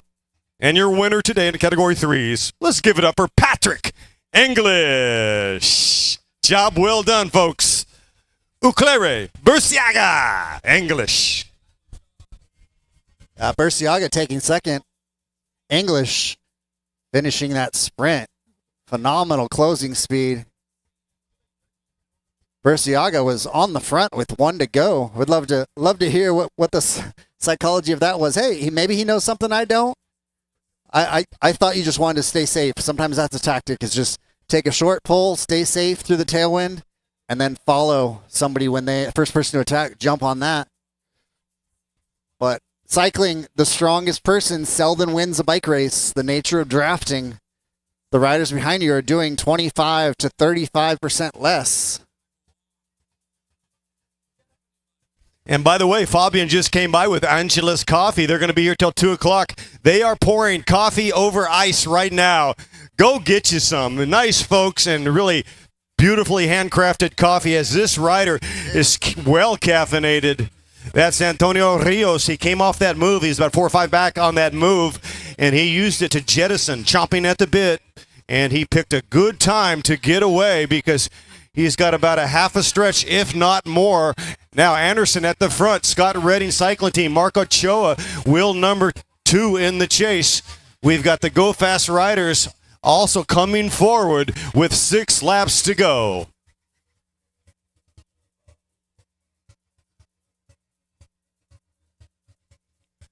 So 6 to go could feel like 3 to go, if it's Manhattan Beach Grand Prix with a 1.4 miler. So got to kind of adjust the mathematics and the psychology of what 6 laps to go means at a 0.7 mile course.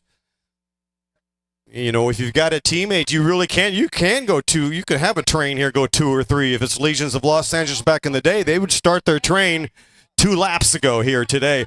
I think in my mind, Anderson has good legs. We're going to have to see if Brown can come forward. And I also like, the Finney Foundation. They've got a bunch of good riders. Matt Easter, he can upset the proverbial apple cart. We talked about Max Hernandez. He's always bringing good legs. He says this, Max Hernandez, 2 things: go hard or go home. As I like to say, home's too far, so we're going hard. You had the power to go home all the while, Dorothy. Just click those hills. This man is on the hills, putting them on the back hill. My goodness, what a ride from Rios. He's extended the gap. He's extended the real estate. He's got a full length. And here comes Scott Redding cycling team as we come down to 5 laps to go. We very well could see Antonio Rios stealing the W from our sprinters, hell-bent on welding it together. This race has been so hard, so hot, so windy. I'd give it 50-50. Rios could be the absolute hero today. We mentioned it earlier, the conditions, the race tactics did set it up for a breakaway to go. We shall see if he has the strength, solo, dolo, in the wind, to slip off the front and hold it.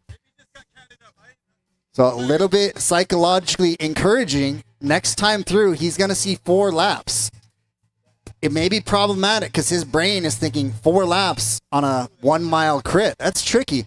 4 laps at 0.7 miles per lap. He's looking at a 2.8 miles left of racing. 2.8 miles, a lot different than 4 miles, 4.5 miles on a larger crit course. Biggest downside is he is a smaller rider, great for climbing, not so great in the wind. But if the peloton dilly-dallies at all, we very well could see Rios, stay away. Rios. Rios Fighting for it. Antonio killing it on the S-Works. Go Fast Racing. Rios with 4 to go, ripping it as the purple flags start to dance. I do see a slight erosion in the real estate. It's coming down ever so slightly with 4 laps to go. Anderson at the front with the flick. Scott Redding Cycling Team wheels now 1 and 2 in the pink kit as it looks like the chase is on. It could be like yesterday's tour where it comes down to a 5-second margin on the final stretch. So at the start-finish line, he was looking at a 23-second gap. Typically, with 1 lap to go, a solo rider on a 1-mile course needs 10 seconds. So it's about a lap and a half here, but it is getting down to sink or swim. The peloton needs to ignite their collective matches, find the motivation to bring him back. Otherwise, he is gone. Peloton's going to want to cat and mouse the last lap, maybe last 2 laps. So if Rios can just hold them off for another lap, lap and a half, the chances of him staying away are very high. We will get an updated gap. Are you sure? Are you sure? Are you sure? 100%? Are you sure? Okay. You can always let, like you said, let him finish and then peek him afterwards. Do that.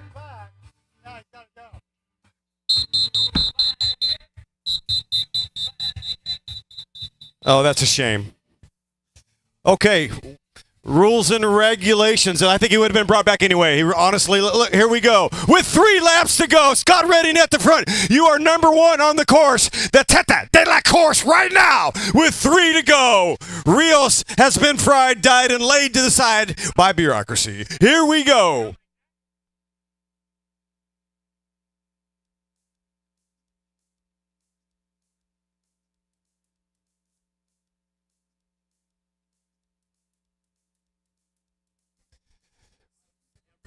We've seen much today, no doubt about it.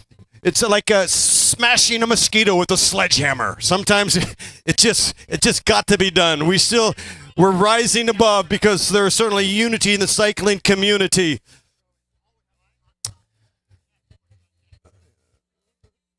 The blue coats win the race. Rios was going to get brought back. Here we go. This is Action Jackson. What we're going to do right now is gather ourselves as we look at 2 laps remaining. Goodness. The answer to 1776 is 1984. A clutch of the brakes, a non-dotting of the I, a non-crossing of the T, and you are out in Z. With about 2 laps to go, it is freaking pandemonium up here. It's absolute bonkers. Our 40-plus is stacked, racked, and not yet cracked. Hallelujah. We worshiped the asphalt gods as the wind whips it up on the penultimate lap. 2 to go, 2 to go, 2 to go. 1.4 miles of racing. 2 laps remaining, 1.4 miles of racing. 2 to go. 2 laps to go. Oh, the frivolity of going alone sometimes. And now it comes down to the nitty-gritty as they get strung out now, trying to set up this sprinter. Strung out like a street poet in Amsterdam. Here we go. Goodness, these guys have been riding so hard, absolutely crap a kidney hard. We are missing organs. We have been riding our bikes with such ferocity. It's about an organ donation center up in here. Guys popping left and right in the box, suffering complete race of attrition, coming off the back, heading back to the car, and telling their girlfriend they got a flat tire. If a tree falls in the forest and no one sees it or hears it, did it happen? No, I'm being a little bit facetious. Most of our guys have finished, but this has been an absolute savage of a race in the wind. And on many levels, the sound of one hand clapping in the words of Bobby Dylan. Who's it gonna be? We are indeed. This is a fact, Jack, that we are bathed in sunshine. It is a gorgeous day. We are racing in the streets. Those that came, you have heart. Those that supported, you have solidarity. Those that have raced today, you are a warrior. There's another version of you that did not have the courage to leave home. They sat at home in the AC. You're kicking that guy's butt. We're coming up on 1 to go. 0.7 of a mile. 0.7 a mile. Coming up 1 to go. With one lap. With one lap. With one lap. With one lap to go. 1 lap to go. Who's it gonna be? Santa Clarita. Had a bit of that reset there. No one wants to be the one that lead it out. The teams are not quite deep enough to have a dedicated lead-out train, but the back stretch with our cross tailwind on the back stretch, the wind is absolutely shifting all over the place, shifting from left to right, coming from the northeast in the beginning. Now we're coming a bit from the north, a little bit from the northwest. Definitely going to play a factor here. We're going to see if anyone has the guts to take a last lap flyer, or if we are compacto, patent pending Grupo. David Worthington, check is in the mail. Grupo compacto, last lap. Who's going to take it? David Worthington closing it out for you. We shall have your answer in about 35 seconds. Well, Ronnie Toth, certainly these riders are full stick. These riders are full throttle. No hiccups out there right now, ladies and gentlemen, hanging onto your hats. Batten down the hatches. Put all personal items in the overhead tray. Here they go. Turn number 3. Rider on the left in the black kit. Here comes Anderson. Here comes Scott Reddy cycling team. Here comes Boom Eric Anderson showing you the proper methodology to winning. Eric Anderson strikes gold. That's going to be Eric Anderson unofficially with first. Michael Schanfeldt, and unofficially in third, we have a mysterious rider. So handsome, so mysterious that we don't have his name. Killing it, going up on a Sunday. My name is Reverend Ronnie. You have joined us at the Church of Pain. This morning we have a sermon on the Beatitudes of Suffering and building your best self in 95 degrees, 95 hace calor, the racing and the temperature. Thank you for joining us in the beautiful Santa Clarita Mountains. What a great race. Great race. All you riders out there, way to survive the slings and arrows.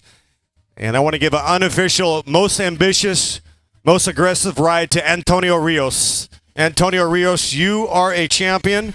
You have a lot of heart. We look forward to watching you race in the future. Heart, cortisone, y passing, it is all paramount in the sport of bicycle racing. Go fast. Keep going fast, my friend. Andiamo. Let's go.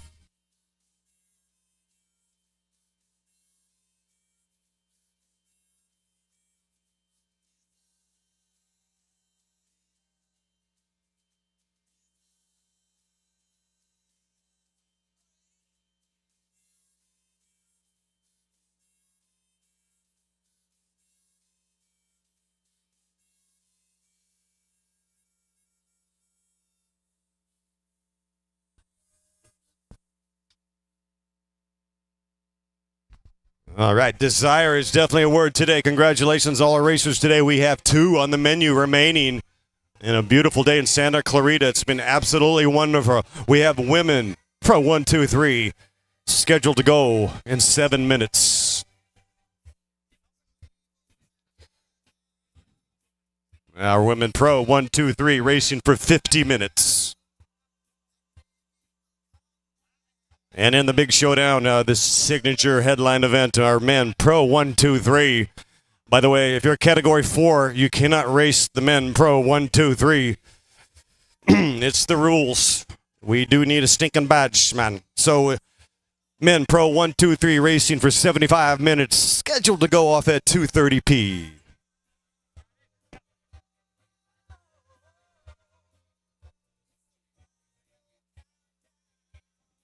Just had a nice visit with Alfie Sanchez, your race director for the Costa Mesa Grand Prix. He's going to donate 4 free entries to the Costa Mesa Grand Prix to be held on July 21st. Technicality. So the Costa Mesa Grand Prix is going to be absolutely ballistics. Come on out. LACrits.com will be covering that race. Alfie Sanchez donating 4 free entries for preem laps in the Women Pro 123 and our Men's Pro 123 up and coming.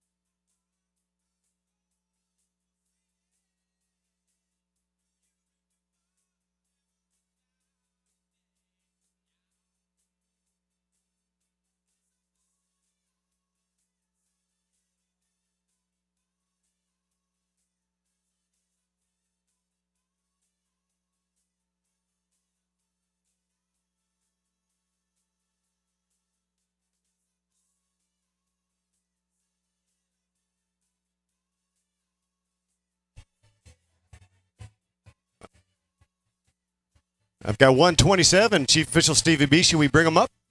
Hang on. 1:30 on the schedule. 2 minutes shy. So please, Women Pro 123 to the line. Timeout. Timeout. Final instructions in the shade. That's a good man there.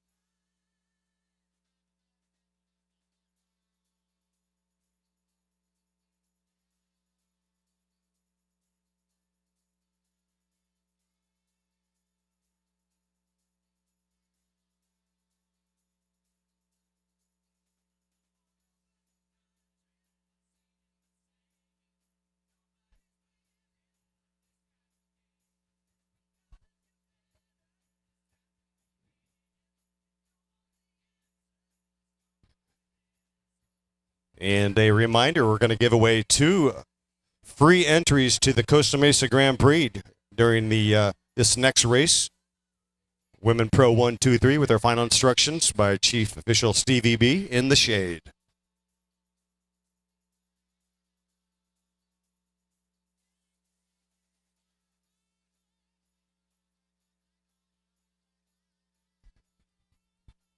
Check.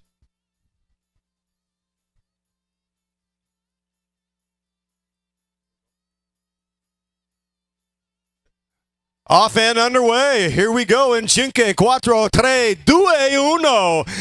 Viva Santa Clarita, our women, Pro 1, 2, 3, racing for 50 hot minutes.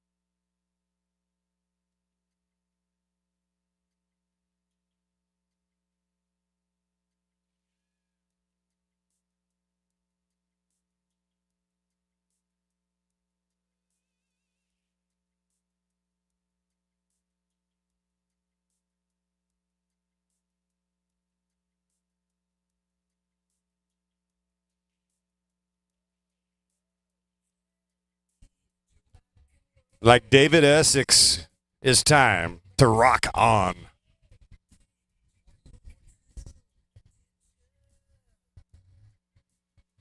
$40 to go. Costa Mesa Grand Prix, a free entry for the Costa Mesa Grand Prix. Free entry, July 21 at the Costa Mesa Grand Prix. Go get it.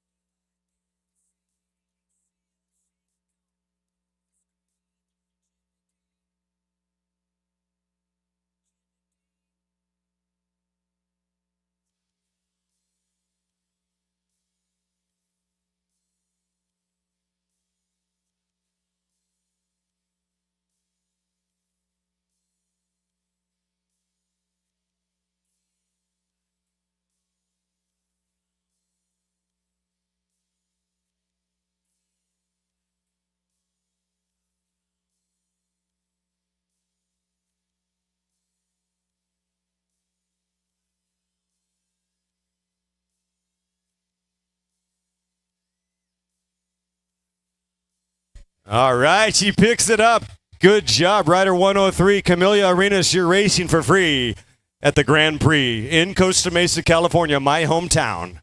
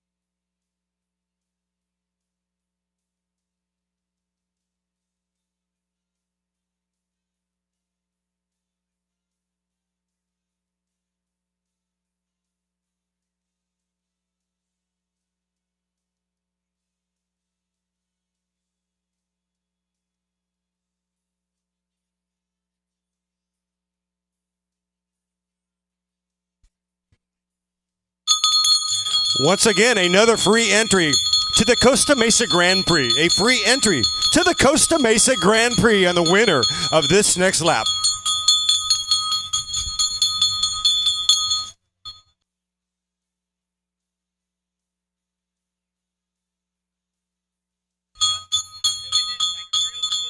Giving up a free entry to the Costa Mesa Grand Prix.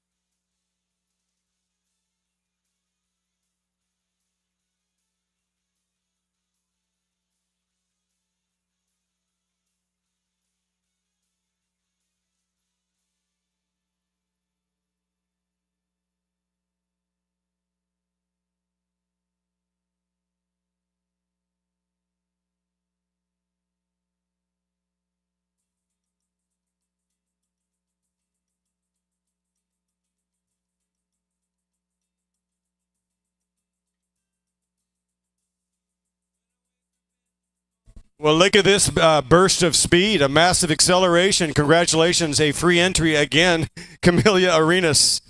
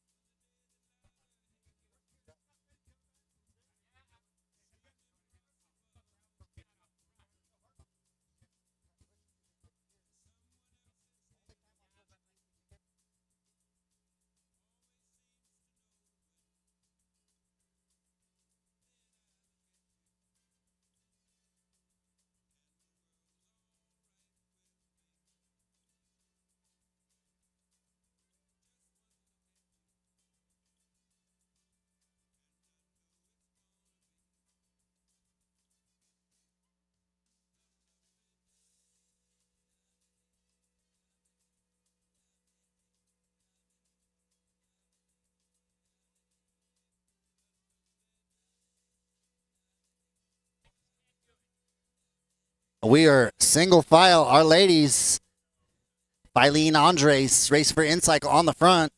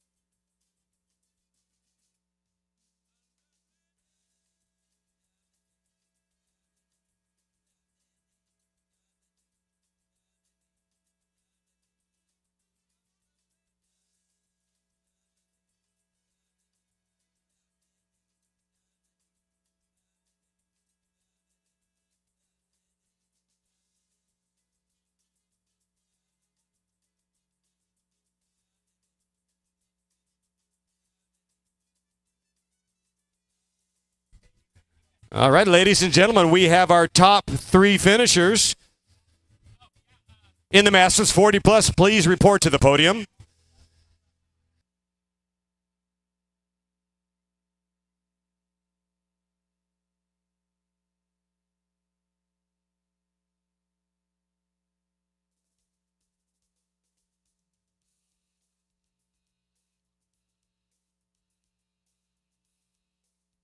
So our top 3, it does appear to be official. Thank you, Holly Breck, for bringing the results forward. Sean Bagley in 3rd place, riding for Evoke, and for riding for Scott Redding Cycling Team, Mike Schonefeld in 2nd, and top step today, riding for Methods to Winning Bahati Foundation, Eric Anderson.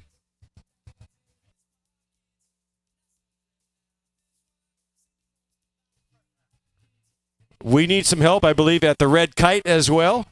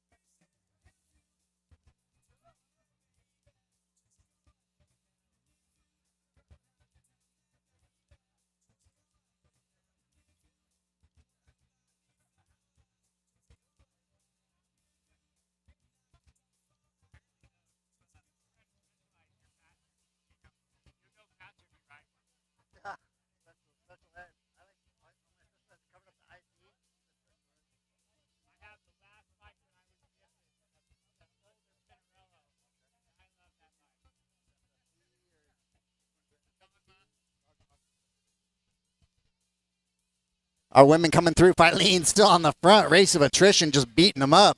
Tyler Mays and Camila Arenas. This very well could end up being a solo breakaway. Just absolute race of detrimental attrition in the wind here. Wind picking up. Dude, I hope you brought your spicy boy outfit because it is Ace Calor.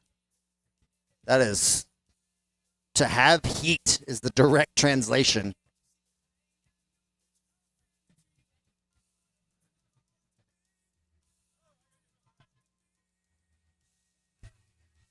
Bagley, Schoenfeld, and Eric Anderson, congratulations, your top 3 today. In a beautiful backdrop. Go fast. Andiamo. Let's go! Congratulations, our top 3 in the 40 plus. Staying in the fight. Well done. I love that kit.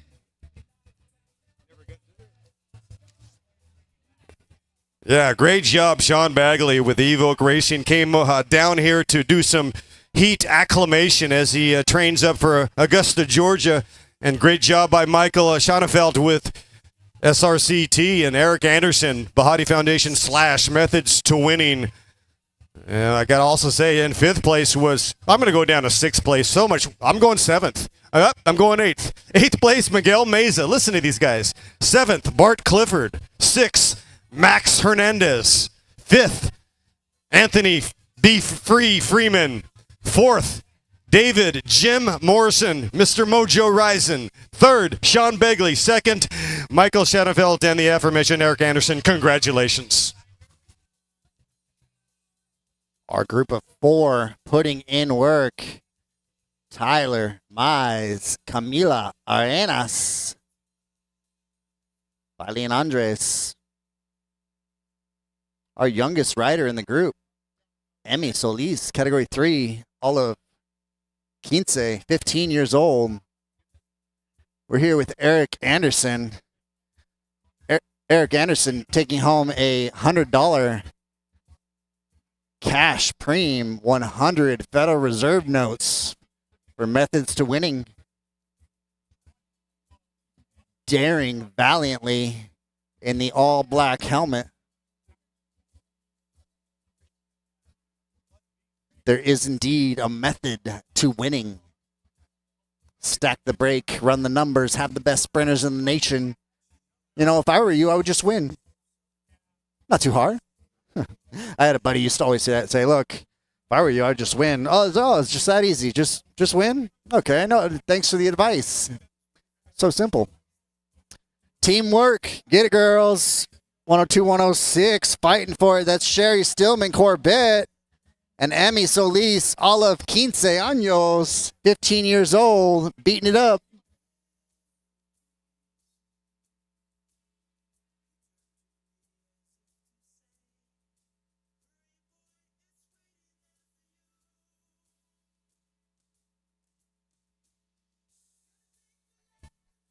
Donna, we're bringing the heat.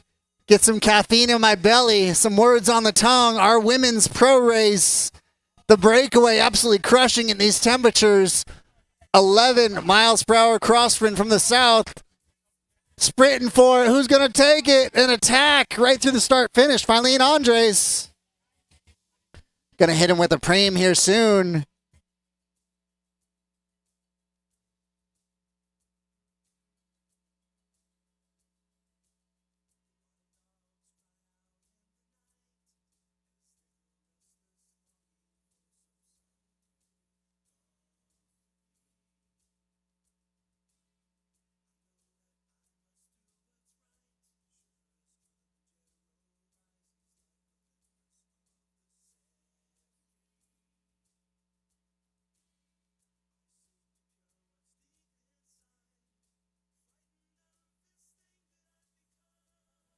An absolute small but mighty field.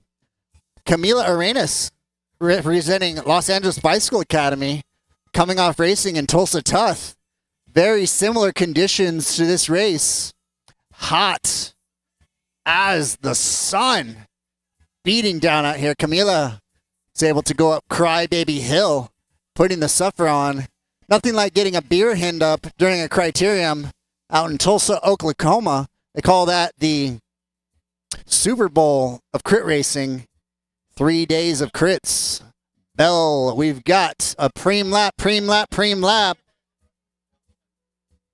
Got to catch the lead grip, but this is a preem lap for our leaders. Going to be giving away a Specialized tote bag. Not to be confused with Toth. Preem lap. Product preem lap. It's a Specialized tote bag. It's going to be a small bag, not to be confused with a purse. Tote bag by Specialized, brought to you by InCycle. Specialized products carried by your local InCycle bicycles. Thank you for supporting the sport, allowing us to keep the dream alive. Remember when I was coming up through the categories, able to sell product preems to fund the gas to get to races. Additional preems in this race is going to be Wahoo water bottles and t-shirt and a Specialized jersey. Specialized rolling deep. The product placement. See if we got any bets. Show me a show of hands if we think Filene Andres is going to take the preem here. Hands in the air, you think Filene is going to take the Specialized tote? Any hands for Camila Arenas, hailing out of Colombia. That's with 2 O's, Colombia. Don't you sneak a U on me. Talking Colombia. Es hace calor en esa casa. It's hot in this house.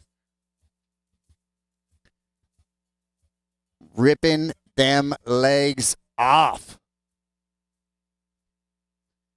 About halfway done with our women's pro race, category 1 through 3.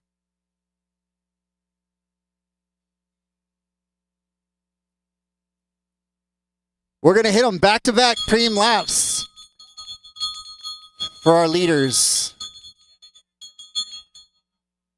Good job, girls, working together. All of 15 years old. That's Emmy Solis working with Sherry Stillman Corbett and Solis. tag team it. This is a preem lap. We're going to do back-to-back preems. Another preem lap on this lap, back-to-back. Looks like it's going to be Filene. Filene taking home the Specialized tote bag, followed by Tyler Mays. Lighten it up. We are single file animating this women's pro race.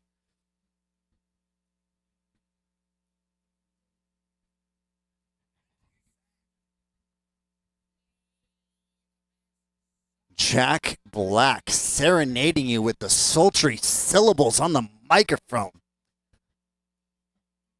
So delectable. He's consumable, my man. He's got the muffin top on fleek and the curly hair for days.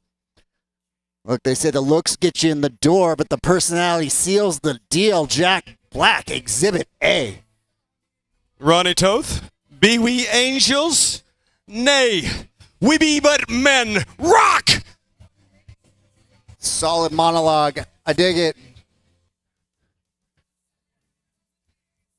Yeah, walking through Expo Row, I saw some of the lovely ladies swing into the yacht rock on that Toto song. That was really cool. A good vibe here in Santa Clarita, California. It's been a tremendous, gorgeous day, a sunsplash day. Feline Andrus picking up that last preem with InCycle. She is an InCycle mommy, and she also has a PhD. And she's a scientist. She's an awesome athlete. And she's out there battling, representing InCycle mommies. I think the only time where you can tactfully venture a woman's age, we won't say who, but we have an age spread. Our youngest rider, 15. Our oldest rider, 54. Fantastic. Gotta love it. 54 years young. We won't say who, but staying fit at all ages. Following that attack, that's going to be Sarah Blazik sitting second wheel, Tyler Mize sitting third wheel, and Filene Andres. Our top three. That could be our selection for the podium. Women's race definitely becoming a race of coming off the back, absolutely clawing their way back on. Attack, counterattack, lather, rinse, repeat. Beating each other up in these 100-degree temperatures. Heat and wind. That's about as mean as it gets for a crit. People say, oh, crits are easy. You guys should do a road race, gravel. But no, hey, you come out here and race. 97 degrees peak temperature today. Good luck.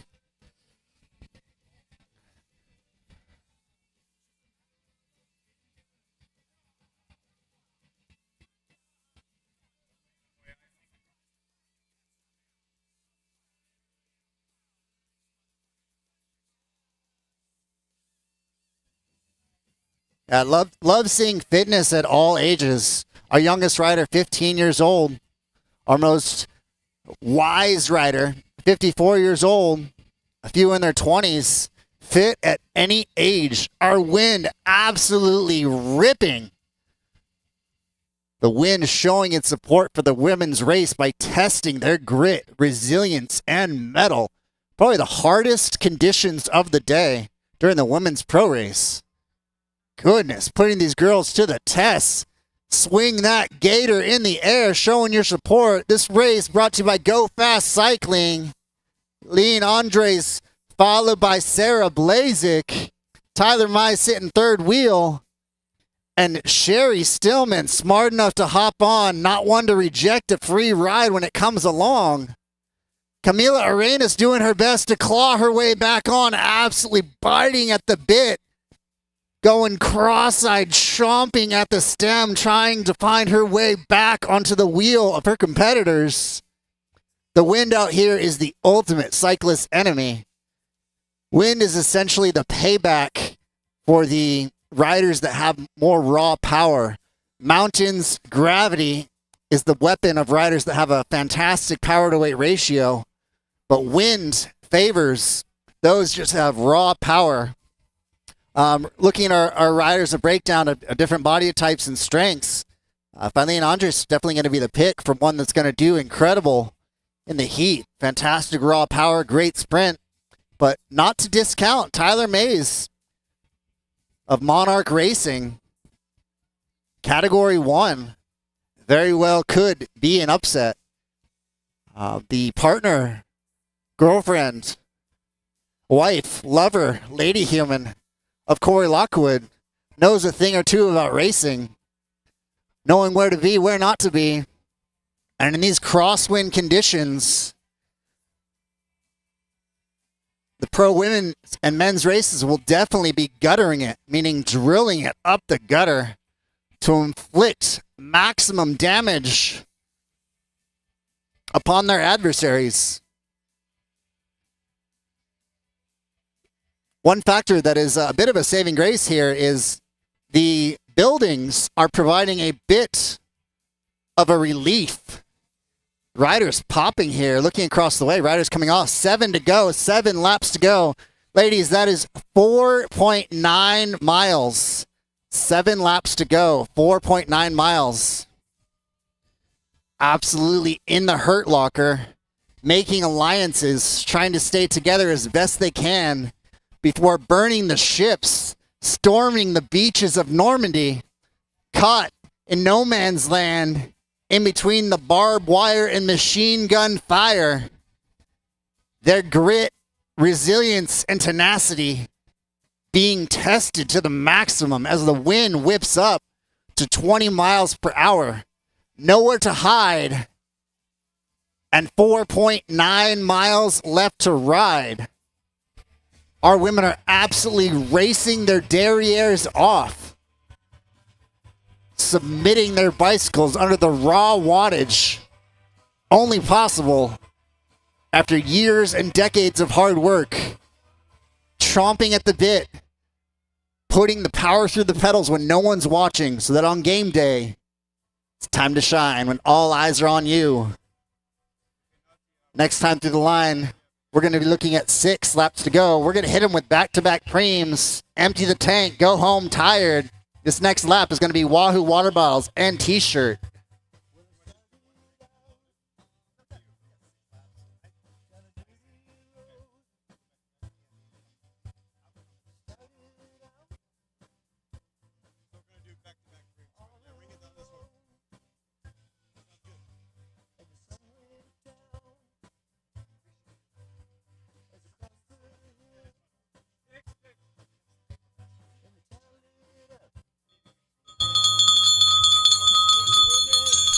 Product Preem lap, product Preem lap, product Preem lap up for grabs, back to back. And Sherry, all 4 are eligible. Sherry, if you want to swoop this, by all means, if you're on this lap, first of those 4 across the line takes home Wahoo water bottles and t-shirt. If you're a spectator and you're feeling a little sad that you're not able to compete today, first person to run over to me and give me 10 push-ups, you will win a free water bottle. Free water bottle to the first person crazy enough to take a jog in this heat and give me 10 push-ups. Any takers? We've got 2 takers here. Do I hear 10? Do I hear 8? How about 8? Do I hear 7? 5? Do I hear 4 push-ups? Gotta get 4. Gotta get 3. Gotta 4. We got a man in the white jersey, and he's got his helmet 2, on. 3, 2, 1. 7, 9, 10, 11, bonus. Love it. Like to see it. Is he choosing red? Is he choosing blue? It's a bit of a forecasting for November. He's going with Donald Trump. Fortune and spoils favor the brave and the cheeky. Here we go. We try to script these races, but with Ronnie Toth, it is highly impossible. So remember, we're scoring. Whoever crosses the line right now, back to the action, they're going to get the product premium, and then we're going to ring the bell again as we get down inside of 6 laps to go in our women's Pro 1, 2, 3. You know, David, I appreciate the compliment. I'm a bit of a spicy boy. Predictably unpredictable. Got deleted from Facebook in 2017. I just can't keep my yapper shut. Liberty and truth is written on my heart. And truthfully, these women are suffering to the max. Out here, out of the last corner and first, going to be Philon Andres. Can't you hold it? Paging Dr. Andres to the line. She wants it. We're going back to back preems. This is a preem lap, back to back. Any of you 5 that take it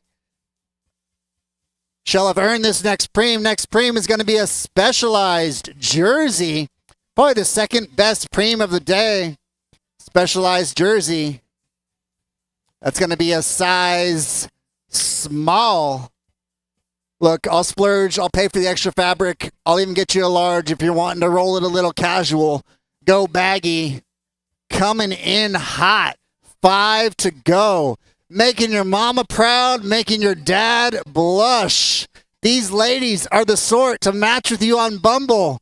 Leave you on red. Not set the first message. They are heartless killers when it comes to riding a bike at speed. Rolling the dice. Checking the blind spot twice and attacking with 1,000 meters to go. That's what I'm guessing is our outcome for the day. But that crosswind has got to be absolutely hurting the insides. There's hard, and then there's crap a kidney hard. We're talking we're losing organs. This race has been so difficult. The conditions do not get much worse than a crosswind in 100 degrees. I don't care. Look, it wasn't humid. No, look. There's a dry heat. There's a wet heat. Heat's heat. Nearly 100 degrees out here. Valencia, California. And the only magic mountain I see to be overcome is this 11 to 20 mile per hour wind. Hurting people. You know, public service announcement. I mean, Patrick Carroll and his entire team of purple people eaters with the Go Fast program have done an excellent job juggling proverbial chainsaws all month long. Sleep deprivation is something they laugh at, and it's great to have Holly Breck on that team, and she's going to join us shortly. And here's Feline Endress coming through with Taylor Mize on the wheel. So, calling Dr. Endress, you just picked up 3 hot breams. Congratulations to Feline Endress in Cycle Mommies now. 4 laps remaining in this bicycle race. Ha! We have 27 minutes to the start of our men's pro race. Out of respect for traffic and unforeseen circumstances, the race does not get started early. Start time of 2:30. 2:30. You have 26 minutes until the start of our men's pro race. Let's see if any of the women are crazy enough to double dip back to back in the heat. Way to fight, Emmy. Gritting her teeth, 15 years old, smashing pedals, chasing medals. If you want to see the future, it just rode by. Future podium contender, Emmy Solis. In a sport that's 80 to 90% men, she's got the courage to get off the couch, to look herself in the mirror and say, who the heck do I want to be? Daily, I'm going to hop on my pony, my 2-wheeled steed, and I'm going to chase my best self when no one's watching. I'm going to build something legendary. Emmy's saying, I'm going to build something that is undefeatable, defatigable in any realm of human endeavor. She will be a force to be reckoned with. If at 15, she's out here slaying it, mashing pedals and building her best self, you better believe that in a few short years, she is going to be on the flip side of this race, off the front, on the hunt, hurting people. Well done to our ladies. Absolute grit and tenacity. With 3 laps to go, ladies and gentlemen, with 3 laps to go, 3 laps to go. 3 riders with Feline Endress among as they finish this bad boy off. Ladies and gentlemen, thank you so much for coming out to support Go Fast, the Chuck Pontius Memorial Criterium. Today is Sunday, June 30th, 2024. Job, Sherry, staying in the fight. Stillman, Corvette, racing unattached in a gorgeous kit.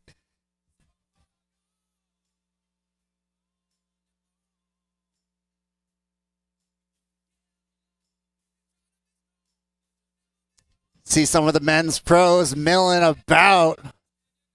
Goodness, it's like a bull chasing after the red curtain. These boys are scuffing their hooves on the grass, getting ready to let loose and unleash fury. Gotta give credit to our women's pro field. May as well be the hardest conditions of the day. 20-mile-per-hour wind gusts, an average wind of 11 to 13 miles per hour, using every inch of the pavement, coming curb to curb, fighting this race wire to wire, 40 minutes in the Hurt Locker. Good job, Emmy. So proud of you, girlie. Taking the ideal line, little bit of time in the shade. Get it, girlie. In the cask proton, staying cool. Hey, Emmy, it takes courage to start. Your peers, the girls you go to school with, they're sitting at home in the AC right now. And you're out here crushing it with women too, 3 times your age. It takes courage, it takes valiance to start. Having the audacity to leave the warm AC in the bed. You're looking at 2 laps to go, ladies. With 2 laps to go, this is the AC brought to you by JC. With 2 to go, 2 to go. The penultimate.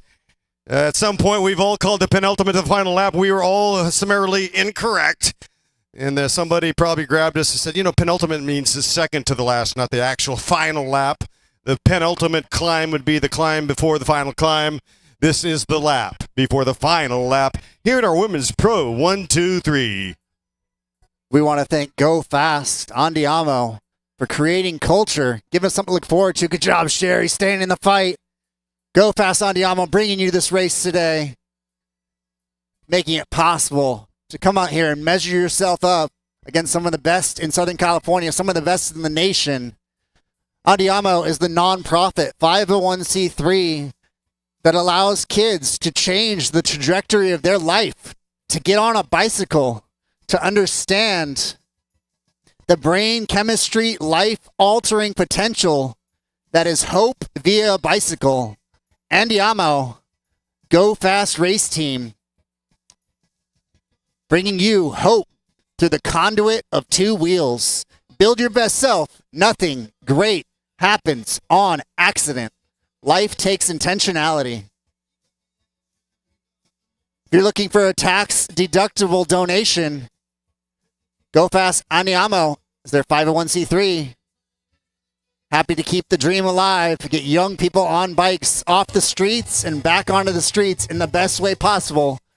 One of the most loving, supportive communities is the SoCal cycling race scene. And Ronnie Toth, as you very well know, Andiamo, the translation for Andiamo is 2 words in English. Let's go! Let's go! Let's go! Looking at 1 lap to go when they come through. Here comes the moto. Andiamo with 1 lap! With 1 lap! With 1 lap to go! Who will prevail? 0.7 miles of racing. The Baker's kilometer, slightly over a kilometer, slightly less than a mile. What the heck is a kilometer? We're about to find out. 0.62 miles of racing remaining. Our women entering 3 corners to go. The remaining 3, you're looking at Eileen Andres, Tyler Mize, and Sarah Blazik. Good job, Sherry.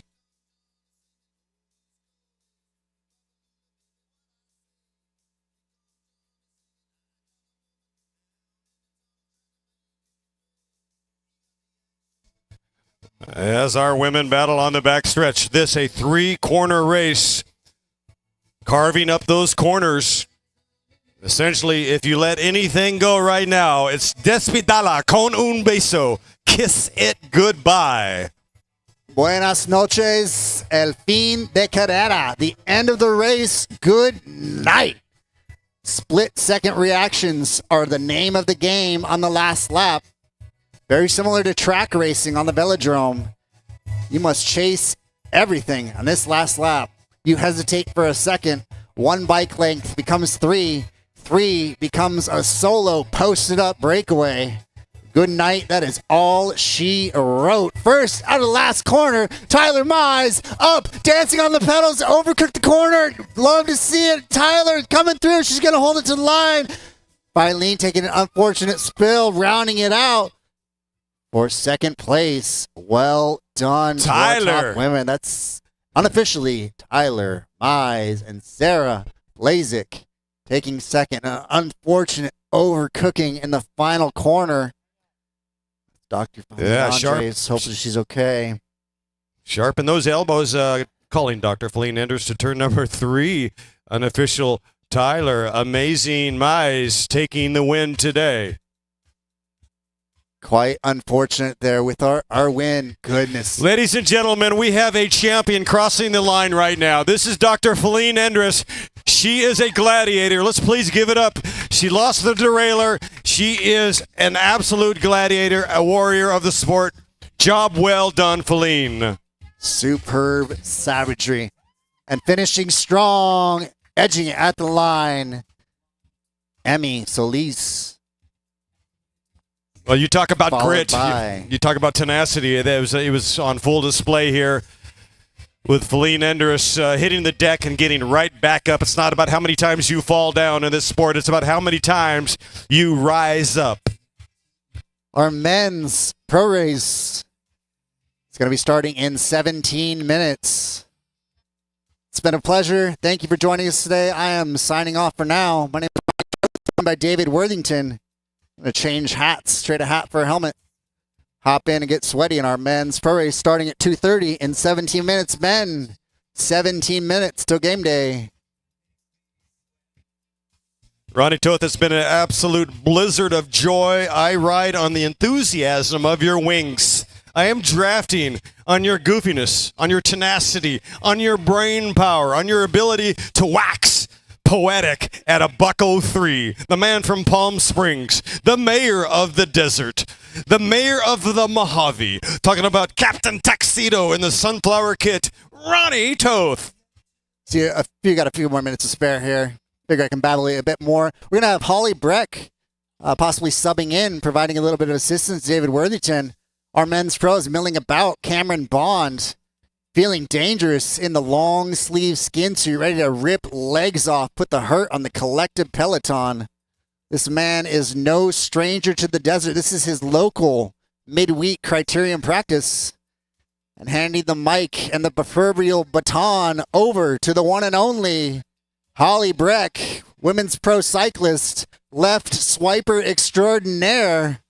She's going to leave you on red. About to crush it with the sultry syllables. Welcome, Holly Breck. I'm jealous. I thought I was going to bring in Holly Breck. Man, we do have Ronnie. Thank you so much. Ronnie's going to go out there and do some laps, and if nothing else, he's going to pretend. He's not going to surrender, but he might indeed pretend. I think there's going to be about $100 worth of preems in the first 5 laps. Go get you some. You don't certainly have to finish to win some preem laps. And, well, yeah, we have a moment here with, well, one of kind of a hometown favorite, talking about Holly Breck with Team DNA. She's a consummate professional, and it turns out she's just a really cool human being. And it's great to have her big smile here. And I think, like Patrick Carroll, the sleep deprivation is a real thing with Holly Breck. You've been traveling. You got your frequent flyer miles, right?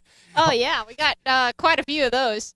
Yeah, I've been traveling for the last 6 weeks on the road, so it's kind of nice to be home and help support a local race that I absolutely love when I'm home. And, yeah, just having fun doing it. Well, what is the origin story with Holly Breck and the Purple Team, the Go Fast program? It seems like it goes back quite a while. Yeah, it goes back far. About 10 years ago is kind of where I started. Pat took a group of girls, actually, under his wing, and we just kind of followed his lead on everything. And one thing led to another, and now we're in the professional scene. No, that is so cool. It's kind of the American dream, because you come from basically kind of scrappy young athlete that probably had excelled in other sports. You're going to have to fill in the blanks, but you found this two-wheel thing, and you've excelled to Holly Breck, ladies and gentlemen. I think most people know she won the points competition at the Redlands Bicycle Classic, which is the most kick-ass stage race in all of America. Let's be honest. Let's talk about the tension you had night after night protecting that the green jersey, if you will, at Redlands. Yeah, that was It was my first sprint jersey that I ever won or had to try to protect. I've always been the rider to help other teammates of mine do it, so it was interesting it being on my shoulders. I was definitely nervous, to say the least. The crit had the most sprint points in it, so it was like every other lap we had to try to sprint for it. And the girl that I was competing with at the time, Riley McMullen, she's thankfully now my teammate, but at the time it was very painful. Absolutely hated her with all my heart, but now we're really good friends. Oh, that's great. I mean, what a great way to start an everlasting friendship, right? Is going toe-to-toe, fighting hell bent for leather, and then coming out on top last year. And huge fields, right, at Redlands Classic. It's just this year, again, they really stepped up, and it was record-breaking. Do you feel like when you won that jersey that something just clicked with the team? What was the mindset? Because I feel like, talking to you before, it wasn't even necessarily on your radar until it kind of it didn't fall in your lap. You had to go get it, but the opportunity arose. Yeah, I mean, we originally got it in the road race. So the road race at the time was the Glen Oak laps, whereas this year we ended up just going straight up Onyx. So the Glen Oak laps were 4 laps of circuit, and then you shot straight up. So it was our idea to make the race hard, and it just happened that I was the one that went solo.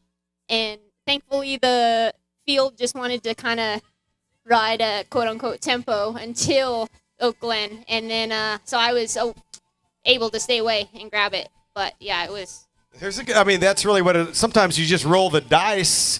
And then what's the thing about making your own luck, preparation and luck, and is with opportunity, yada, yada. You make your own luck by gambling. It was a gambit. It might have looked foolish at first, but it's never really foolish, is it? Because even if you get brought back, you're setting up your teammates. And this year you had a different plan because your resources were different. Suddenly you had a GC rider. So let's talk about 2024. Yeah, 2024 was that was stressful too. It's stressful in a different way. Thankfully it wasn't on my shoulders, but Nadia had the lead, and so it was just really about backing your teammates, doing whatever they wanted you to do, and do it 100% with all your passion ever. So just being able to try to help her wherever she needed. We knew where her weaknesses were. She either really likes to ride off the front solo, or she's really far off the back. She's really timid with being in groups, so it was more so about making her feel protected in the group and just kind of guiding her through the group, feeling safe. And then when we needed to unleash her, we unleashed her, and she walked away with it. So it was I'm great. sorry, she's Brazilian. Where's she from? She's from Canada. She's Canadian, right? Yeah, you have Canadian. an international team from all over. Yeah. We have 2 or 3 Canadians. We have a Mexican rider. We have a Colombian and 2 or 3 Americans as well. And what a season you're having, right? Because you're winning with different riders, and it's been from the gun. You guys, Team DNA we're talking about. And let's hear, I'd like to hear your analysis on what Team DNA is about, what their platform is, and where they come from. Yeah, so DNA has been around for 13 years now. And it really started out as a Cat 1-2 team that kind of gave riders opportunities to get into the bigger leagues. And now it's a full-blown UCI continental team. We go over to Europe most of the year, come back in the States and race. We do have quite a few riders, so we can split squads. So we have stage racers, we have a crit crew. So it's kind of best of all worlds for anybody who really wants to get in the sport and see what they want to do.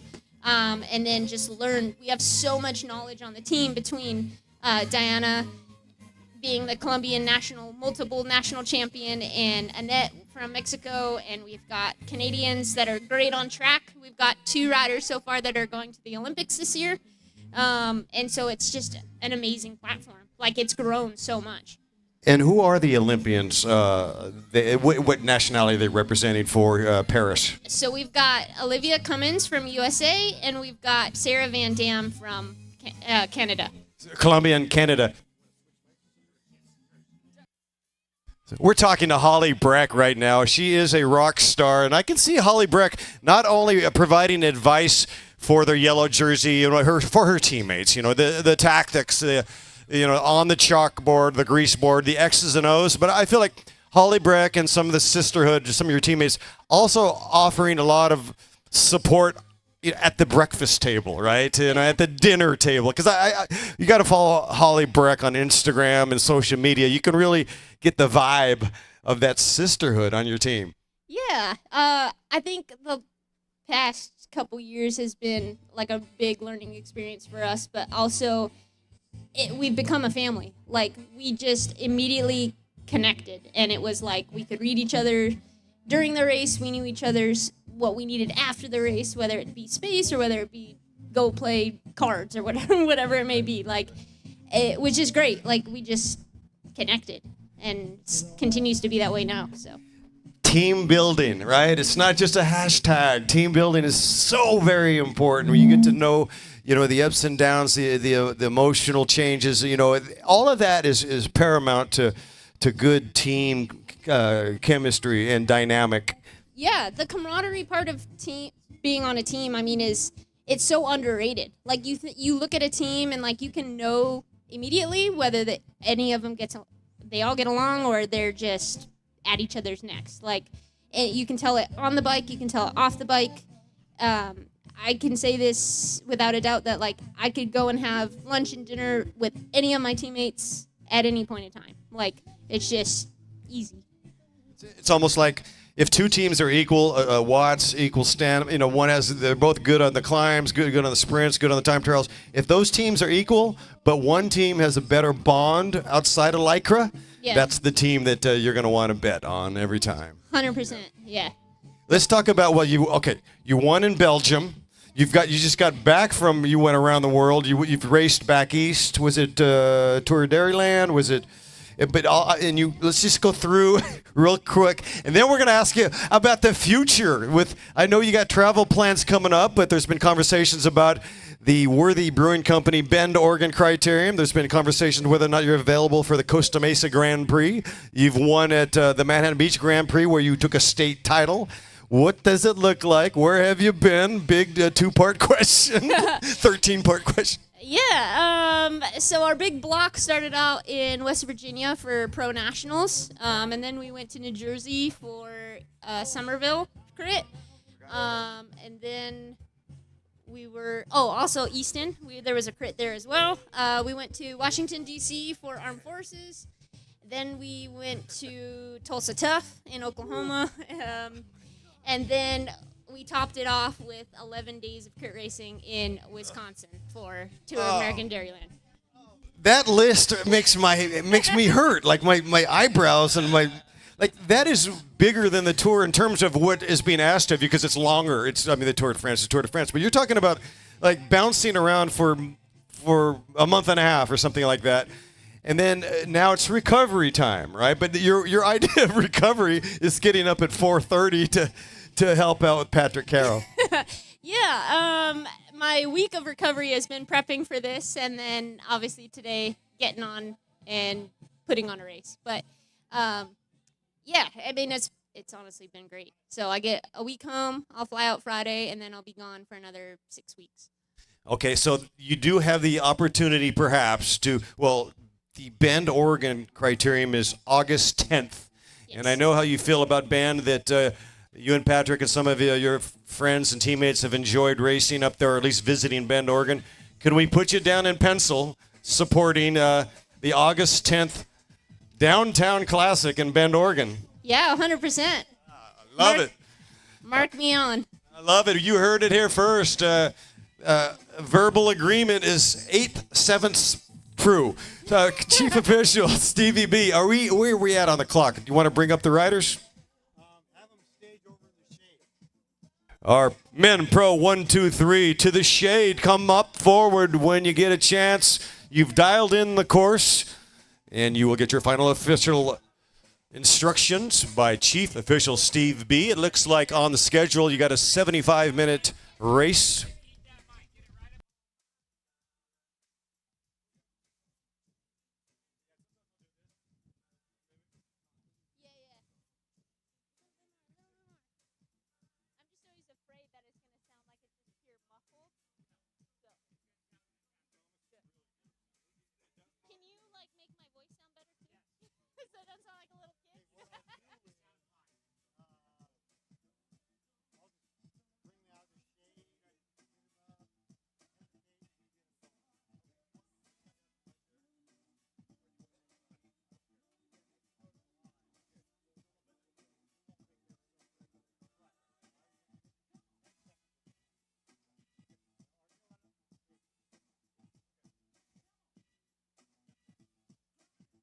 Well, looky here.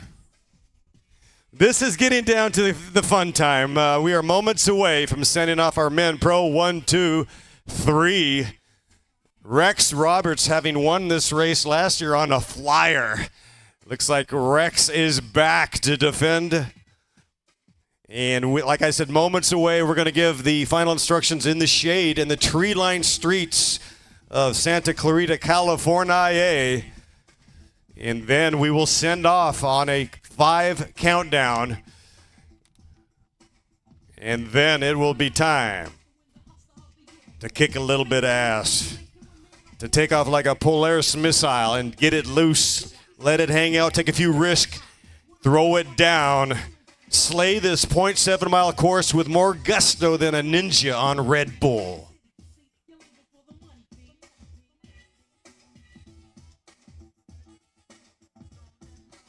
And we are going to be ringing the bells early. Heads up, head on a swivel for Preems. We've got all manner of cash, merchandise, and glory on honor. Looks like Corey Lockwood is in the hizzy. Corey Lockwood riding for the Miami Blazers at the Redlands Classic back in 2019. Holly Breck remembers. Holly Breck was there racing at Redlands when Lockwood wins in the final chapter on the final stage. Lockwood now racing for the Blazers, a U.S. national time trial champion twice. Watch out for Corey, Carry Water, Chopwood, Lockwood. This course does lend itself to aggression. The wind building also in favor of those willing to risk it for the full biscuit.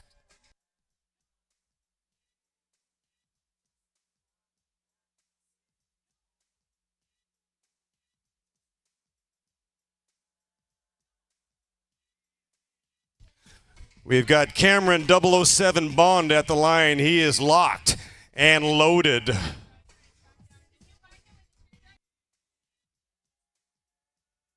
We've got Ronnie Toth, the Bloviator, is ready to mix it up with the big boys.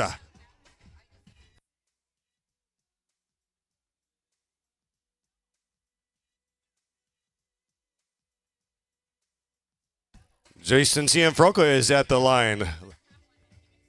We talked about Jason Baez, Giovanni Romero. Romero with iSpeed Felt having a tremendous year on a tremendous team. Giovanni won at CBR. He won at the Triton San Diego Crit last week. He's won at San Luis Rey. Second place at the Hunter Parkway. Former state champion Giovanni Romero. Racers, you'll be racing for 75 minutes.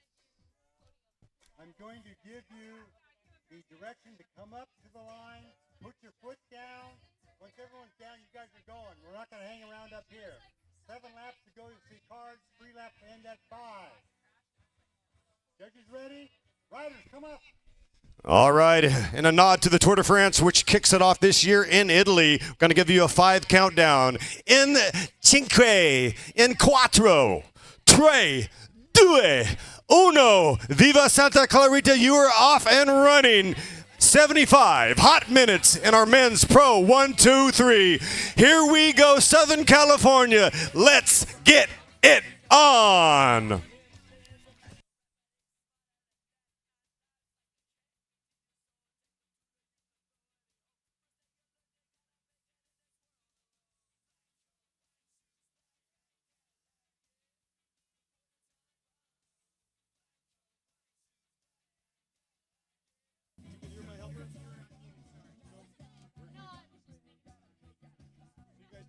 We're doing 5 creams.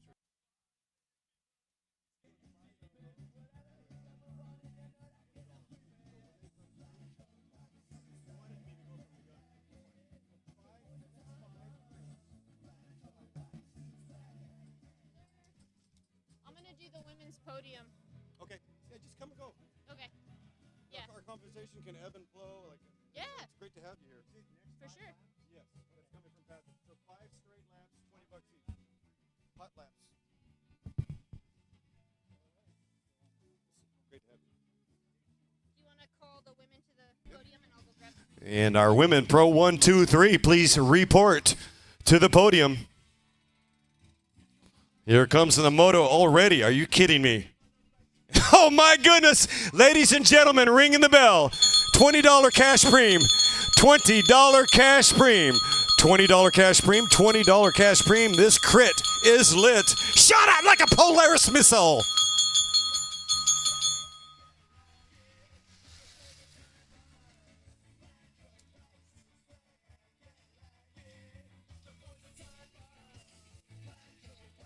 Our top three in our women's pro 1, 2, 3, and third place will be Feline Endress. And taking second, Sarah Blazik with Series Cycling. And top step today, congratulations to Tyler Mize.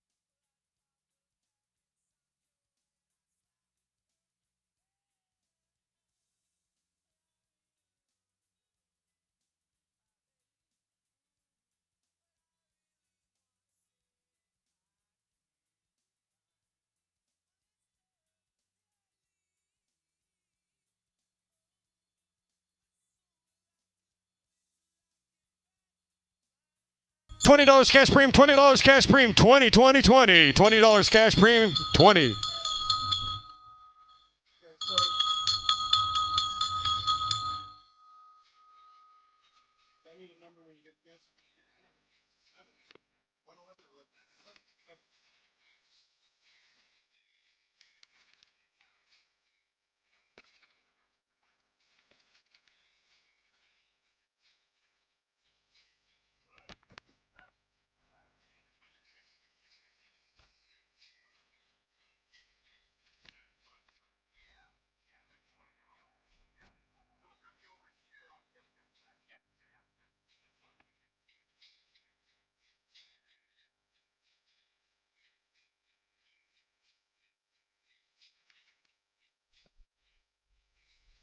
And once again, our famous three, women's pro 1, 2, 3. Third place, Feline Endress with InCycle Team Mommies. Congratulations. And taking this second step, we have Sarah Blazik with Series Cycling. And taking the win today, top of the pyramid, Tyler Mize. Congratulations, Endress, Blazik, Mize. Oh, Mize. $20 cash preem, $20 cash preem. We've got $20 on the line, $20 cash preem, $20 on the line. Hot laps. Dash for cash, dash for cash.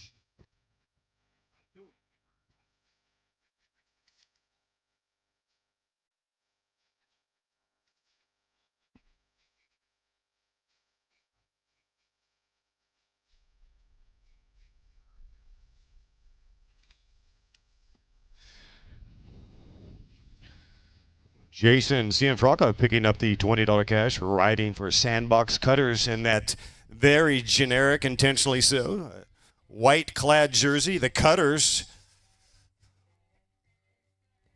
paying homage to Breaking Away, the movie, the classic, The Cutters from Indiana.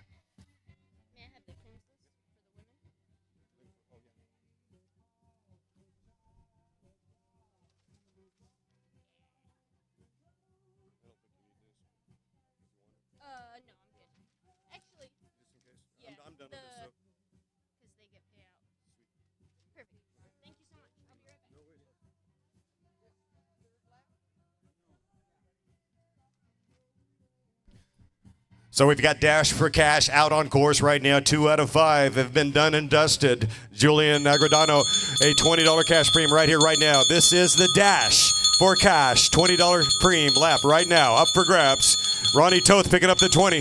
Ronnie Toth picking up the money. $20 on the line right now.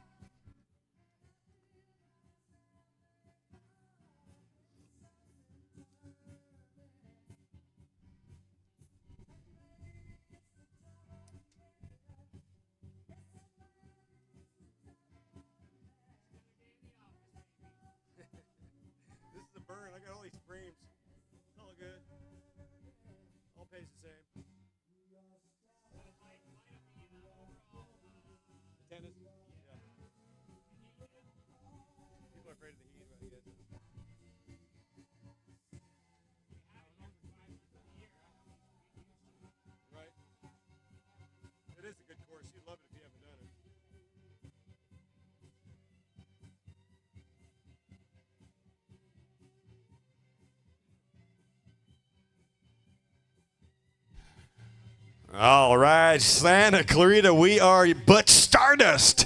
We are moving molecules at about 30 miles an hour. Ringing the bell for a $20 cash premium. Dash for cash. Dash for cash. $20 on the line. $20 cash premium. $20. $20. Donald Hersom picking up that 20 right there. 20 more on the line. Donald Hersom with Terran Elite.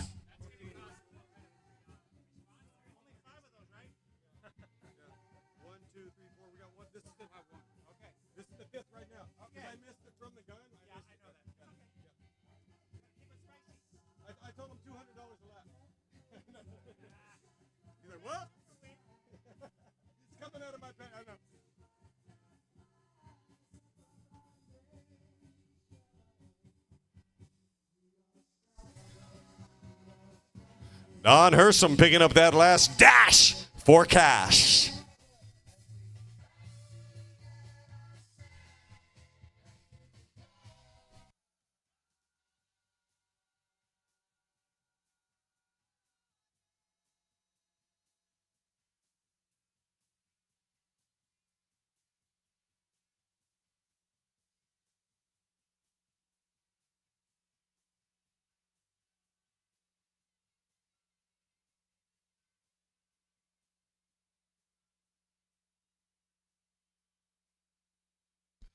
I'm going to ask Thomas Beachman, my audio rock star, to get some splits on these laps because they are absolutely smoking when you get a chance. Costa Mesa Grand Prix free entry. Costa Mesa Grand Prix free entry as Ronnie Toth picks it up. This is for a free entry to the Costa Mesa Grand Prix, July 21st, free entry.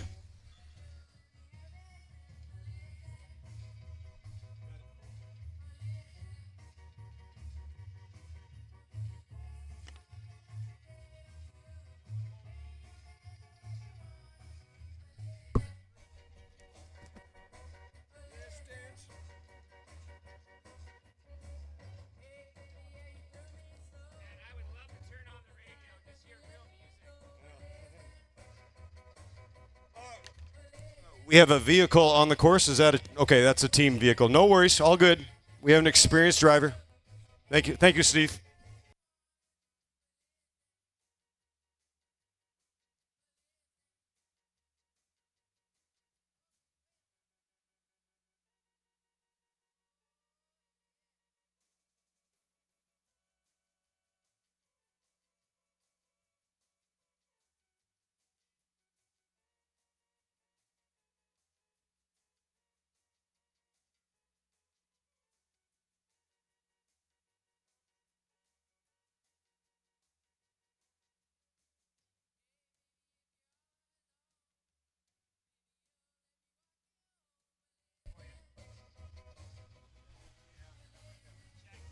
All right, and battling for the free entry to the Costa Mesa Grand Prix, Mr. Bond takes it. Ronnie Toth picks up $40. Cameron Bond picks up a free entry to the Costa Mesa Grand Prix. We got about an 8-second time gap already here right now. 8 seconds on the chase. Ha!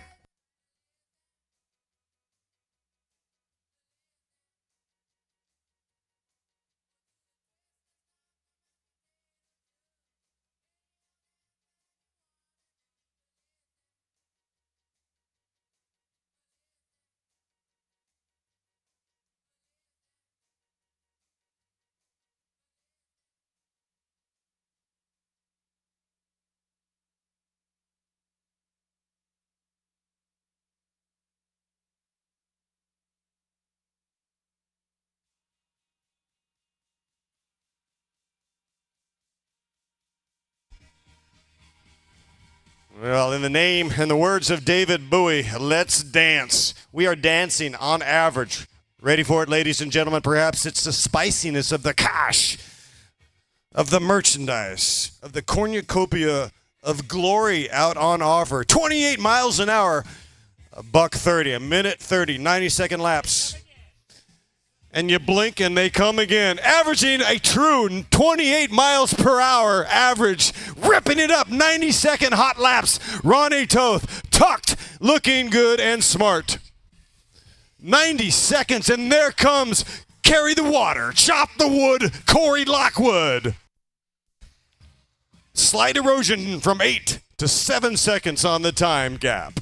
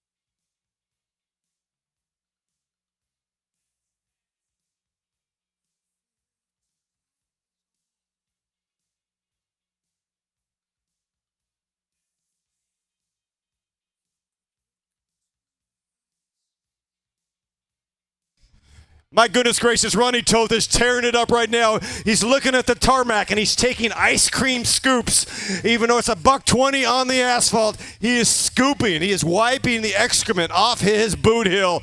Toth on fire!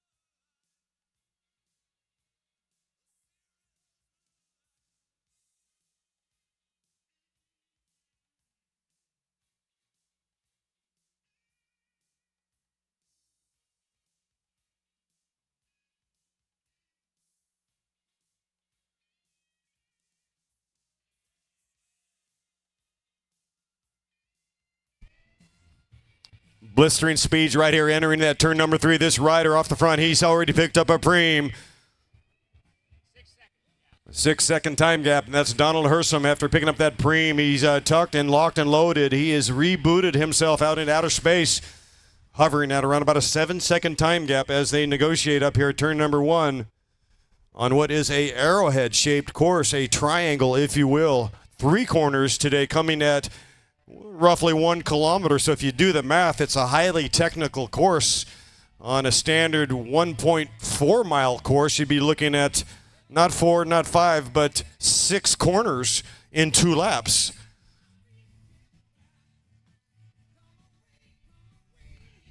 Definitely a spectator-friendly sport when you can see the riders blazing by with 90-second gaps, maybe even less than 90 seconds, as they start to approach that barrier, that 29, 30 mile an hour barrier. We will see it. We're going to see speeds of 40 miles an hour in the tailwind sprints as the wind is kind of modulating but still holding pretty steady. We get the occasional gusts, but the protected side of this sprint is certainly the left side.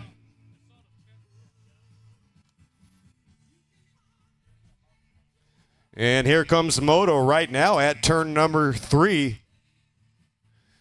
Our Moto is none other than Mr. Harem, Don Hersom. Don Hersom is rolling that big cookie as he's tumbling on top of that gear. And here comes the chase, a whole mix and manner of mixed nuts at the front, including Lockwood, but not one man, smartly enough, sharing the load which that good deed may go punished when you have a guy like Jason Paez in waiting. We've already given out 3 free entries to the Costa Mesa Grand Prix. Gratis. Thank you, race director, Mr. Alfie Sanchez, the foundation. Remember, July 21, come out to Costa Mesa, my hometown, and we're going to have a good time. It will be covered indeed by the man in the box right now, lacrits.com, produced and directed by Ray and Marie, the Mars family. I believe Sugar Ray Mars is being watched by the Nina or by the grandma or the auntie. The young man has found his stride. It's great to have LA Crits in the house covering every corner in Technicolor. We'll see them at the Manhattan Beach Grand Prix, and we'll see them at the Costa Mesa Grand Prix.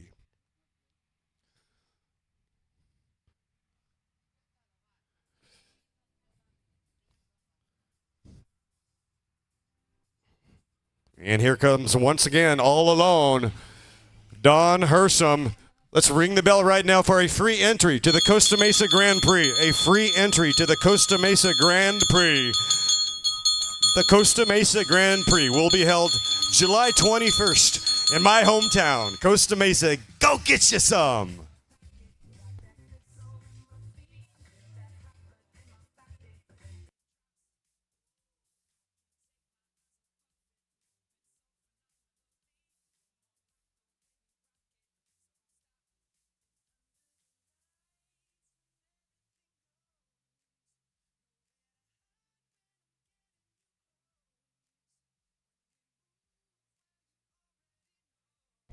As you can see, no doubt on the images, if you're watching on lacrits.com, Donald Hersom with Terran Elite, who's done very well here before last year.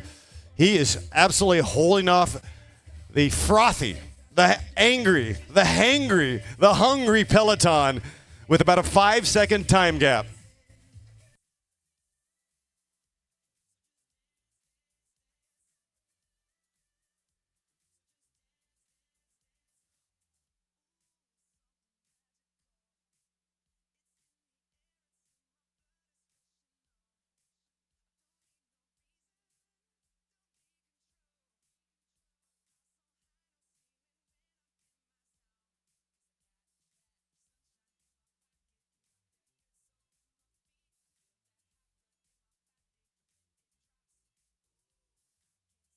Hersom about to get vacuumed up by Corey Lockwood et al., but Hersom still not giving up the ghost as that gap is eroding.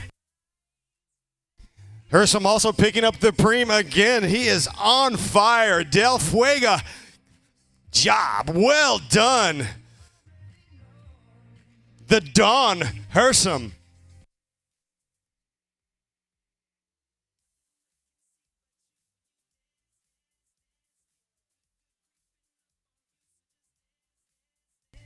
And on the images there, the footage shows proudly LA Crit Cam. Donald Hersom has been sutured back. He's caught back plenty of time to refresh the legs and recover and pounce.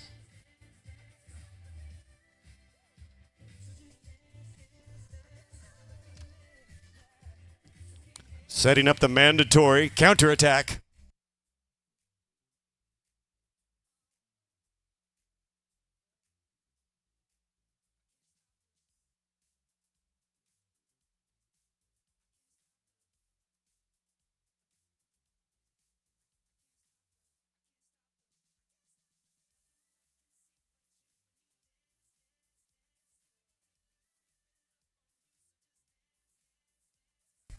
As you can see all together here as they navigate turn number 3 safely, unscathed, immaculate, Grupo Compacto. Corey Lockwood at the front on a false tempo. Trust me, folks, that tempo is falsified. That dude can go around about 33 miles an hour. We had a good visit this morning with none other than David Zabriskie, who actually went 34 miles an hour average more than once. He's done it a couple times, winning stages at the Tour de France. Zabriskie also winning stages at the Vuelta a España. Zabriskie also winning stages at the Giro Italia. Absolute rock star. Sunbo did very good this morning. Waylon Zabriskie winning a race in Belgium last week. I'm sure making mother very proud. Talking about Randy Zabriskie, who was in Belgium chaperoning young Waylon Zabriskie with Velosport. Velosport, another great development program that has jettisoned a lot of these young lads into professional contracts, not unlike the Lux development program run by Roy Nickman. Looks like on the video here we have a rider, OTF.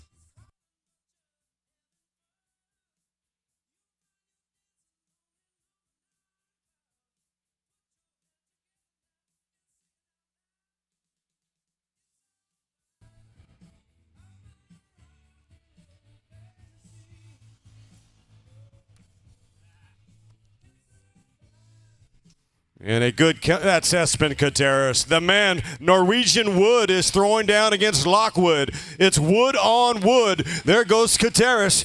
And what about this young man, Hersom? He is already recovered and queued up for the counter. Donald Hersom putting his stamp early here at Santa Clarita.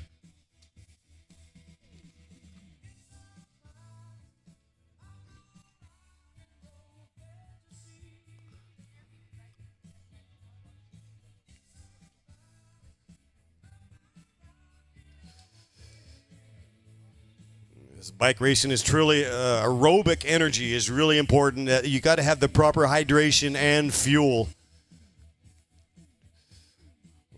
Already we've seen repeated attacks, hard sprints, and that does wear on the body's capacity to produce aerobic energy. Guys like Lockwood, they can reproduce anaerobic energy. When the muscles scream, the skeleton also screams. The eyebrows start to hurt. The brain matter gets a bit wobbly, starting to lose the salt. When you lose the salt, you lose the thought process. When you lose potassium, the lungs. The whole thing starts to erode. It is a very tough sport, not for the meek or mild. Now two new riders. Kateris is joined by one. Kateris has Julian Agradano. Agradano picking up a preem earlier. 22 years of age, the young lad. Julian can roll.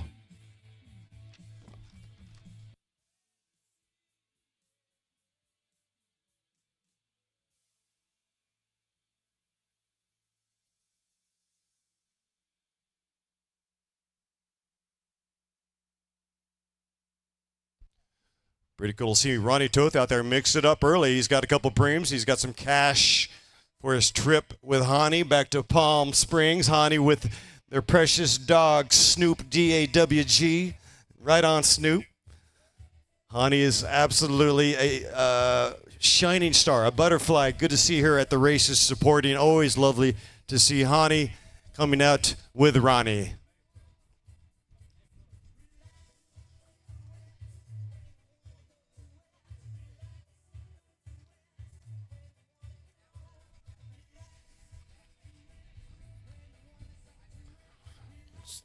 The early theme I'm starting to see right now is that it's one thing to establish a gap.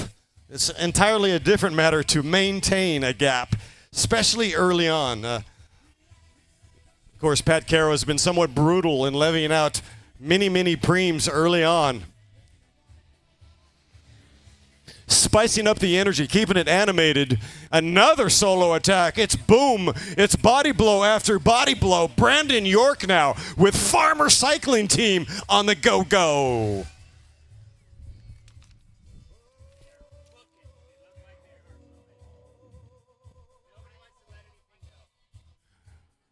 Every move on a short leash, traveling at about 29 miles an hour, 1 minute 27 on a 0.7 lap.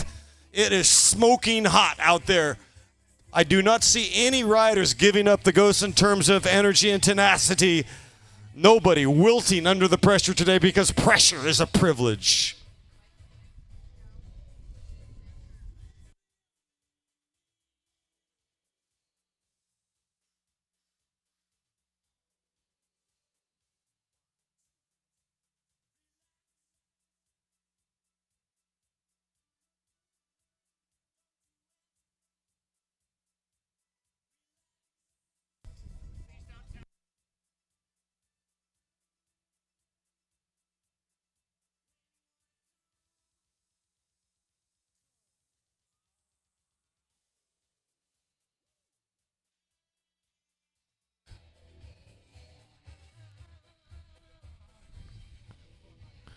So it looks like York has been absorbed in that Kingfisher Blue Farmers kit. Who's next on the do-si-do?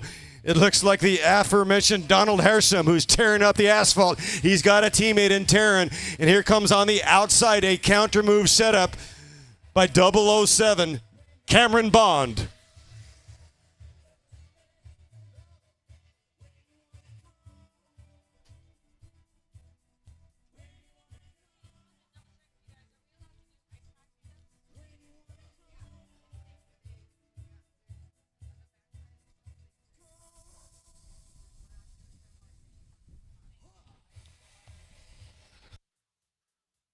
Totally bonkers out there. The officials are definitely looking the other way with hand-ups. We did have that last year. I think it was between turns 2 and 3 in the shaded area. I'm not dictating where that feed zone might be. You'll catch it on video on the replay. We saw Rex Roberts win this race, and there's some pretty cool replays by Ray Mars showing different levels of hand-ups as the wind strikes a blow a little bit to the barricades. No problemo.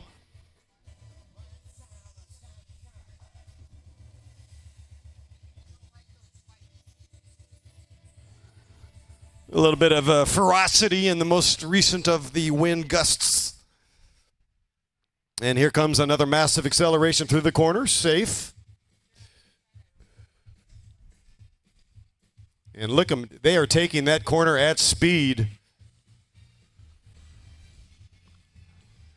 Job well done. These are professionals. Giovanni Romero taking a tug at the front, rolling off with ice speed / felt fractures in the bedrock.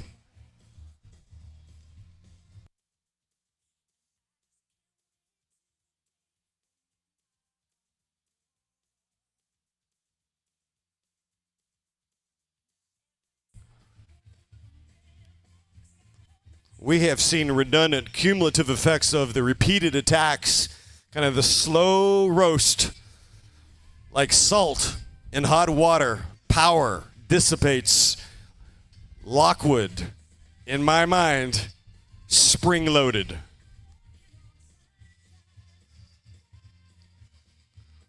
You find the weak spot, the Achilles heel, and you squeeze.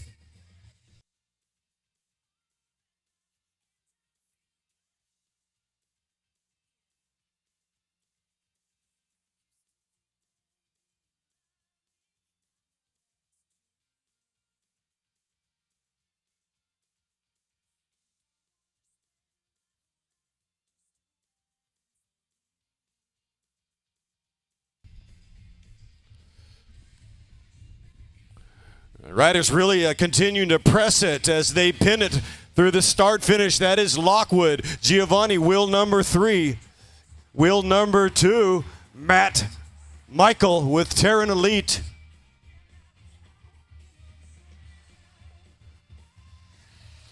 Michael and Harum going back to back with the team body blows. 2 riders riding like 3. That's synergy.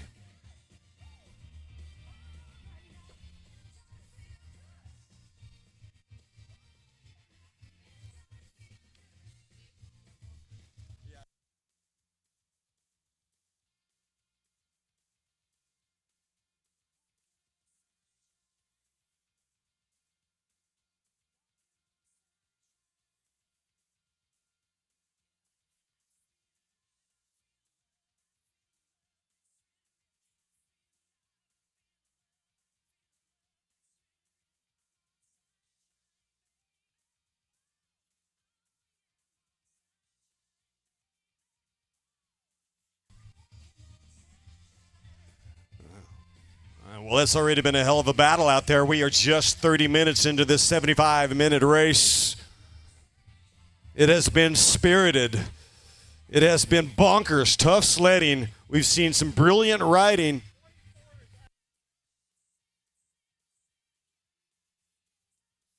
And now Lockwood starting to impose his will at the front. When Corey Lockwood with Miami Blazers sniffles, somebody offers a Kleenex. Ronnie Toth caught out. He's going to try to get back on terms. Ronnie Toth in the sunflower kit in a spot of bother.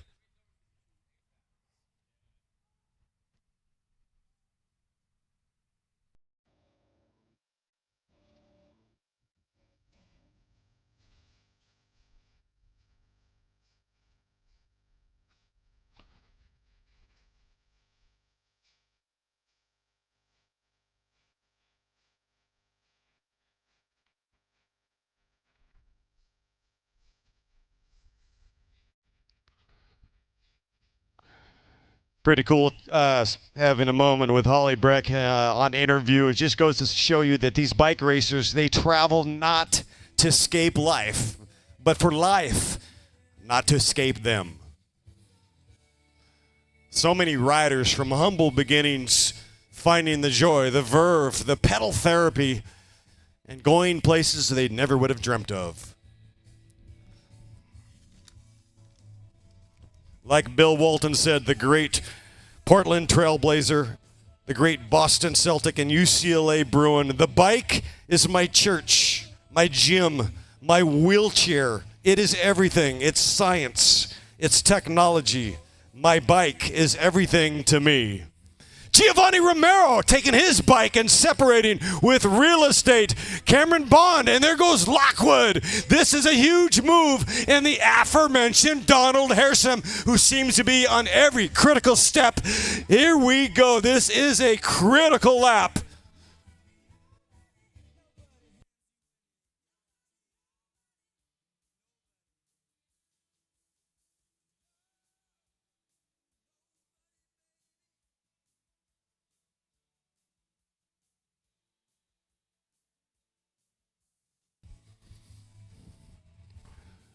And the mental game is a huge component to success right now. So many options. Do you cover it? Do you hold them? Do you fold them? Everything seems to be a gambit until you go back and rewind the tape and you say, that was the moment. It's hard, well, it's impossible to recognize the winning move until you sign on the line which is dotted. A move that looks like frivolity, well, you check yourself and you rewind the tape and you might say, that solo move set up the next move, the N+1 move. Hence, we have our top three.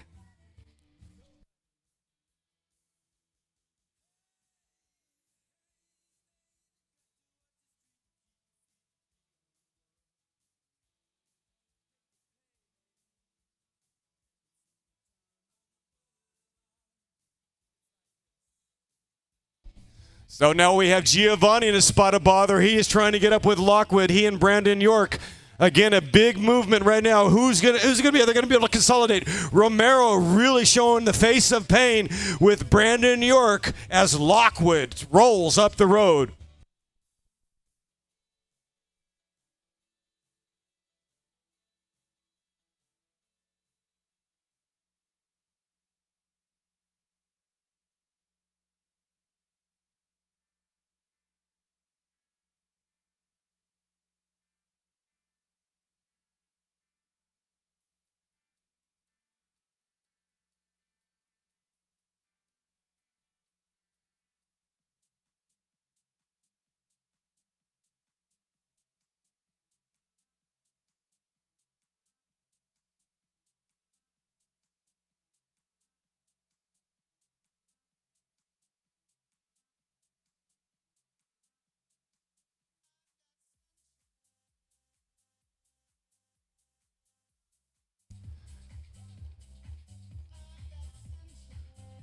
Just short of 37 minutes in this bicycle race. We are in Santa Clarita, California.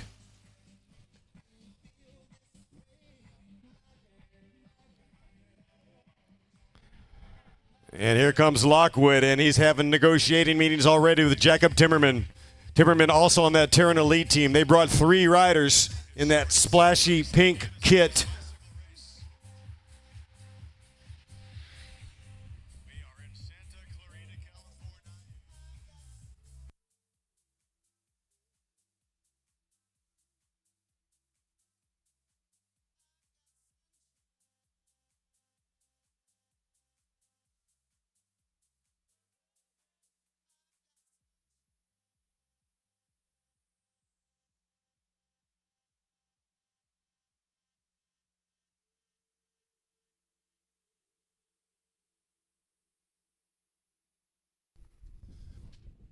Santa Clarita, California, population 225,000.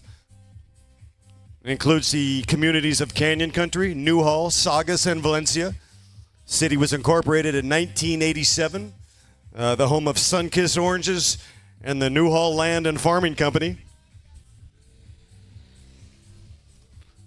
Santa Clarita, wait for it, has 77 miles of bicycle routes.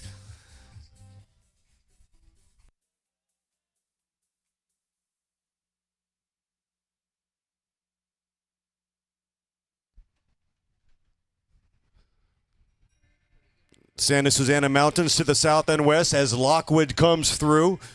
Timmerman, well, a sympathetic expression on Timmerman's brow right now. Goodness gracious, Lockwood. This is his moment. This is his arena. And he's got the peloton in a hurt locker.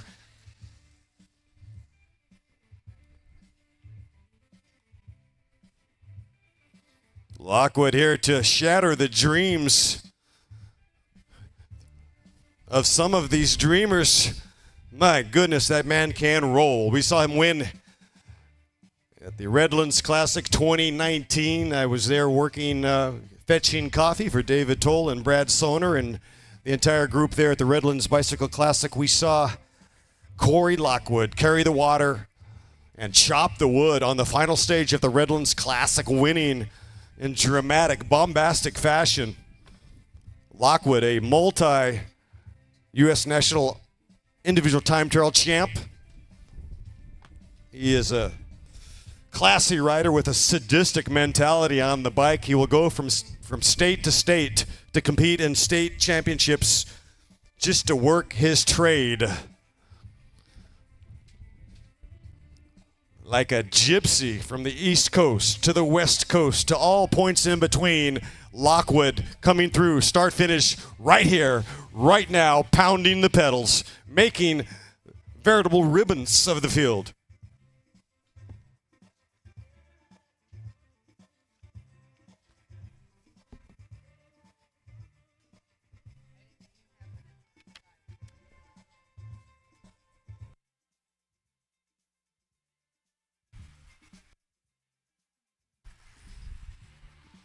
And still a very hungry pace being set by the chase.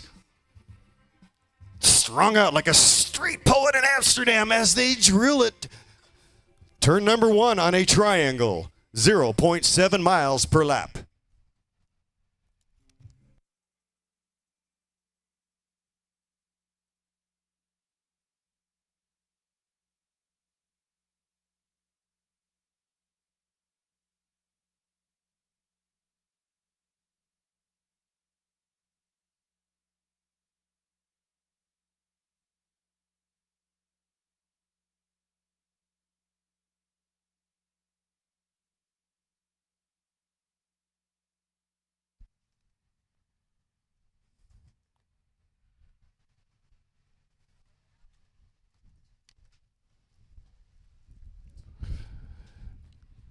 As the wind picks up, we're going to give away a Product Preem. These two riders blasting through start finish. Product Preem.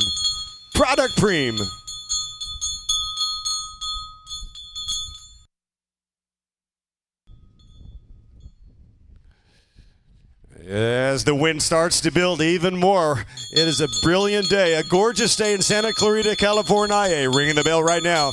Product Preem on the line. Product Preem.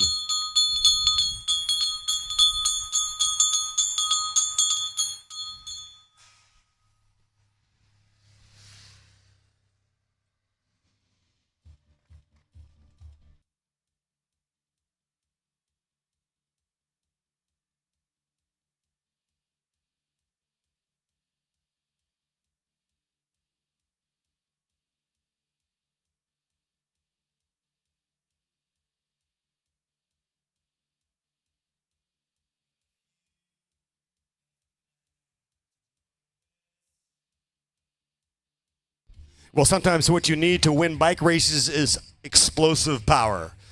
If you're a sprinter like, I don't know, Jasper Philipsen, Rasan Bahati, and you have 16 sticks of TNT, and you can beat the rider with 8 sticks. But if you're a rider like Corey Lockwood and you can get up the road with 8 sticks of TNT, and you can isolate and you can recruit and shop for a rider that has 7 sticks, something less than you, and you can produce the anaerobic energy that you're seeing Lockwood. He is absolutely on that pedal. As you see the style, as you see his silhouette, he is very perfectly aerodynamic on that machine as he comes through turn number 1 at speed. So you're eliminating the fast twitch guys. They're no longer in your real estate. They're in a different time zone. That's isolation. But it's one thing to say it. It's one thing to put it in paper. But to actually do it, you've got to be on that bike 8 days a week. And you've got to have that championship DNA. He's a special rider. Guys like David Zabriskie, the ability to ride within themselves on a race against time.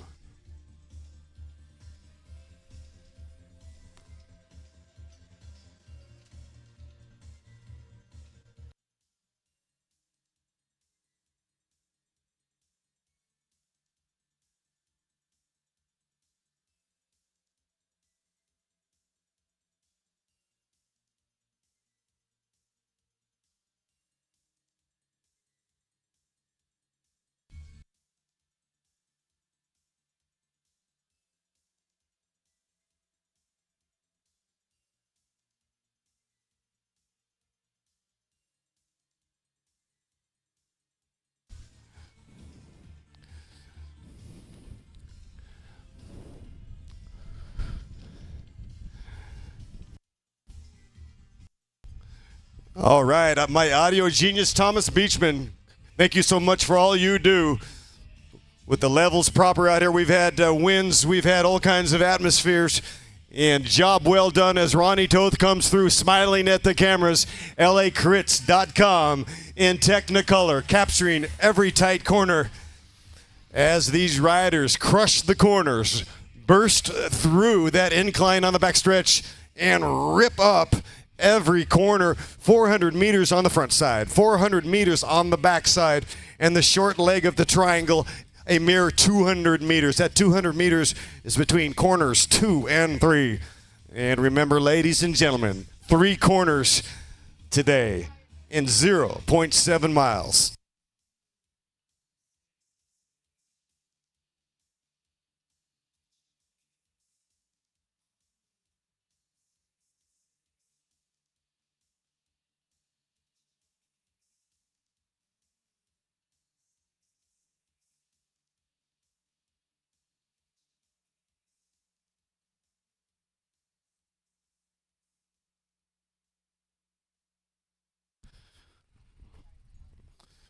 Corey Lockwood on full display, ripping up the tarmac right now.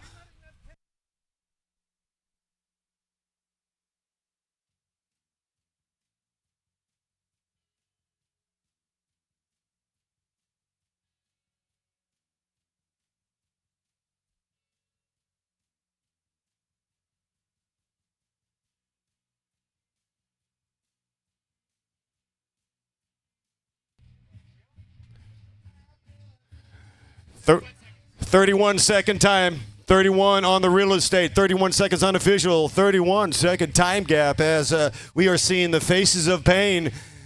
It is looking a bit ragged in the back right now as these riders getting pummeled by the elements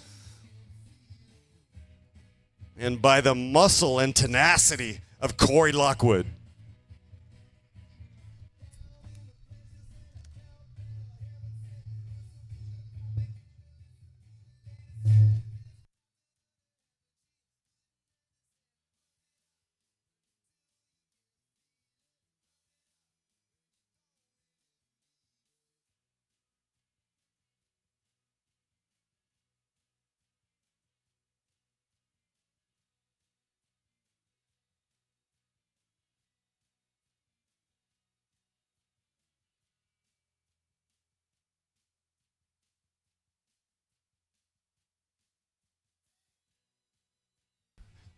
Corey Lockwood doing a good job right now of hydration, topping off his levels.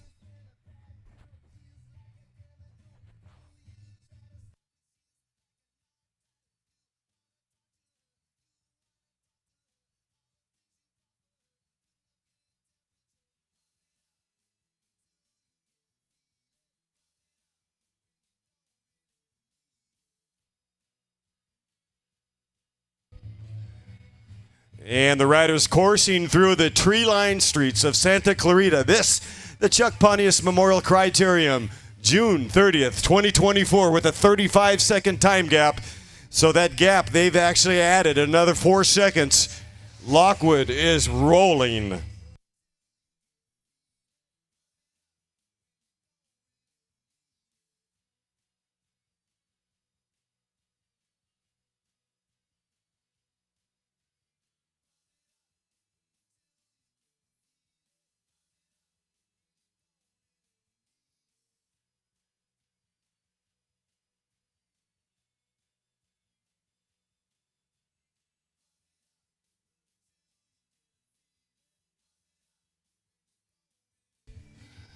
It's fascinating. Corey Lockwood definitely had a giant bullseye on his back, and he has stepped up to the pressure. And here he comes again. Lockwood rolling that big pedal, that huge, gigantic monster gear with Jacob Timmerman just latched on like paint, like graffiti on an overpass in Los Angeles. He is absolutely on a short leash. Timmerman has his head in the oven begging for mercy as Lockwood is rolling lap after lap, peppering the entire peloton like a steak. These riders are 9 on the top tube right now, a 38-second time gap. 38 seconds, like a yard dog in a bone. The riders in rears, they're in the blender, in the washing machine. Hit that button that says liquefy. It's very difficult to connect the dots. The toothpaste out of the tube. Lockwood is loose.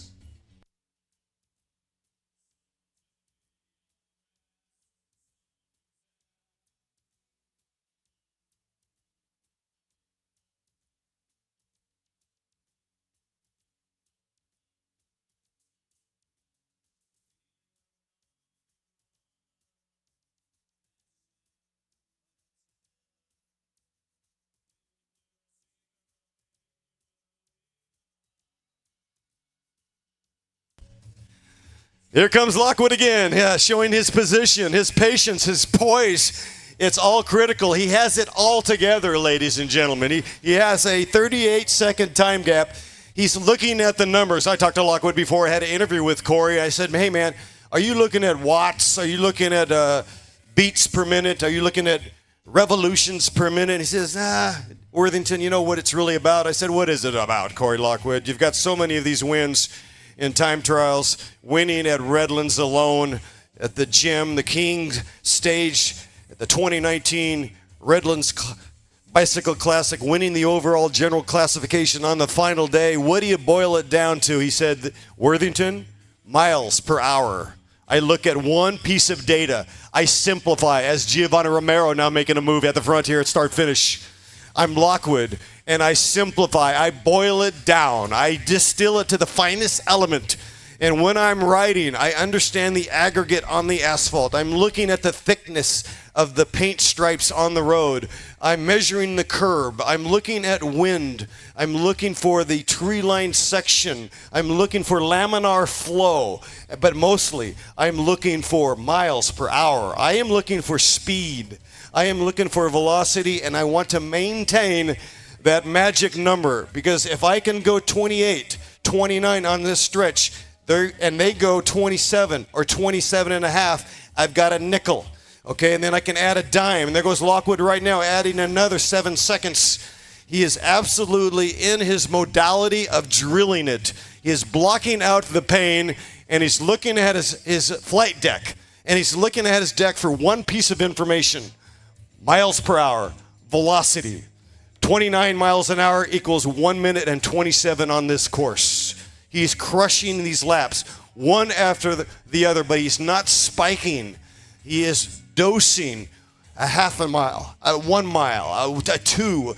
It is a fractional gain, lap after lap. Not unlike a sprinter, like a Bahati or Corey Williams or Jasper Philipsen will look at gaining a few riders every corner. If he gains 3/4 of a second every corner, he might get 4 seconds in one lap. And here comes Ronnie Toth latched on. 54 seconds. My goodness gracious. So we saw him add a nickel, 54-second time gap between Lockwood and chase number 1.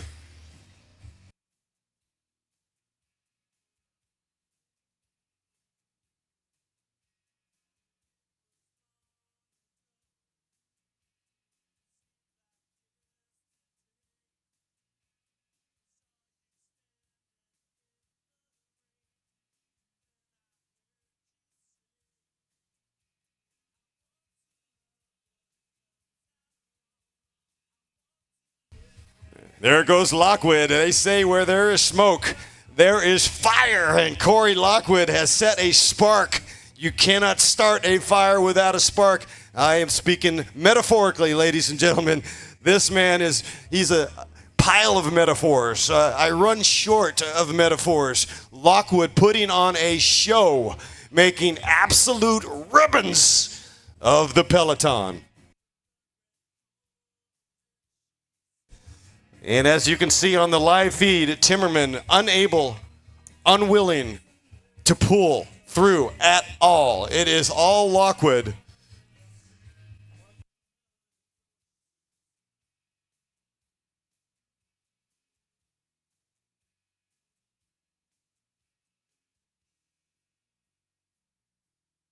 Ronnie Toth having a very good ride right now, and he's still separated. He's battling for 3rd and 4th on the road. Ronnie Toth up the road. There goes Giovanni Romero with a high-speed felt, a big move. And that's going to elicit a big reaction from Michael Lowery.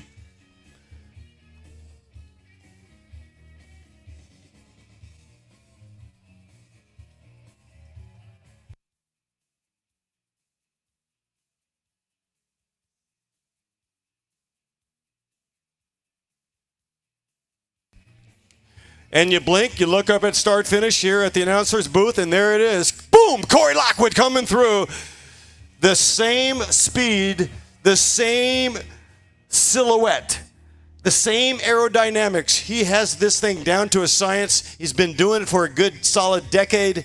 Absolute beast when it comes to this specific modality, and that is time trialing. Timmerman sitting on, observing. One can only wonder if they have struck a deal.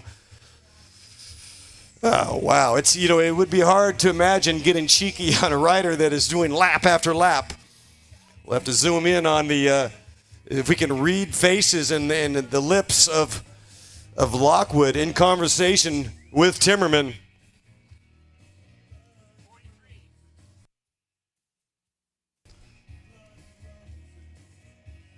So Gamalera, another very good rider who we've seen from a Cat 4 to now a Cat 1 with a 43-second time gap. And here's the chase with Ronnie Toth. 1 minute with Toth and 2 others. That represents 4th, 5th, and 6th on the road. Minute 8 to this group. And that's the group that you would be looking for if you're Lockwood to lap. If they're doing a minute and a half, and you've got about 30 seconds to try to get across. You're roughly 2/3 away from making a full lap if you're Corey Lockwood. And there's Corey Lockwood. He can see the tail end of what is left, of what is remaining of the primary peloton.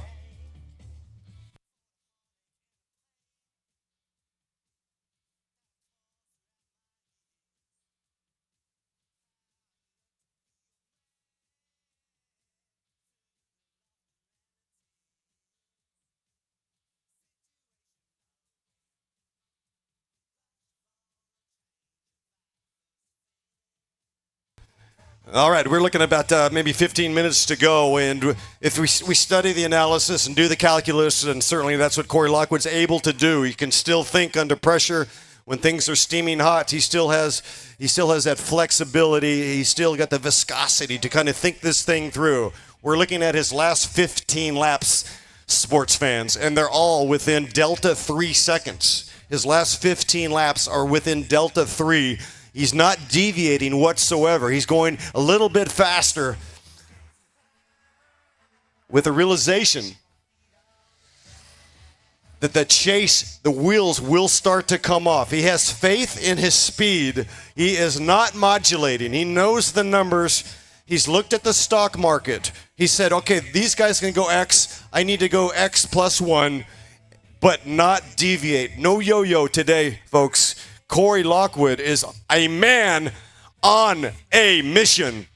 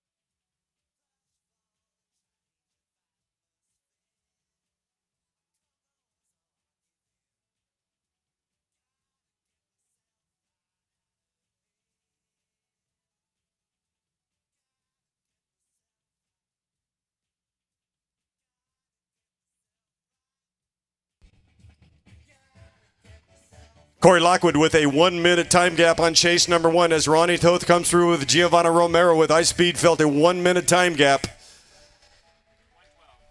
A minute 12 to be more precise. 1 minute 12 on the real estate chunk between Corey Lockwood and Timmerman. Timmerman hanging on to Dear Mercy and chase number 1, 1 minute 12 back. Corey Lockwood left at about 25 minutes into this 75-minute race. So here comes Lockwood as he can see the back end, the tail, and he is aiming to come around and lap a minute 36.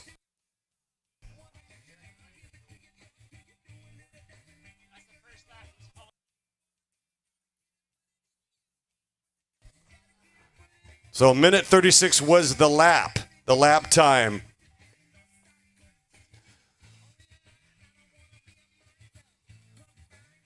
So he has come down just a fraction on the speed, between roughly 28 miles an hour, maybe 26 and a half on that last lap. Don't know if I could read too much into that data. It could be that he doesn't want to lap. It could be that he wants to hydrate a little bit. It could be that he's talking to Timmerman. You would hope that Timmerman, well, there's no love lost. This is bicycle racing. Forget that whole idea. We shall see. There is no script. When I try to script these races, I fail miserably every time. Good to see Espen Kateris out there as well. The man from Oslo, Norway. With the Viking DNA, Romero, another lap of aggression. Ronnie Toth has had enough. Still has a smile on his face, but is looking to populate a different groupetta. And look at Lockwood. You can just see him as he comes blasting through the start finish. This man is the mayor of Tehachapi, Corey Lockwood, looking good with that grimace, stern, stoic determination on Lockwood's face.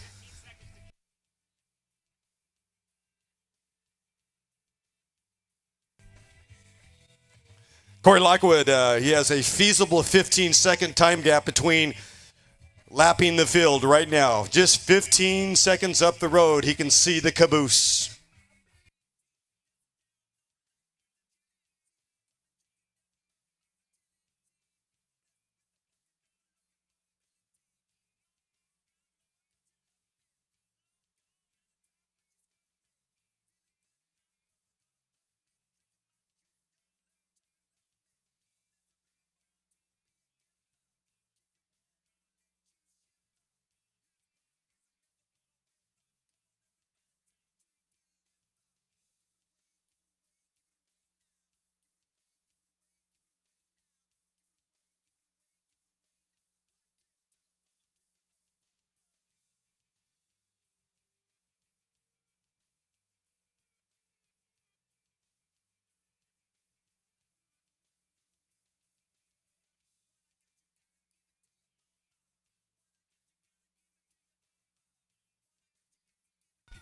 Romero comes through.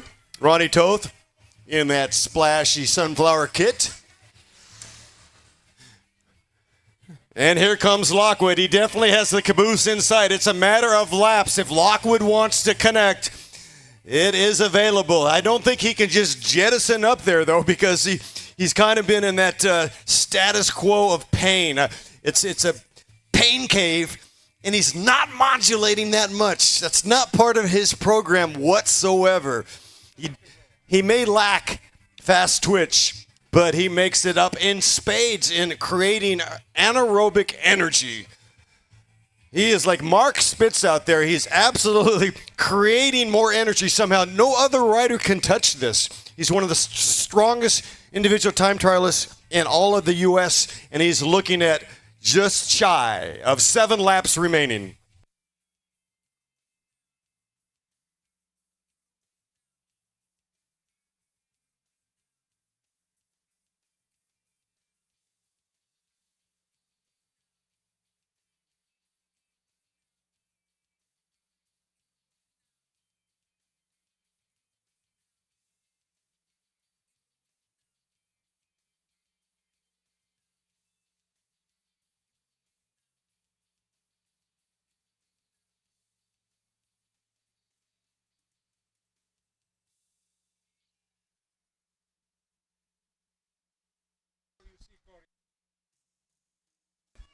This is the field right here, what's left of the field.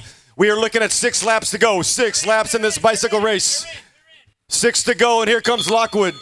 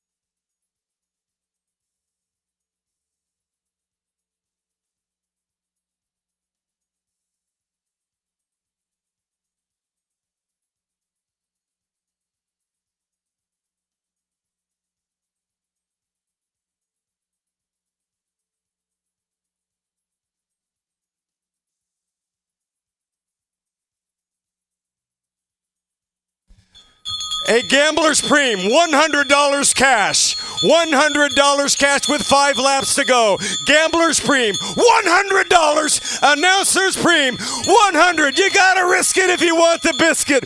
We are having a very good time in Santa Clarita. Thank you very much. $100 on the line. Cash.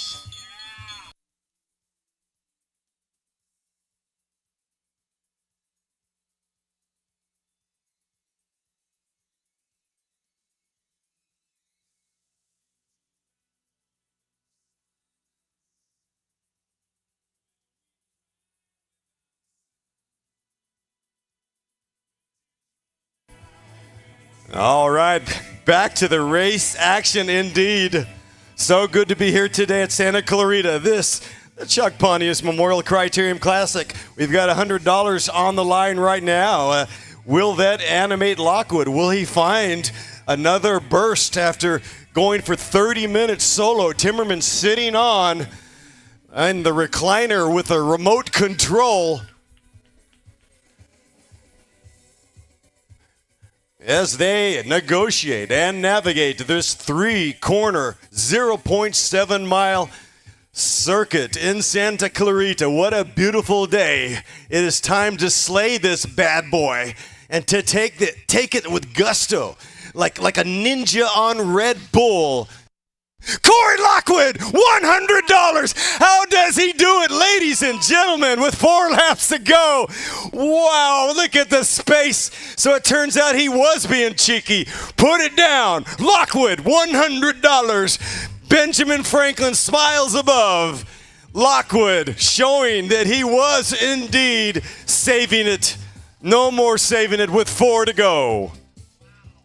Sorry, Mr. Timmerman, it's been good night. The announcers wanted to suss it out. Job well done, Corey Lockwood.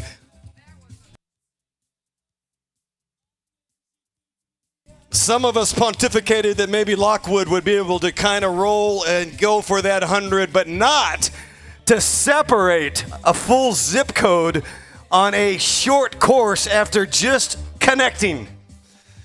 The man, after all, did get 5 pedal strokes to recover. Goodness gracious!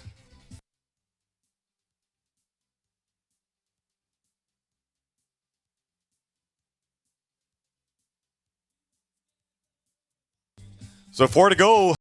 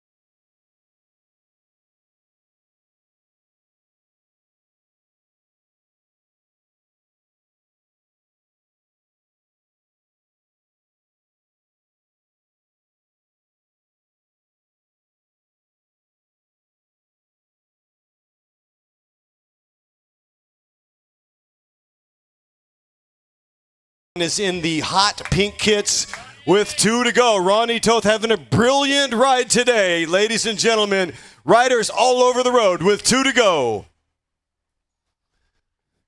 A truly wise man said, never play leapfrog with a unicorn. The unicorn has been a full diesel motor engine today in the name of Corey Carrywater Lockwood.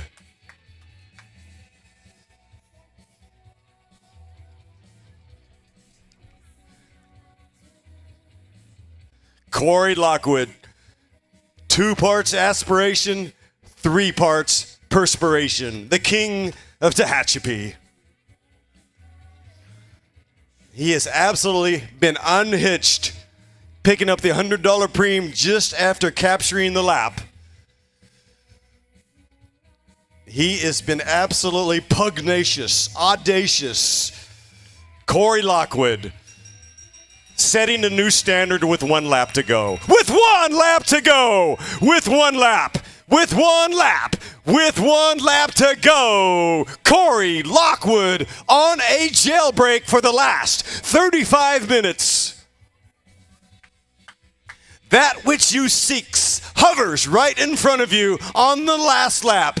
That which you fear, you must embrace.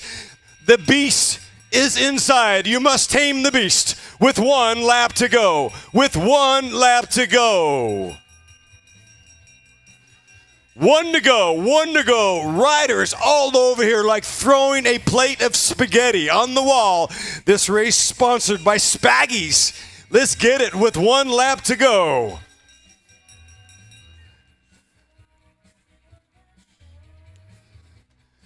There will not be a wild scramble to the line for the win today, ladies and gentlemen, unless he is abducted by aliens. Highly unlikely. Our man, Corey Lockwood, will sign on the line which is dotted.